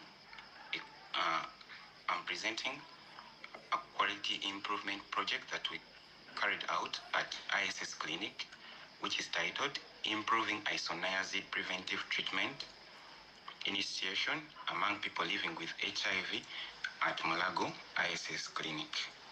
My co-presenter is Simon Peter Kezimbia. In the introduction, globally, persons living with HIV are 20 to 30 times more likely to develop active TB. About 27% of hospitalized HIV-infected adults and 30% of hospitalized children in Uganda die of TB. For this reason, Ministry of Health recommends isoniazid preventive therapy to prevent the progression of latent TB to active TB. At Mulago ISS Clinic, we were initiating 21% of eligible clients on IPT against the quarterly target, and this was suboptimal. The team conducted a continuous quality improvement project at the clinic to improve the percentage of persons living with HIV who are initiated on IPT. In the methodology, with an interprofessional team which included doctors, clinicians, peer educators, counselors, nurses, we initiated a CQI project to improve IPT initiation among persons living with HIV at the clinic. The project aimed at improving the percentage of persons living with HIV initiated on IPT from 21% to 90% in 6 months. Through brainstorming, the team identified root causes as 1. Clinicians lacked weekly initiation targets, suboptimal screening of eligible clients at triage, and overwhelming numbers of counselors to perform one-on-one counseling sessions. So, after identifying the root causes, the initial tested changes included communicating weekly targets on the clinic's WhatsApp group by the focal person, active screening of eligible clients for IPT by the triage nurse and marking their files, providing pre-initiation counseling to eligible clients in groups of 10 by a dedicated counselor, and thereafter the client being referred to the clinicians to prescribe IPT. So later, in the second half of the project, the team introduced other tested changes, which included having a clinician indicate reasons for not prescribing IPT on the patient's prescription note before the dispenser issues drugs. We also held bi-weekly meetings to review the CQI project progress. In the results, we see that in the October 2020 to December 2021 quarter, we had initiated 21% on IPT. However, we improved to 36% by the January-March 2021 quarter. This was due to the tested changes of communicating weekly targets in the WhatsApp group and also screening eligible clients for IPT by the triage nurse. So later in the April-June 2021 quarter, we further improved to 80% when we introduced a change of pre-initiation counseling to eligible clients in groups of 10s by a dedicated counselor. So, and lastly, in the July-September 2021 quarter, we further improved to 123%. This was due to the addition of another change on top of the others that I've talked about, which included the clinician indicating reasons for not prescribing IPT before the dispenser issues drugs. So in conclusion, we see that interprofessional collaboration together with group counseling and daily reminders improved IPT initiation among persons living with HIV at ISS Clinic.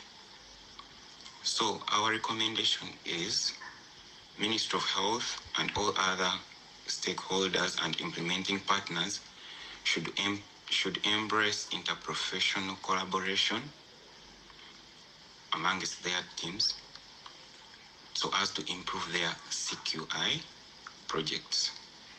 I acknowledge the project members that I worked with. I also appreciate MJAP, IDI, and CDC for their funding and the help they put in so as it becomes a success for me to present.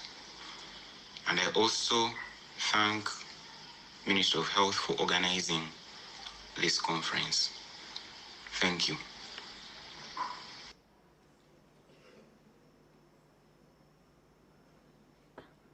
You are all welcome to this 8th National QI Conference. I'm presenting a paper entitled Utilizing Quality Improvement to Accelerate Art Optimization Among Pediatrics and Adolescents Living with HIV in Acholi sub-region. My name is Leonard Tumhimse. I work for USAID Local Partner Health Services Ankole Acholi activity implemented by TASO Uganda. My co-authors, Anna Lawino and Peter Elem. Taking you to the background of this learning, we all know that the UNAIDS goal is to achieve 95 of people living with HIV and accelerate the epidemic control by 2030.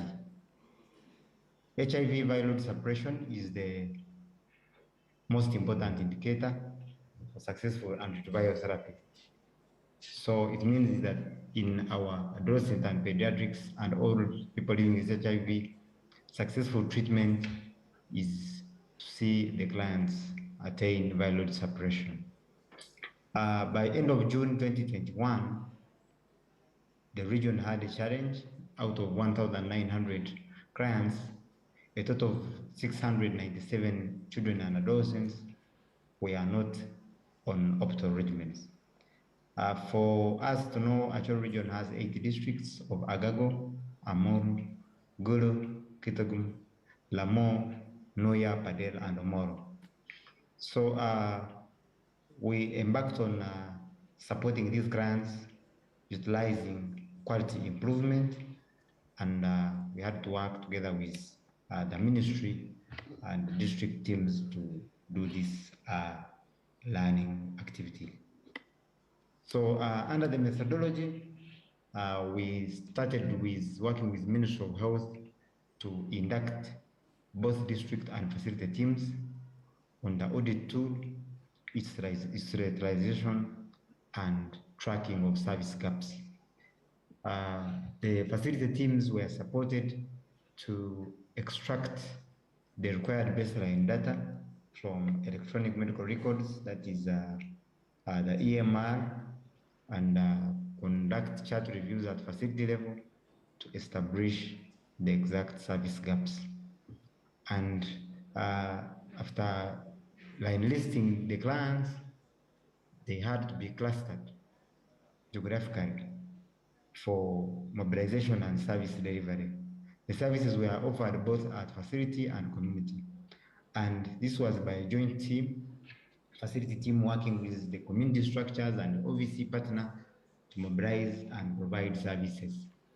On a daily to weekly basis, there would be updating of tools for the clients who access services and update the registers and the EMR as well as the audit tool.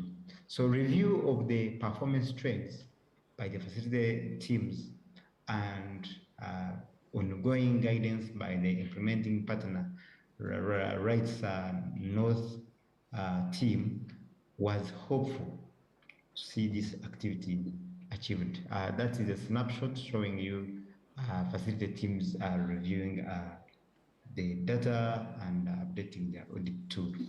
Now, looking at results, I had stressed that the big challenge was that we had many children and adolescents who were on non-nucleoside reverse transcriptase inhibitors. It was the focus, optimizing these children and adolescents.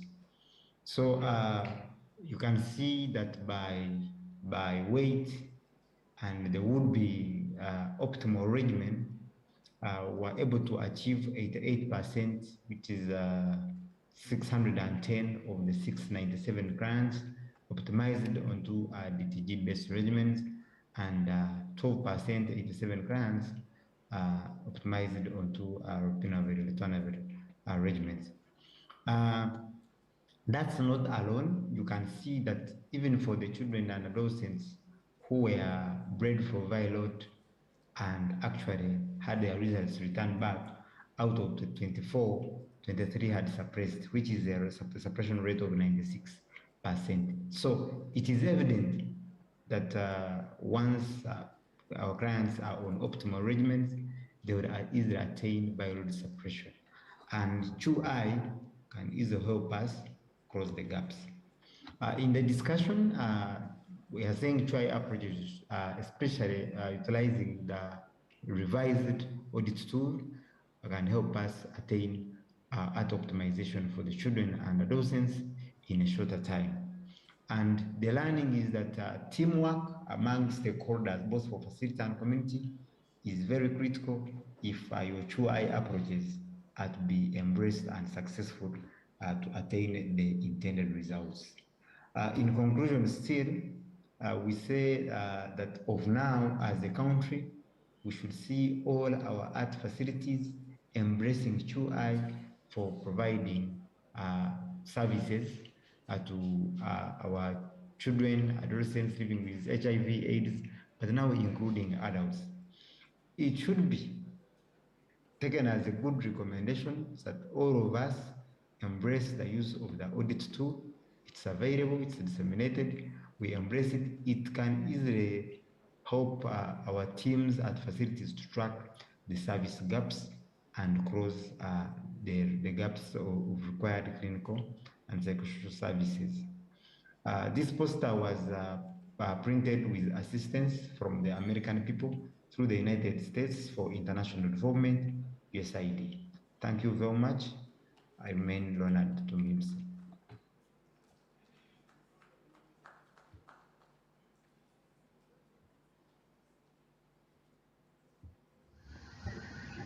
Yes, hello everyone. My name is Anis Sigalake. I work with Fort Portal Regional Fire Hospital as a case management officer, and I'm glad to present to you this poster.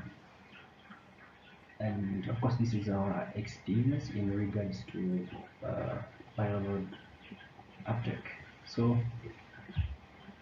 my poster presentation today is titled Improving Viral Load Uptake Among People Living with HIV During COVID-19 Peaks and its associated restrictions in Kavrole District, a case of Fort Portal Regional Referral Hospital. So according to the World Health Organization, monitoring people on antiretroviral therapy is an important aspect to ensure successful treatment, identifying adherence barriers, and to determine whether the antiretroviral therapy regimen should be switched in case of treatment failure. So in Uganda, viral load is the preferred monitoring approach, of course, to diagnose and confirm treatment failure, non-adherence, of course, non-adherence that is resulting from unaddressed barriers. So the ministry recommends that all recipients of care should be able to receive a viral load test, for instance, at 6 months after at initiation, at 12 months after at initiation, at every 12 months, and then of course when we're conducting the repeat viral load after ISC, of course, and at first ANC for PMTCT, and finally at the challenges that were established included the lack of transport means, economic challenges, high transport costs, the discussion on the table.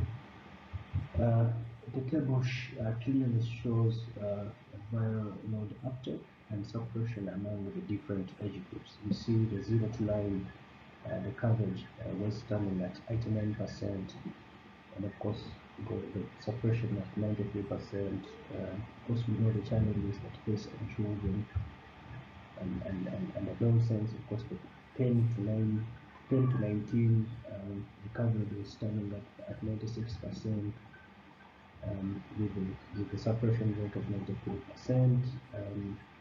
Young people 20 to 24 years, the coverage stood at 87%, and the suppression rate around 96%.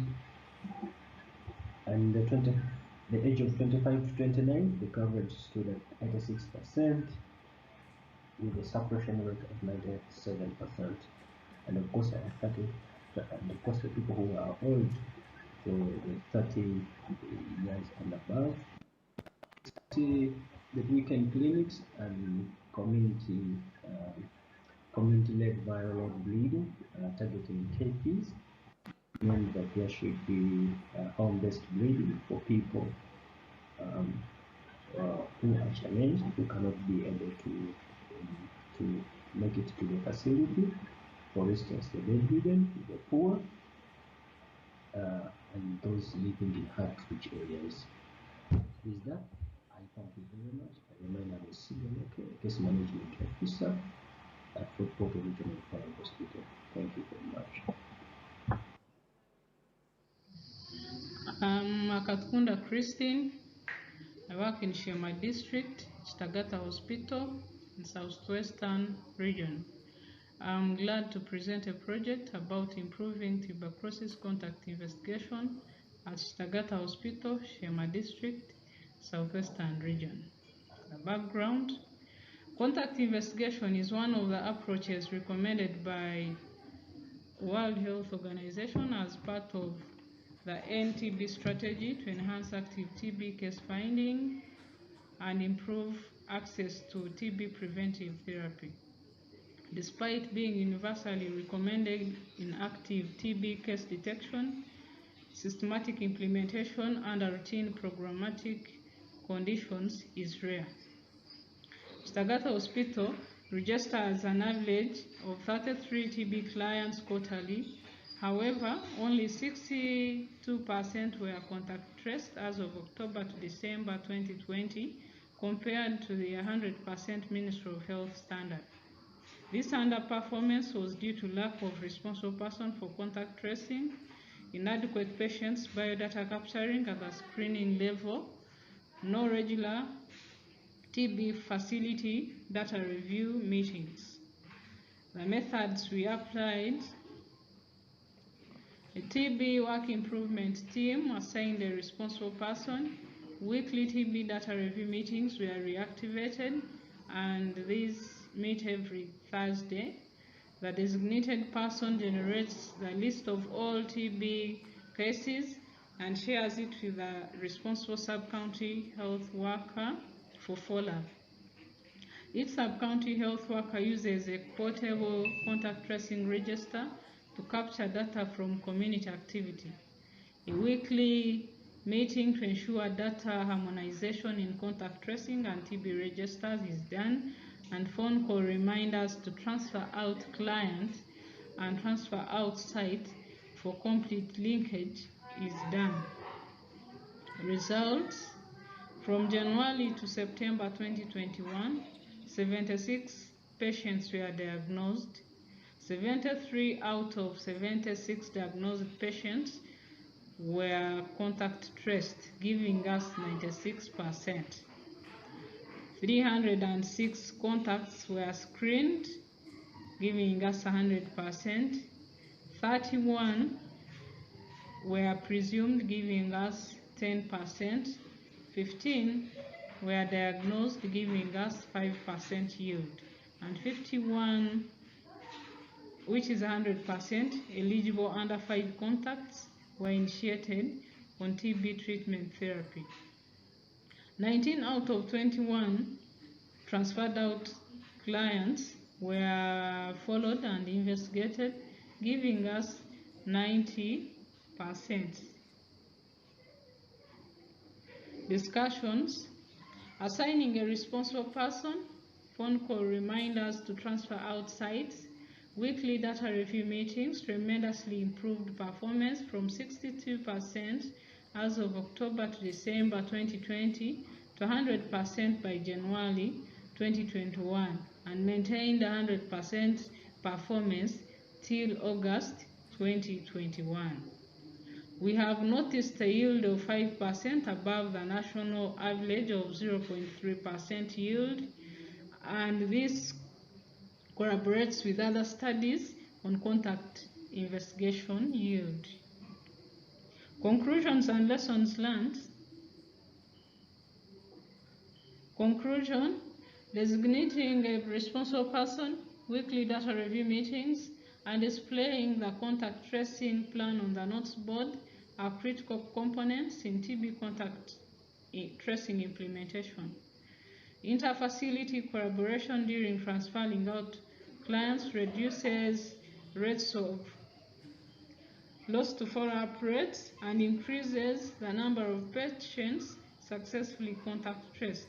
Therefore, if well implemented, contact tracing increases TB case notification.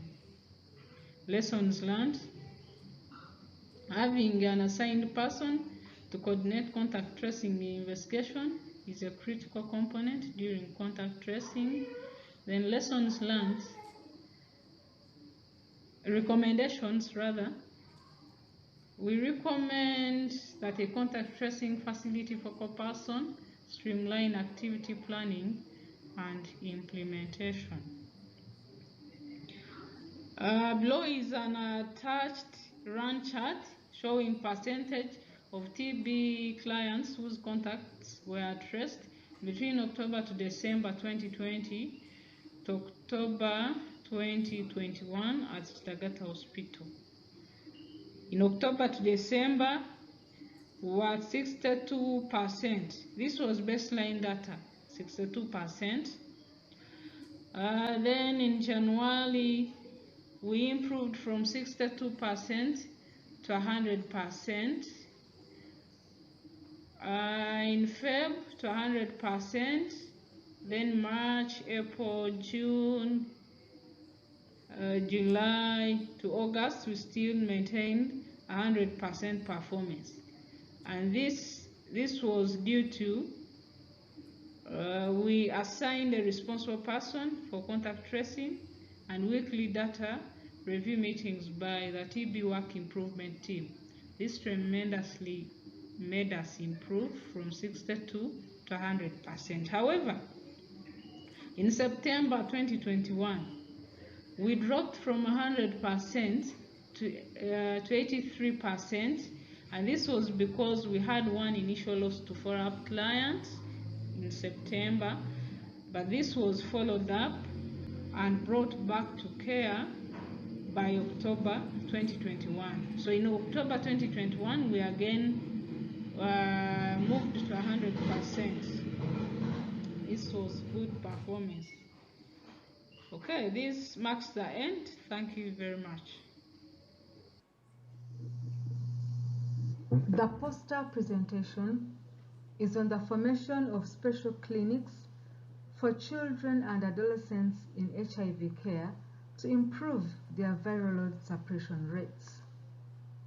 Ministry of Health recommends that 95% of children and adolescents living with HIV and on ART should have their viral load suppressed.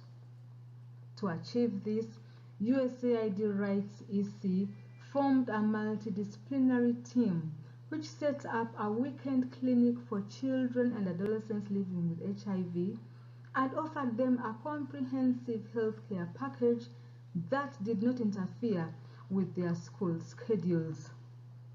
The picture that we see here shows part of what goes on that special clinic created on a Saturday, where the children who are struggling to have their viral loads suppressed are brought together to engage, to talk to each other, to play some games, generally to break any ice around their ability to express themselves, and thereafter sit with the facility staff to find out best ways of addressing the challenges that they are facing. As a result of this special clinic at Mayuge Health Center 4, in spite of the challenges of COVID-19, as of September 2021, 90% of all children and adolescents living with HIV and on ART had their viral load suppressed. This compares to 38% that was registered in August 2020. Our discussion point is that the special clinic is critical in providing a comprehensive, high-quality health service delivery package to children and adolescents living with HIV. We conclude that running the special clinic on a weekend ensures quality provision of comprehensive HIV care and treatment package to children and adolescents living with HIV, hence increasing their suppression rates. This presentation is made by Kasakaire Joel.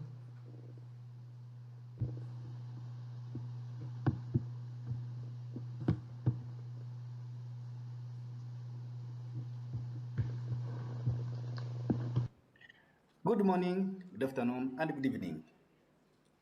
An abstract about improving the quality of prescriptions at inpatient pharmacy during COVID-19 at Kabale Regional Referral Hospital.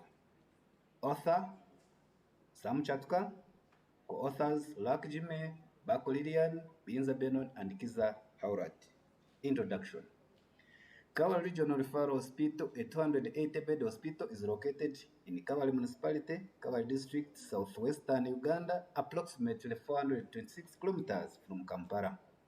The hospital serves a population of about 2 million people in the districts of Kabale, Ruchiga, Rubanda, Kisoro, Kunjili, Kanung, and some parts of Tungamo, as well as people from the neighboring countries of Rwanda and the Democratic Republic of Congo.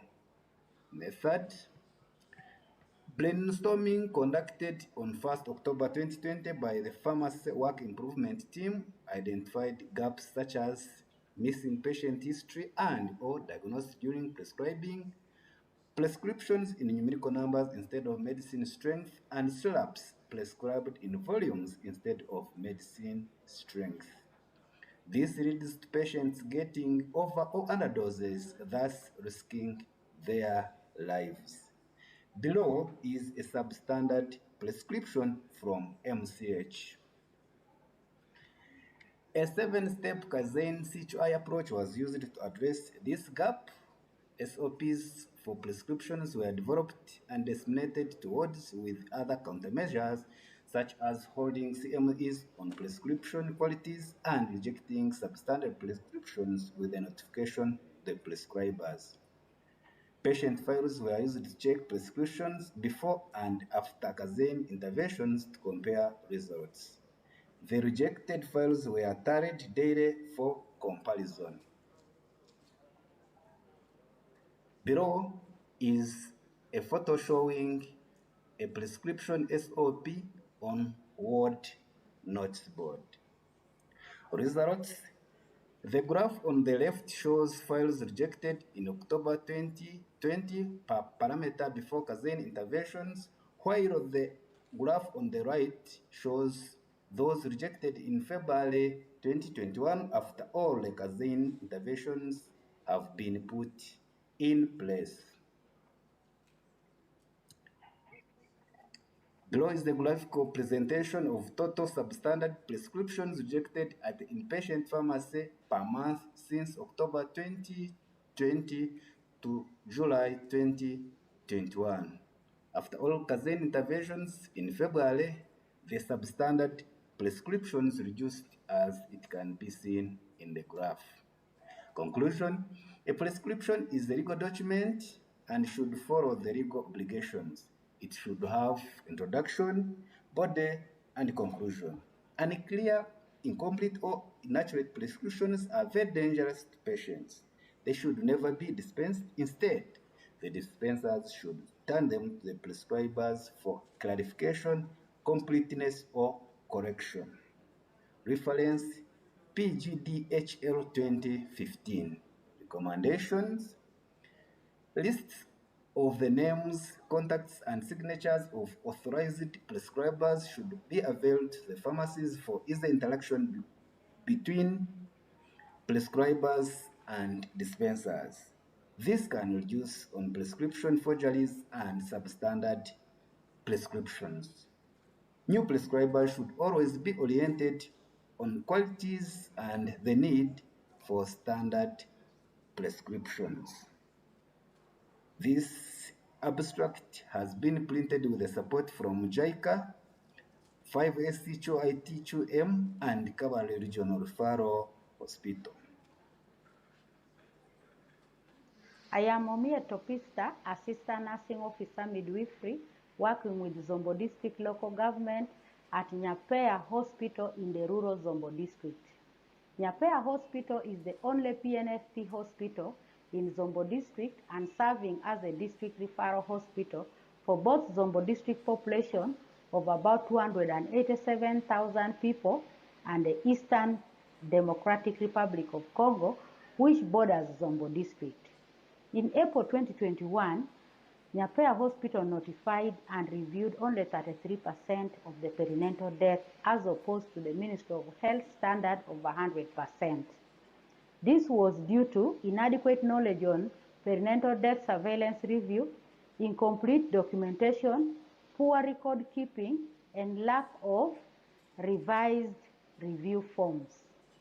The objective was to improve the percentage of notification and reviews from 33% in April 2021 to 100% by September 2021. With support from UNICEF AFSI Foundation, the team was trained on perinatal death surveillance review process the hospital implemented the following strategies: weekly meetings, sent reminders to the team through the MPDS-R focal person, merged the two teams into one work improvement team comprising of doctors, midwives, nurses, records, and also the facility management. Internet data was availed to the records department for uploading the review forms. Internal support supervision by in-charge was strengthened, and the facility managers were involved in perinatal death surveillance reviews. Therefore, perinatal death reviews improved from 33.3% to 100% in July and sustained at 100% by September 2021, as seen in the graph below. In this graph, as the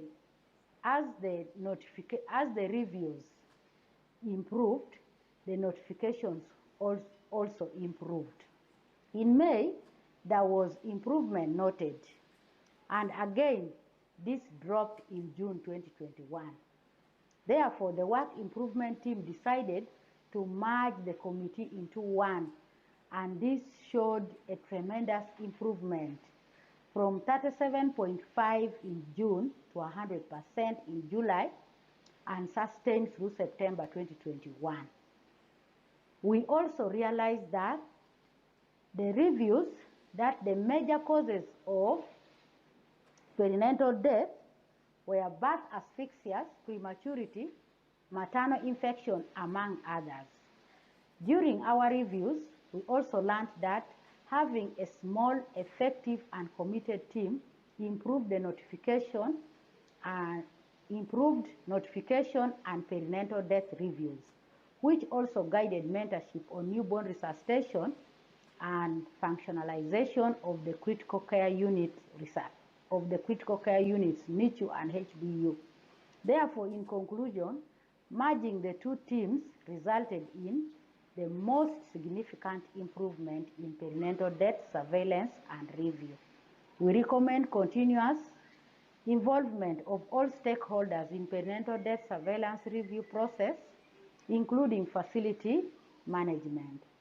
Our acknowledgement goes to Ministry of Health, Zombo District Local Government, Nyapea Hospital team, and UNICEF AFSI Foundation. Thank you for listening.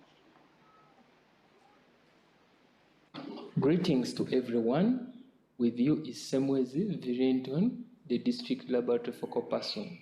The topic of discussion is contribution of laboratory support supervision to laboratory staff availability and improved service delivery in Nakasongola District. The co-authors are Dr. Biamkama Agaba, Karuhakayo James, Osbert Katuro, Nachinji Juliet, Mulindwa Muhammad, Mbekeki Flavia, and Kwefuga Stephen from the institutions as below. The sub-theme, human resources for health, availability of health workers. Background. Nakasongola District consists of 18 registered medical laboratories, private for-profits 1, 3 private not-for-profit, government 14 facilities, of which 3 belong to the uniformed forces. Lab staffing in Nakasongola is rated at above 85% as per local government structure standards. Laboratory services were cited amongst the contributors of poor health program indicators monitored by Ministry of Health. High rates of clinical diagnosis of malaria, treatment of malaria-negative cases with antimalarials, and frequent antimalarial stock-outs.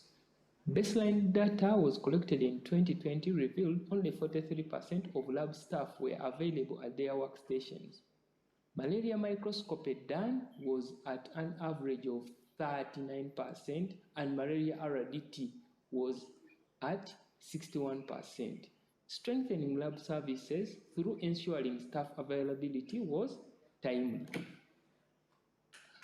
The objective, to increase lab staff availability at workstation from 43% to 75% by end of December 2021. Methodology.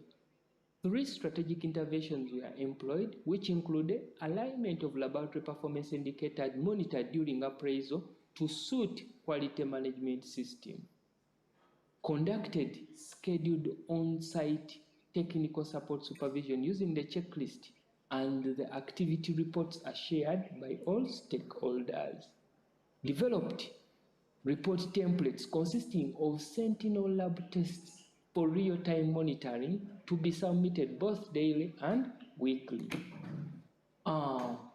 The results, trends of laboratory staff attendance to duty in Nakasongola district. On the y-axis, it shows the percentage of lab staff availability and the periods.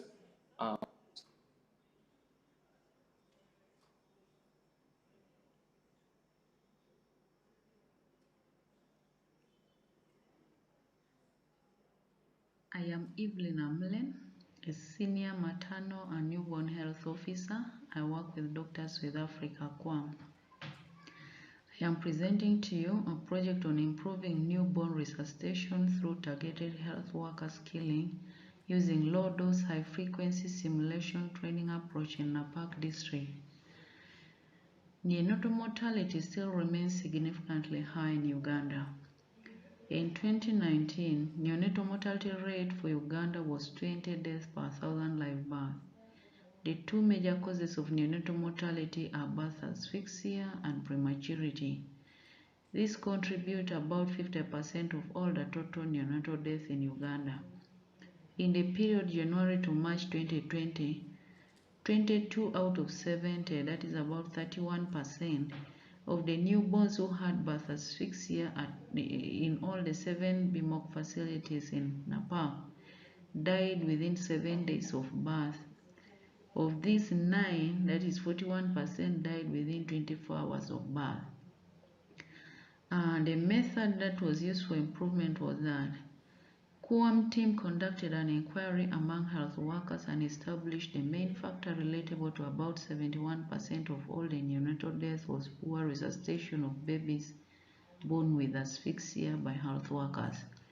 Some midwives reported individual level decay of resuscitation skills, while others reported to not have had adequate training on newborn resuscitation. In a period April to June 2020, QAM intervened by training targeted health workers from all BMOC facilities in Napak district in the key competencies on helping babies breathe, helping babies survive, and helping mothers survive. The trainings employed a low-dose, high-frequency simulation approach to enhance skills uptake among the trainees. The targeted follow-on facility based on job mentorships of selected trainees who scored lower marks during training was done to improve skills uptake and retention. Just on our left, we see a picture of midwives being taken through the skills of newborn resuscitation using a low-dose, high-frequency approach. And just below it are results that we achieved over that period. We realized that percentage of neonates successfully resuscitated in Napak district improved in the post-targeted training mentorship period. In Recording April in to progress. June 2021, 99% of newborns with birth asphyxia were successfully resuscitated compared to 71% in the baseline period January to March 2020, as per the data generated from DHIS2. The lessons we learned are that skilling of health workers on key competencies in helping babies breathe is a good approach in contributing to newborn survival. We also learned that use of low-dose, high-frequency simulation approach in training and mentorships is better in enhancing skills retention among health trainees. We recommend that adoption of low-dose, high-frequency approach during trainings and mentorships and coachings for health workers. Thank you. I acknowledge the contributions of my co-authors as listed above. MOH, National QI Conference Committee, all partners present, and fellow participants. Thank you for giving me the opportunity to be part of the presenters during this year's 8th National QI Conference. I feel privileged and honored to be part of the 2021 National QI Conference. By names, I'm called Ekelot Isaac, Assistant Nursing Officer Psychiatry, working at Princess Diana Health Center 4. I'm also a regional QI coach in charge of Soroti, Kalaki, and Kabermaido. Part of the authors of this presentation are Ojur Joseph, Dr. Nyonga Alfred, Apolot Zarina, Dr. Oloit Gerald. My presentation is on improving documentation of reported adverse events among voluntary medical male circumcision clients at Princess Diana Health Center 4, Soroti City. Adverse events in voluntary medical male circumcision are critical quality and safety indicators. However, monitoring of adverse events in large-scale VMMC programs is not without challenges. And by October 2019, documentation of reported adverse events was at 0% at Princess Diana Health Center 4, Soroti City. This was majorly attributed to knowledge gap on grading, documentation, and reporting of adverse events, lack of reporting tools, and absence of VMMC work improvement teams, the WITs. We initiated quality improvement study to increase the proportion of volunteers with documented adverse events from 0% in July 2019 to 100% by August 2020 at Princess Diana. What method did we use? At Princess Diana Health Center 4, we instituted work improvement team to increase advanced events documentation to 100%. 2, WIT conducted root cause stock effect analysis using fishbone diagram. Advanced events reporting tools were availed. Conducted a continuous medical education on documentation of advanced events and instituted mentorship focusing on identification, grading, documentation, and reporting of AEs. We also made it that we do a weekly data reviews plus spot checks were also conducted to ensure completeness of documentation. What results then did we get after this, doing all this? By November 2019, 25%, that is 1 out of 4 reported AEs were documented. In December 2019, advanced event documentation rose to 75%, that is 3 out of 4, but declined to 71.4%, that is 5 out of 7, and 88%, 8 out of 9 in June and July 2020, respectively. By August, advanced event documentation was 100%, that is 5 out of 5. And the run chart as indicated with the annotations on the progress of our findings. What lessons did we learn in this? Advanced event documentation, grading and management, quality health care services, work improvement teams, and contingency human resource for health are critical and allows for focused and proactive gap analysis, leading to tailored solutions, which improves service delivery. Settings with similar programs challenges may adopt these interventions. I want to acknowledge one of our strong IPs, TASO Soroti Regional Project, for the support from CDC through PEPFAR and the organizers of this very important conference.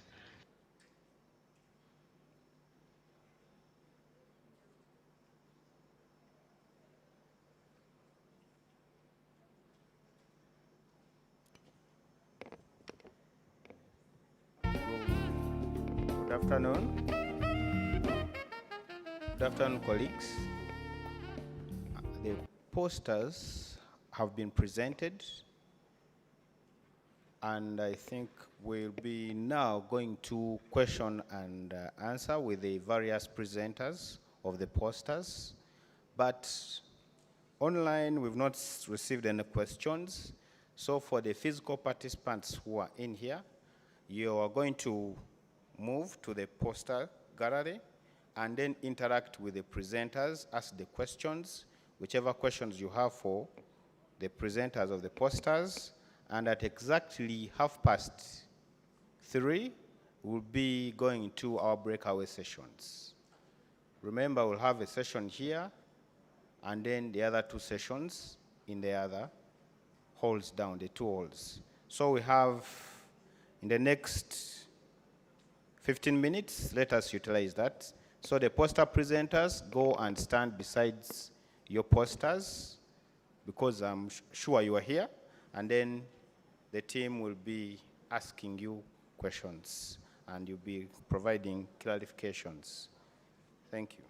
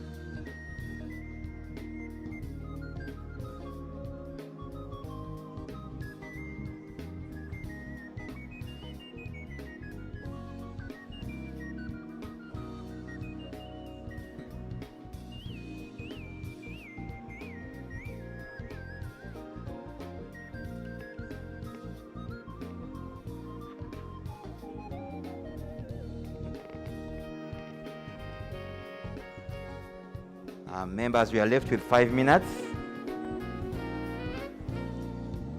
We are left with 5 minutes.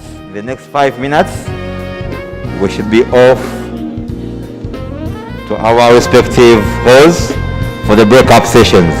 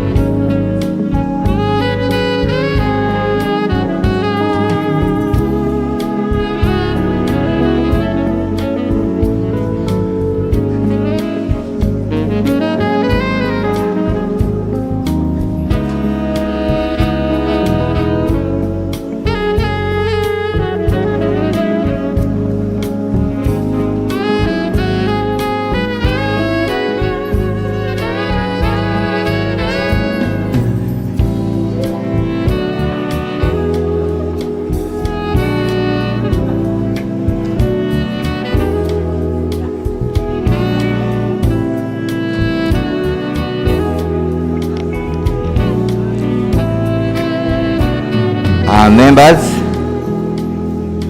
hello.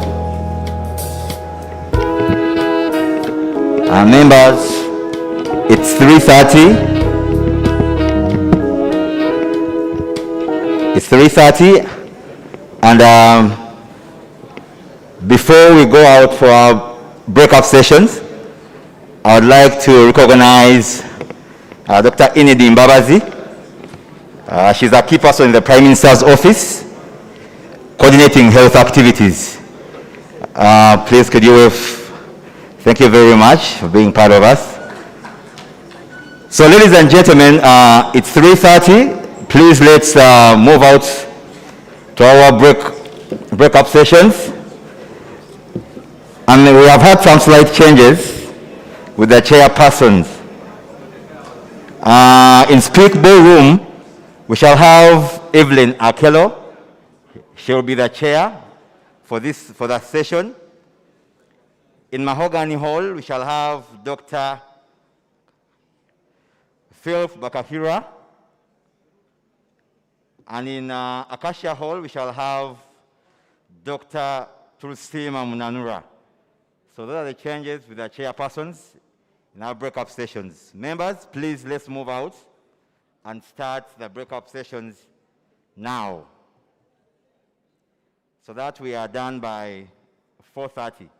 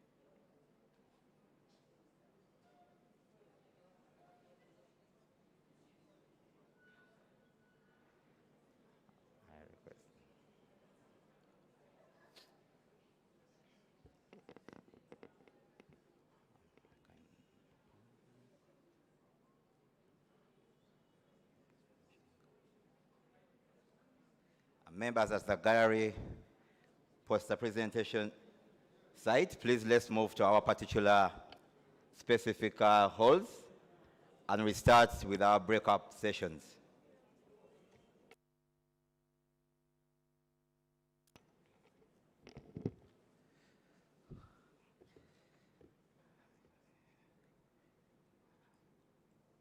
So I hereby call upon Evelyn Akello, the chair for this breakup session, to come. Please take up your seats.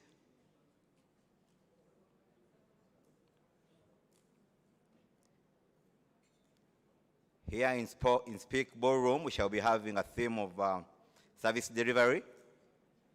In Mahogany, we shall have human resource for health as the theme. Acacia, we shall have health infrastructure. I hand over the floor to Evelyn Akello. Thank you.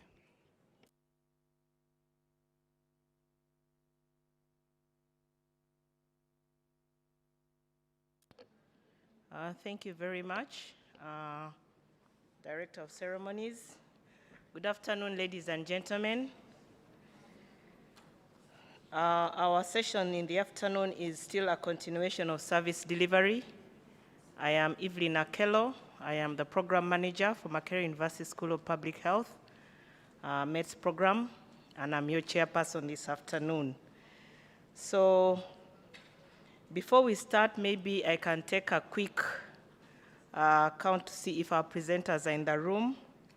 Stephen Amayo. Yes, Stephen Chair. Amayo. Hello? Yes, I'll be presenting virtually.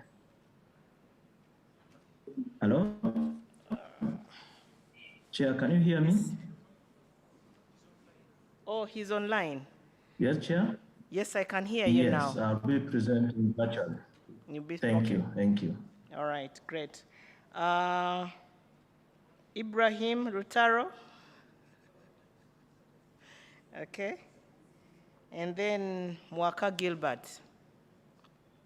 Great. Okay, so all our three presenters are around, and I know that the afternoon tends to get a little bit tiring, so we are going to try and wrap up so that we can do other things after that. So I'm going to ask Stephen to make his presentation on door-to-door community screening for TPT, eligibility among improved uptake among under 5-year-olds household contacts. And this is in Acholi sub-region in Uganda. So Stephen, please go ahead and make your presentation. Yes, thank you, Chair. I hope you can be able to see me. Can I kindly have my presentation projected? We can see you. Yes, can I have the presentation projected, or I project from here?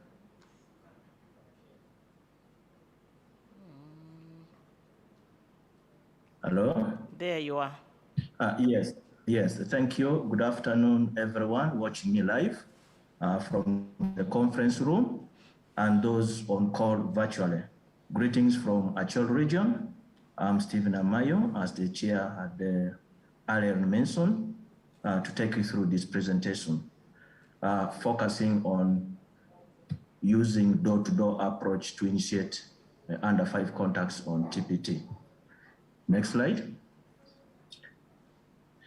Yes, we all do appreciate that WHO recommends TB prevention among high-risk population, and of course, among which are the under 5 contacts, where our presentation and discussion is focused.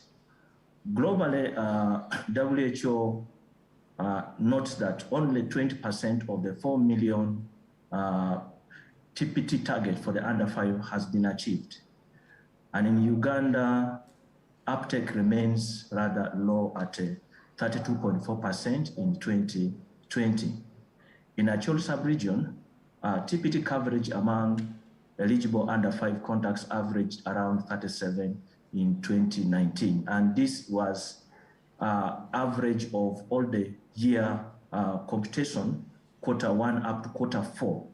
And we did get this proportion after we deep dive to understand the reason as to why the under 5 contacts are not being enrolled as required on TPT. So when you did this root cause analysis, we realized that yes, much as the facility staffs do index contact tracing, when they identify the under 5s, they link them to the facility for initiation. Now that one comes with a challenge, especially the transport. The caretakers find a challenge going along with the young ones to go and get the services at the facility level. And then we also realized that some family members find a challenge accepting as to why the under 5 should be started on TPT when actually they do not have any illness. So these were some of the challenges that motivated Rice North Acholi to support the 8 districts in Acholi region to conduct door-to-door under 5 TPT screening and initiation. Engage the civil society organization. These are already structures that were existing in the community, but however, we are using them for other TB activities like contact tracing, which contact tracing I did mention for the under 5, they only link them to facility, but not initiating them or doing the community work where they are. And then of course, where we didn't have the civil society organizations, we engaged the VHTs, and of course, also community resource persons, where we had the LCs, some religious leaders, spiritual leaders, and of course, where we also found the retired health workers who did make use of that. But these were people whom were already trained, including the VHTs with the help from Ministry of Health, building their capacity in TB work in the community, but they were not directly involved in doing under 5 TPT initiation. So we had to refocus their attention, use the available resources in the community, who are these individuals here, to make sure that they begin mobilization and sensitization of under 5 contacts of pulmonary bacterial confirmed TB patients within their nuclear and extended family. Because many times we realize that the focus was on the nuclear family. But however, these index contacts also have here in our community, people live in a cluster. So there was element of leaving out other extended families. So this incorporates now the extended family where the index contacts had contacts with. So the facility health workers, together with our resource persons within the community, the CSOs, the VHTs, developed a list, came up with a line list of under 5 contacts of these individuals, the children, and assign particular days within the week and inform the index contact as to when they will be going to do the under 5 screening and index contact tracing. Just a moment. Just a moment. Yes. So in that regard, the health workers, what is quite unique here is that they moved with the registers, the weighing scales, and the drugs. So the purpose of this is that when they go in the community, as opposed to linking them to facility, they screen them after identifying these under 5 contacts who are eligible, start them on treatment, TPT immediately. Those who have signs of TB disease are further screened for possibility of TB and probably putting them on treatment. Next slide.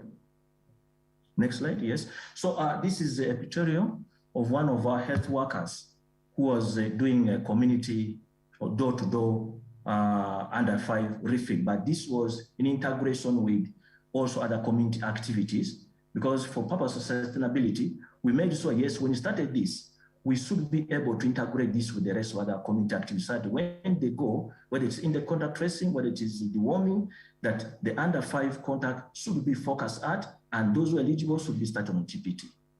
Next slide.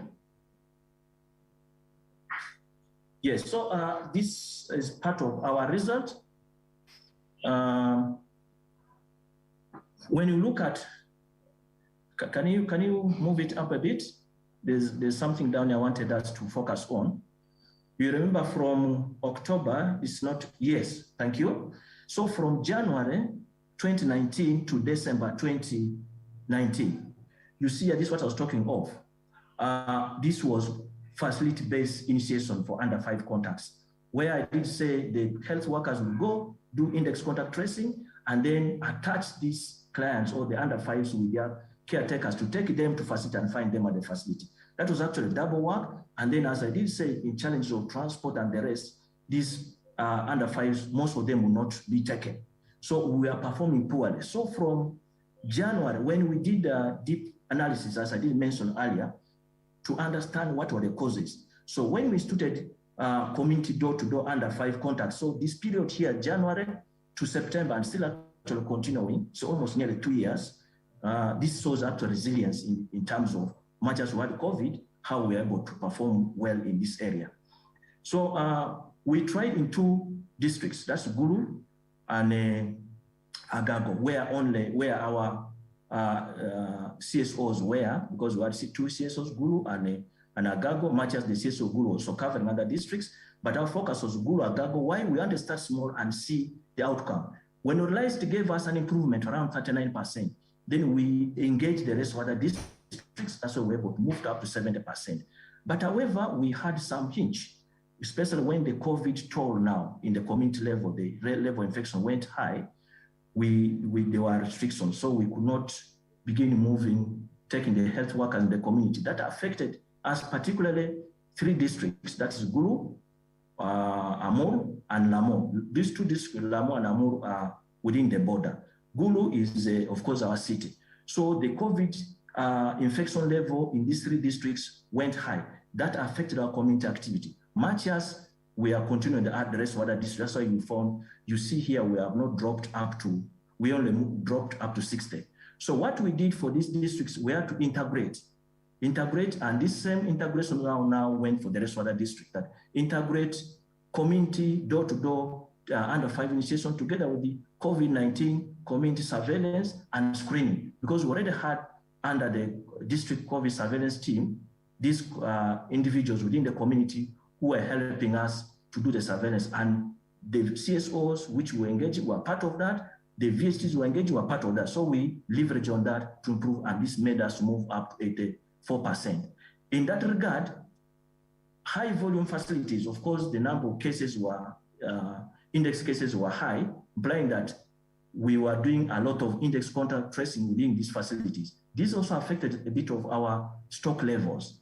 So we dropped in regard to INH 100 milligrams. So we had to do internal auditing of stock levels, and we identified that the sub-facilities that are low level had some stock. So we did internal redistribution of these drugs to the facilities, high volume facilities that lacked these drugs, as we wait for routine delivery from NMS. So when you look at this shows actual resilience. Yes, much as there was COVID, but this is now the positive aspect of the impact of COVID in regarding to service delivery in the community. Next slide. Yes, this is our discussion point. Most of the things here I've already mentioned. So yes, the health workers we engaged evaluated these line list clients as they move together with our community team. They evaluate to identify the eligibility of these under 5. Those who are eligible, yes, they start them on treatment. Those who are not eligible because of probably having sign and symptom of TB, they take them through the process of screening for TB and diagnosis. If they are found to be having TB, of course, they also start them on treatment. Now, most importantly, as I did mention, the team moved with weighing scale, registers, and the drugs to make sure that whoever is identified is immediately initiated there and then and reported, put in the register and captured into the data system. So in that regard, it also helped us to orient the community team with preparedness to monitor the drug adverse effects. So the CSOs and the VHTs, we took them through because we already had the drug advance tools from Ministry of Health. We oriented them, we gave them, availed them with these tools to monitor any possible side effects. And if these side effects have got, they immediately inform the facility team moves in to make sure that, yes, these are arrested within time. So on monthly basis, the health workers move in the facility, monitor these under 5 contacts until they stabilize. After 2 months, then of course the community team, the VHT and CSOs continue with the refilling. Next slide.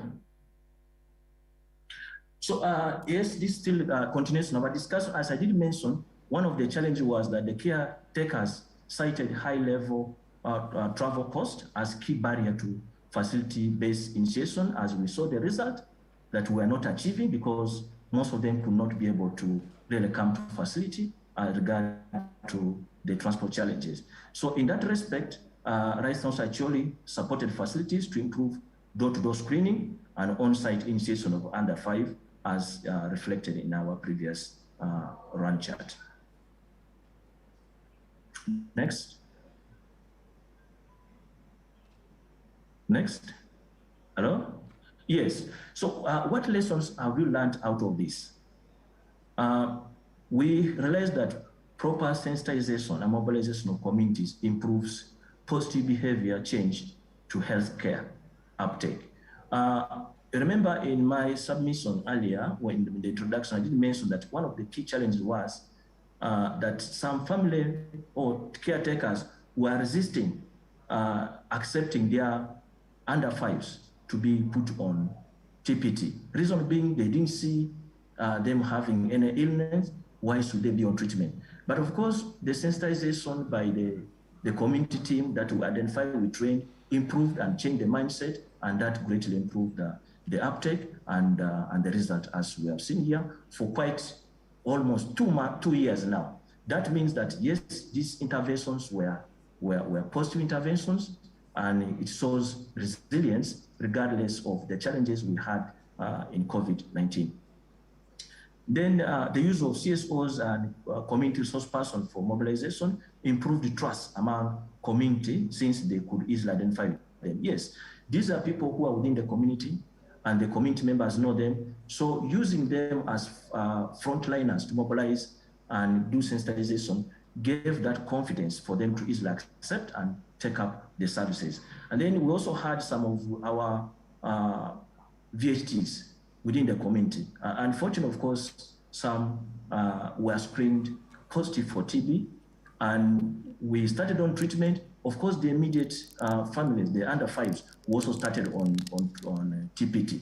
So that's the testimony they gave, also gave confidence to some of the community members who are within there and said, yes, I think it's possible, this drug has no harm, and I think our children can also be put on that. So engaging facility in charges to support, rather to supervise door-to-door screening, enable integration of the activity into other community outreach programs. Yes, for purpose of sustainability, yes, we started this, but we needed to build the capacity of the facilities and the district for ownership. So by putting the facility in charge to supervise that, one, they have the capacity and the leadership role to assign the health workers to do that. And then two, to integrate this, because the other community activities under PSC. So we thought— Amayo, can I please request that you wind up? You are above your time. I'm soon, Chair. So by engaging the facility in charge, enabled us to quickly spread out this and be able to sustain this activity throughout the region. Then sensitization and community engagement is critical in improving attitude in the uptake of TB services. As next. Next slide. Hello? Next next slide. slide. So in conclusion, I'm concluding. Please, can I have the next slide?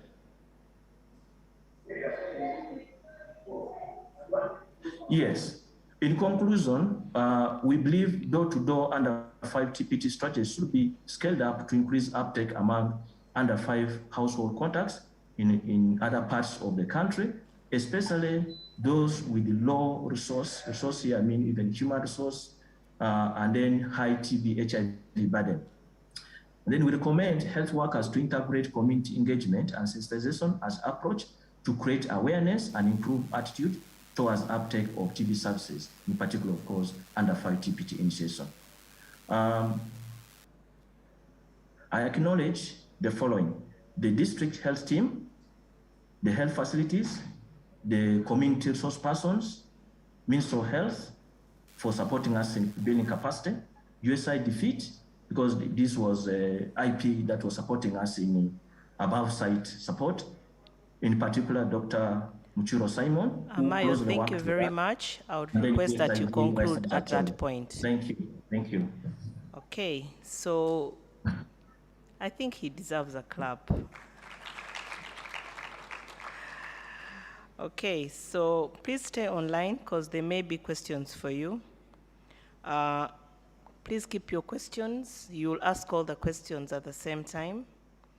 Our next presentation is by Julius Senjiwala. He's sitting in for Ibrahim Rutaro, and it's reducing incidence, AEs, post-circumcision through regular AE monitoring and auditing in CDC-supported SMC sites in Uganda. Julius, if you can save us 5 minutes or so, we'll be grateful.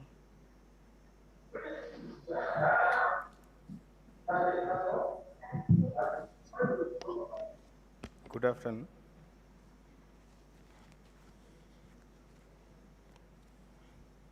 Good afternoon. I'm seeing some people here, so I expect a response. I'm going to be presenting work Mackay University School of Public Health has been implementing in all regions supported by CDC, which are actually providing safe male circumcision. And the work is aimed at reducing adverse events following circumcision in CDC-supported regions.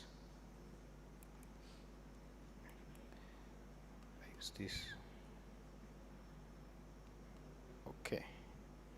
So voluntary male circumcision was adopted as a HIV prevention strategy in Uganda in 2007.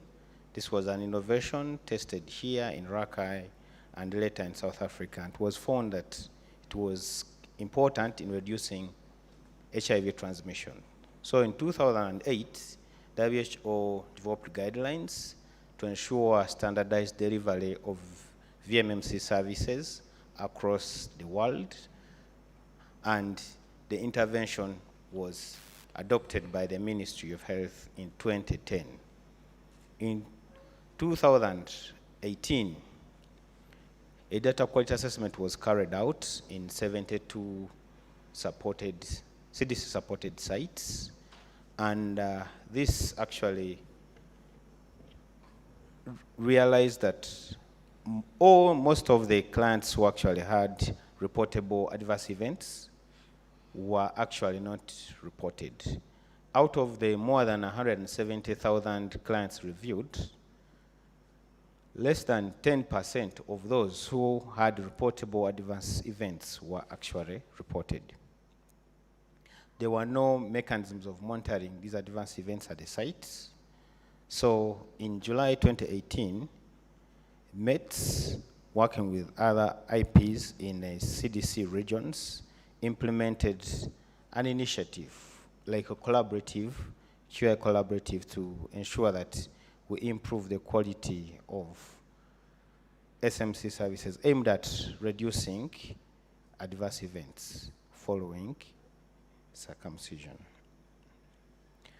What approach did we use? A tool was developed to monitor adverse events at site level, and then a process. They will map the process of how, from the point of circumcision to the processes of developing an adverse event, how is it monitored, how is it reported, and how is it managed.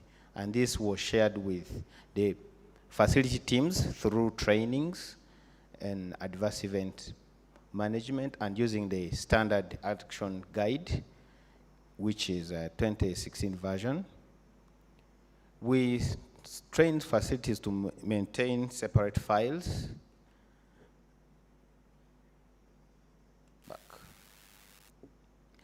Then we supported files with regular mentorships and coaching. How come the other one is off?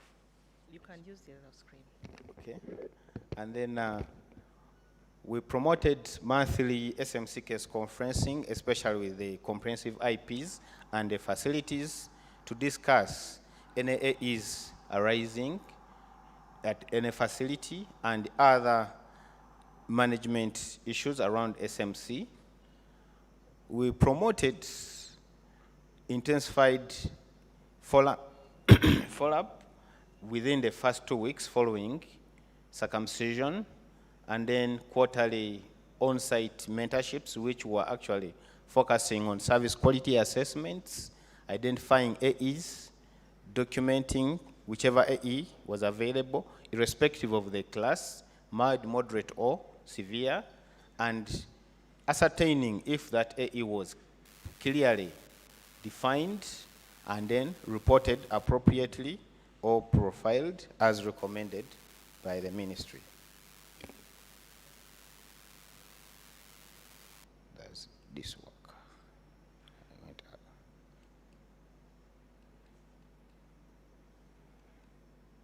So what are the outcomes? We are seeing that from July 2018, where follow-up within the first 7 days, the first week, we know that follow-up has to be more intensive in the first week. You should follow up a circumcised client within 48 days, because that's the period when most of the AEs actually will develop. So follow-up improved from 80% to 95% by April 2021. Adverse events with detailed documentation tremendously improved from 11% to 91%. And this is a testimony from what we have seen with one of the sites, which has actually presented the last poster presenter from Princess Diana was part of this, and also presented something on documenting adverse events. That's part of this work. And then there was a notable reduction in the incidence of reportable adverse events from 76% to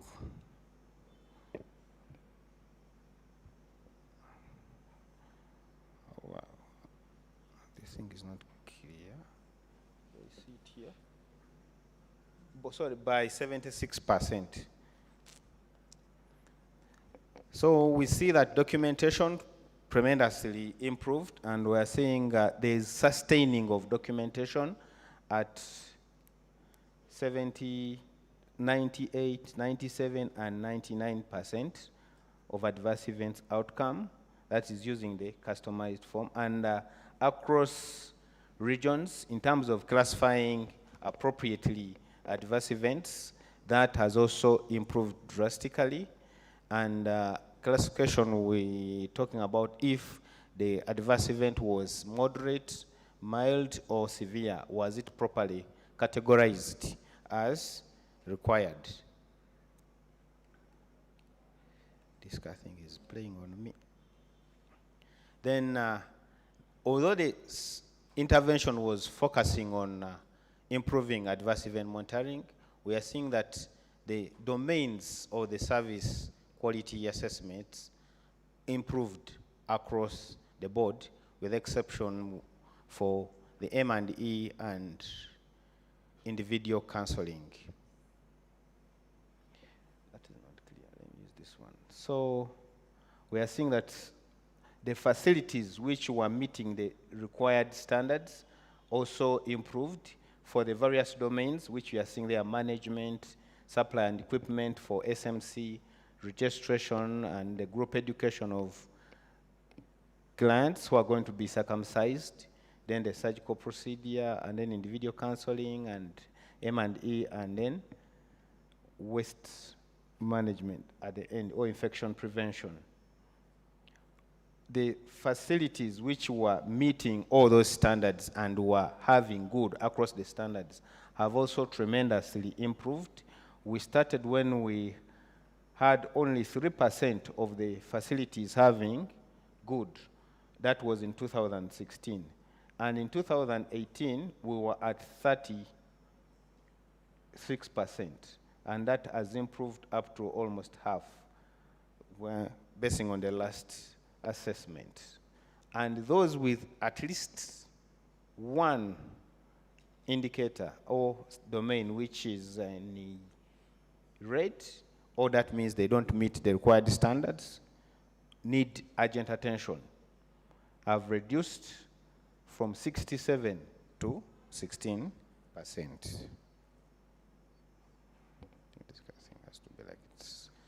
So in conclusion, we are saying that effective adverse event monitoring system with regular mentorships to sites are essential in reducing adverse event occurrences. And the tool for monitoring AE has been tested widely and utilized by many teams and found to be effective. So we think MOH should adopt it and roll it across the country. Acknowledge my lead author and other authors and the institutions which have supported this work: the School of Public Health, CDC for supporting this, and Ministry of Health for providing the technical guidance through Dr. Barbara and the Kadama, the implementing partners who have done or implemented whatever we are presenting here. For us, we just go there for supervision, mentorships, and then we document the good things happening. And the frontline health workers who are actually implementing this. Thanks a lot. Thank you very much, Julius. Please join me up here as you wait for your questions. Our next presenter is Mwaka Gilbert. Mwaka, if you could take the stand and take us through your presentation, the role of effective community QI intervention on viral load suppression in Palabekal Health Center to Lamour District. If you can make the presentation in 10 minutes, we shall be appreciative.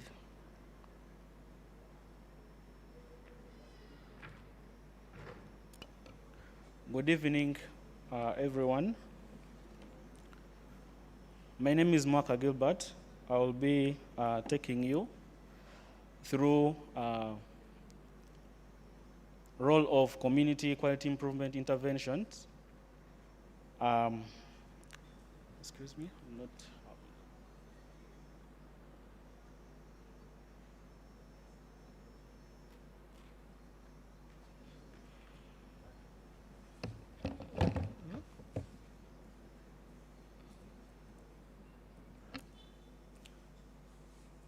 Sorry. We're looking at the role of community quality improvement interventions in HIV viral suppression among children and adolescents living with HIV at Palabekal Health Center 3 in Lamont District. The HIV prevention, care and treatment guideline recommends sets of interventions to support children and adolescents to achieve viral suppression. These sets of interventions include various indicators that directly affect a child's or adolescent's viral suppression. At Palabekal, we had variance in children and adolescents who receive services they are eligible for at the right time due to missed opportunities and missed appointments.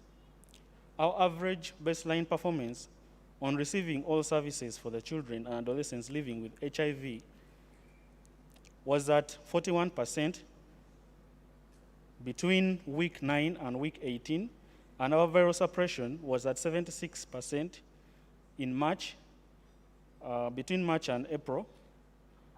That is below the Ministry of Health standard, which is a 95% viral suppression.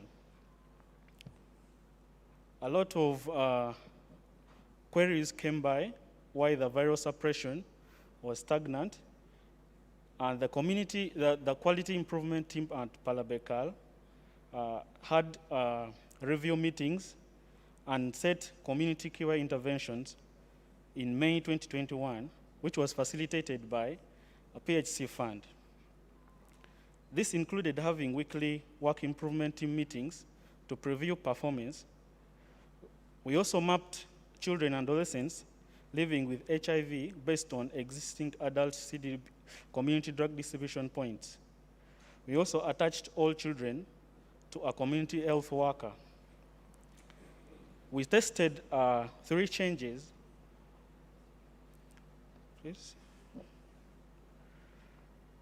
Please back to the methodology. Yes. We tested 3 changes which directly affects receiving all services, since all services for the children directly affects HIV viral suppression. These changes was, we integrated the children and adolescents HIV services into the existing community drug distribution point services, where we reached 43% of the children in distant locations. We also added same-day follow-up of missed appointments for the children and adolescents living with HIV. We also encourage provision of at least one home-based ISC or intensive adherence counseling to the non-suppressed children to assess home factors, since community psychosocial issues directly affects viral suppression. These were our indicators which were tested separately. We see in the first graph, next on the results. Next, please. Yes. We saw at our baseline in between Feb to March, the children who had an ISC, a home-based ISC at the community level, was at 0% in April. And in May, when we had our community care interventions, we introduced home-based intensive adherence counseling to all the children who have had at least one ISC at the facility, so that the second intensive adherence counseling can be done at the community. We saw a tremendous increase in the number of children who receive intensive adherence counseling at a home-based level. We also measured our children who have been scheduled into community drug distribution points where services are provided at those points. We also saw that at week 19, which is May when we introduced those changes, we saw a tremendous increase up to 100%. By week 25, that means we reached all our children by week 25 in the community and provided services to them.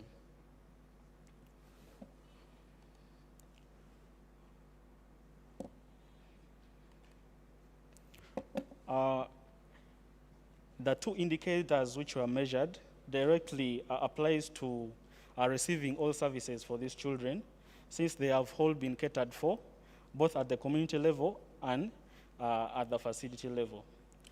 At our baseline, we saw at week 9 to 18, our performance was stagnant. And then after we introduced a set of quality improvement interventions, there was an increase in the percentage of children who receive all services they are eligible for, where we reached 100% at week 25, and we maintained that 100% up to week 37, which was when our project ended, but it continued up to week 40. This was due to introducing community drug distribution services into community drug distribution points, where we cater for all the children in distant locations who always miss appointments. We directly see that a correlation between receiving all services for these children and their viral suppression. The viral suppression increased gradually from January 2021 up to October 2021 from 57% to 88%. In our discussion, there was an increase in the provision of eligible services to the children and adolescents from 33% at week 9 to 100% at week 25 through same-day follow-up of missed appointments, where community linkage facilitators are sent into the field if a child has not made contact at the facility by midday. Eligible service provision was maintained at 100% from week 25 up to week 37 through extending children and adolescent services into adult community drug distribution points in distant locations.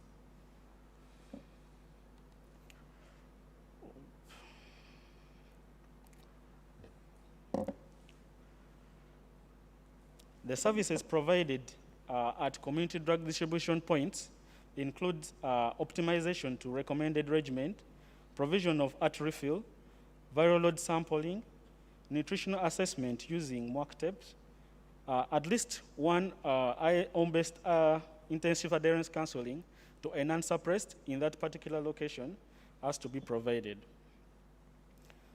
And in all, we see that provision of home-based intensive adherence counseling to the non-suppressed and 100% provision of all services to these children, it has led to a gradual increase in viral suppression from 57% at week 9 to 83% at week 37. We have learned that provision of home-based intensive adherence counseling addresses psychosocial issues at community level, which is a major contribution to viral load suppression, non-suppression, sorry. We also learned that same-day follow-ups ensures that missing an appointment doesn't make a child miss the services they are eligible for, since they are followed up on the same day and the services are provided. We have also learned that community art service provision strengthens doctor-patient relationships, thus fostering more confidence in care given to a child. In our recommendations, provision of home-based intensive adherence, provide home-based intensive adherence counseling for holistic care for the children and adolescents living with HIV. This we recommend the facilities that can copy this up. It does really work, and it has helped us achieve our desired viral suppression, and all our children receives all their services. We also recommend that health facilities to consider same-day follow-up, which is a possible way of reaching all the children who miss appointments if they have been attached to a community health worker. We integrate care for children and adolescents living with HIV in the available client-centered services at community level using the community service delivery models that are available. Okay, thank you very much, Gilbert. Kindly join me up here as you wait for your questions. We have our three presenters. They are done with their part. Now it is our part to ask them questions and seek for clarifications where things were not very clear. Gilbert, in the spirit of SOPs, please come on this side. Gilbert, please come on this side. Okay.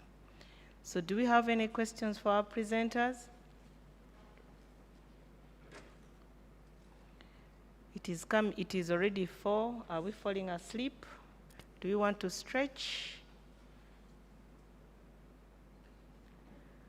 3 beautiful presentations. Are you saying there are no questions? Good. We have a question here. Recording in progress. Who is moving around the mic?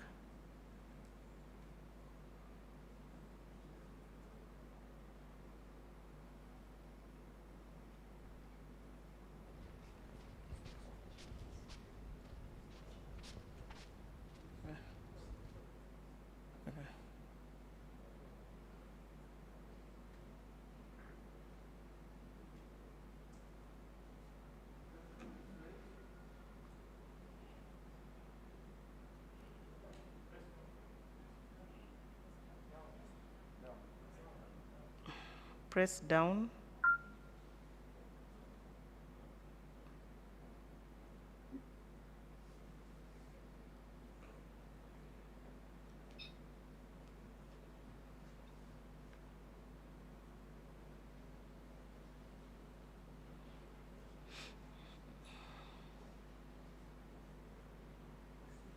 Can you just walk up to the podium and ask your question from there? Thank you.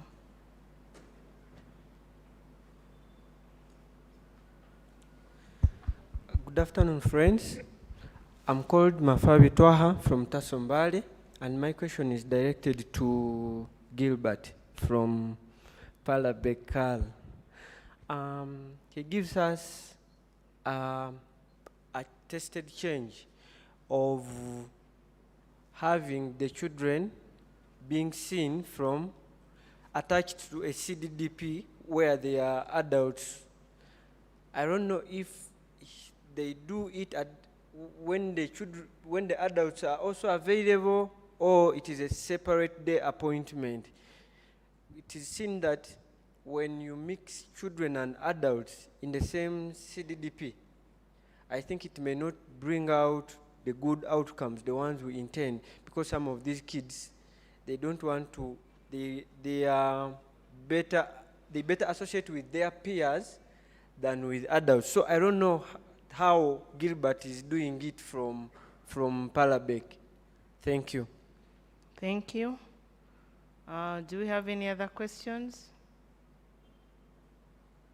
I am the chair, but I think I'm going to put up my hand and ask a question while you think of other questions.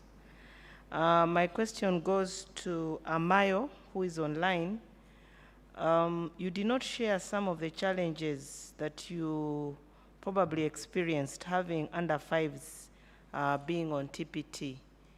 I think it would be interesting for you to share what challenges you actually documented as you are undertaking this activity. And my question to Gilbert still, and this is Palabek. You were talking about the community QI intervention. Were there any effects of COVID-19 on your program? Because remember that you had to go to the community in order to do this intervention. That is, have you continued with the project or it stopped after you saw an improvement? Yes, there's a hand up at the back.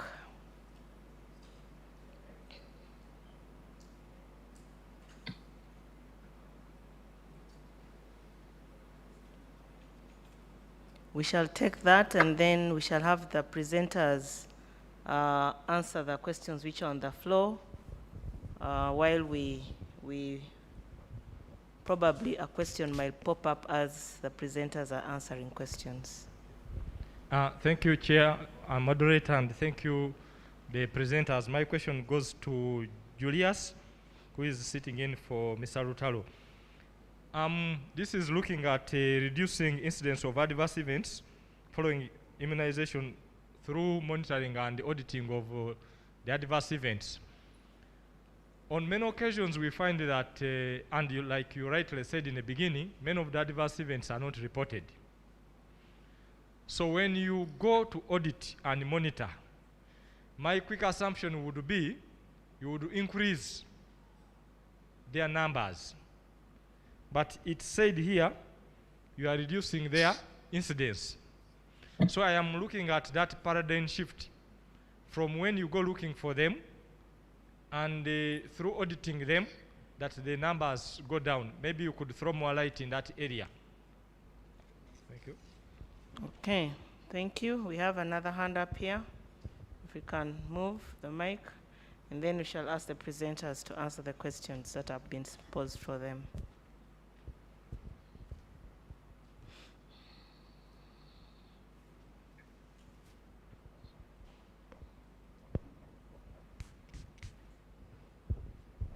Okay. Thank you, Chair and presenters. My question goes to Mr. Mayo, who is online. He presented about TPT under 5 years, and actually I got some interest in it because I always get challenges when I'm implementing this. Here, I want him to guide me properly on how he handles the challenges I always face. For example, if we are talking about the contacts, even in the neighborhood, outside the family of the index patient, they are contacts of that patient. It becomes a challenge to me to convince these the parents of the neighbor from the neighborhood of this index client to initiate these children under 5. I don't know whether he could have experienced similar challenges, and maybe he would help me understand how he went about them, and I also pick up the practices which can help me at my facility at Itojo Hospital. Thank you. Yeah, thank you, Chair, and thank you for the questions. Maybe let me start with the last one. Unfortunately, I didn't pick the name of the person who asked the question. Yeah, how did I handle the challenges? Of course, this fits into the first question, the challenges itself. One of the major challenges we had was for the caretakers or the parents to accept the minors or the under 5s to be initiated on TPT.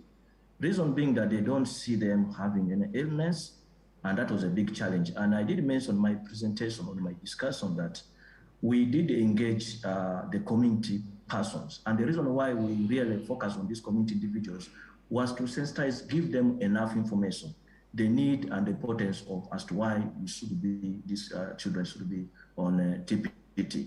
And he did mention particularly the extended family. Yes, if I can take example of our region here, Acholi region, most of our communities stay in cluster. You may find a family here, but you also have extended family. And of course, this individual is an index client, moves around. So when we are doing this index contact tracing, we do deep analysis to know who are the immediate family members where he visited. Of course, that comes now with the information you give to the person so that he can open up and give you the right information. Because if the individual or the index client does not open up because he lacks adequate information, you have not prepared him properly, give him reason as to why the minor should be put on TPT, of course, you will be missing out some of these extended families. So when they provide that information, we move around to the extended families, do the sensitization before we start, build the capacity, they must accept. And where they have not accepted, we do not start immediately because the next challenge is the issue of adherence. Now that when you start this client, they are minors, you know that these minors are dependent on their caretakers. So it is very important that the caretakers should appreciate and understand the importance of the minors to be on TPT. So we invest a lot on that. That's why we're using our community resource persons who are knowledgeable within the community and the people they understand very well. To some extent, where they are challenging, we also engage actually some key people in the community. There are some religious leaders, cultural leaders. We have then including the district DHT team that helps us in building the capacity. Of course, that doesn't mean that we are 100% will not get such challenges. Of course, the individuals may absolutely refuse, but we continue building the capacity for them to accept. Now, this one takes me to the first question of the moderator. What challenges? I've already mentioned that as one of the challenges. The second challenge is the adherence.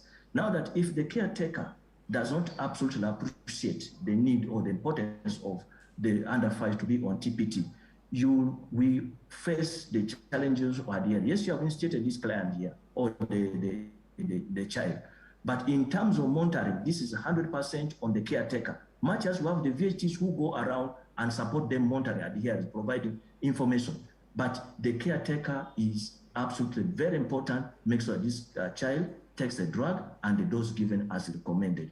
So those are the two challenges we will face. Thank you very much, Amayo. But Julius, you had... we work together with our community team. Okay, thank you very much, Amayo. Julius, you had a question? You had one question. Dr. Kaita was wondering how an audit resulted into reduction of incidents. The approach actually was using the audit to build the capacity to manage and reduce adverse events, document them, classify them properly, but at the end of it, reduce the occurrence of adverse events. So we focused on building the capacity of the teams to manage the AEs appropriately, and then during the surgical procedure and follow-up, put up appropriate interventions to reduce the occurrence of adverse events. That's why there was a 76% reduction in OE occurrences. Okay, thank you, Julius. Gilbert, you had two questions. Yes, thank you. The first question was... The first question was basically directed at the children's confidentiality. Yes, that one, it was put into account. The first thing we did was to differentiate them. Yes, of course, we introduced it into adult community drug distribution points, but then we mapped out the children who are in those points and grouped them together, and a team for the children provides those services to the children, while for the adults, it's only drug refill that is given to the children. That is how we have been able to manage it. And the second question was the effects of COVID-19 restriction. Did it stop the improvement, or did the project stop due to the restrictions? No, the project didn't stop. Our major focus was on the children, and the children in those locations are not few.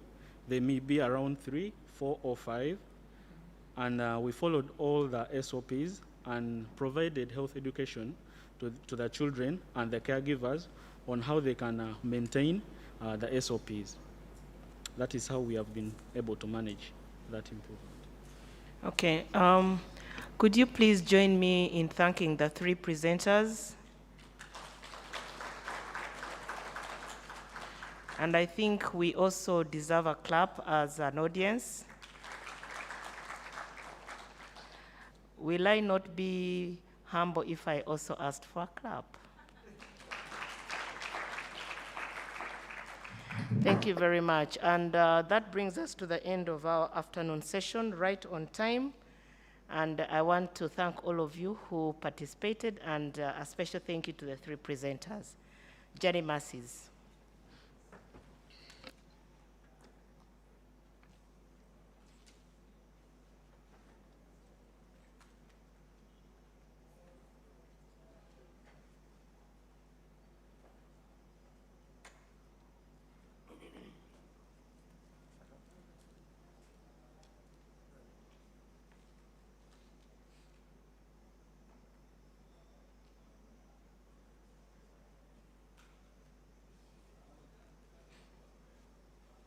Hello, good evening. It's already evening, I think. Good afternoon.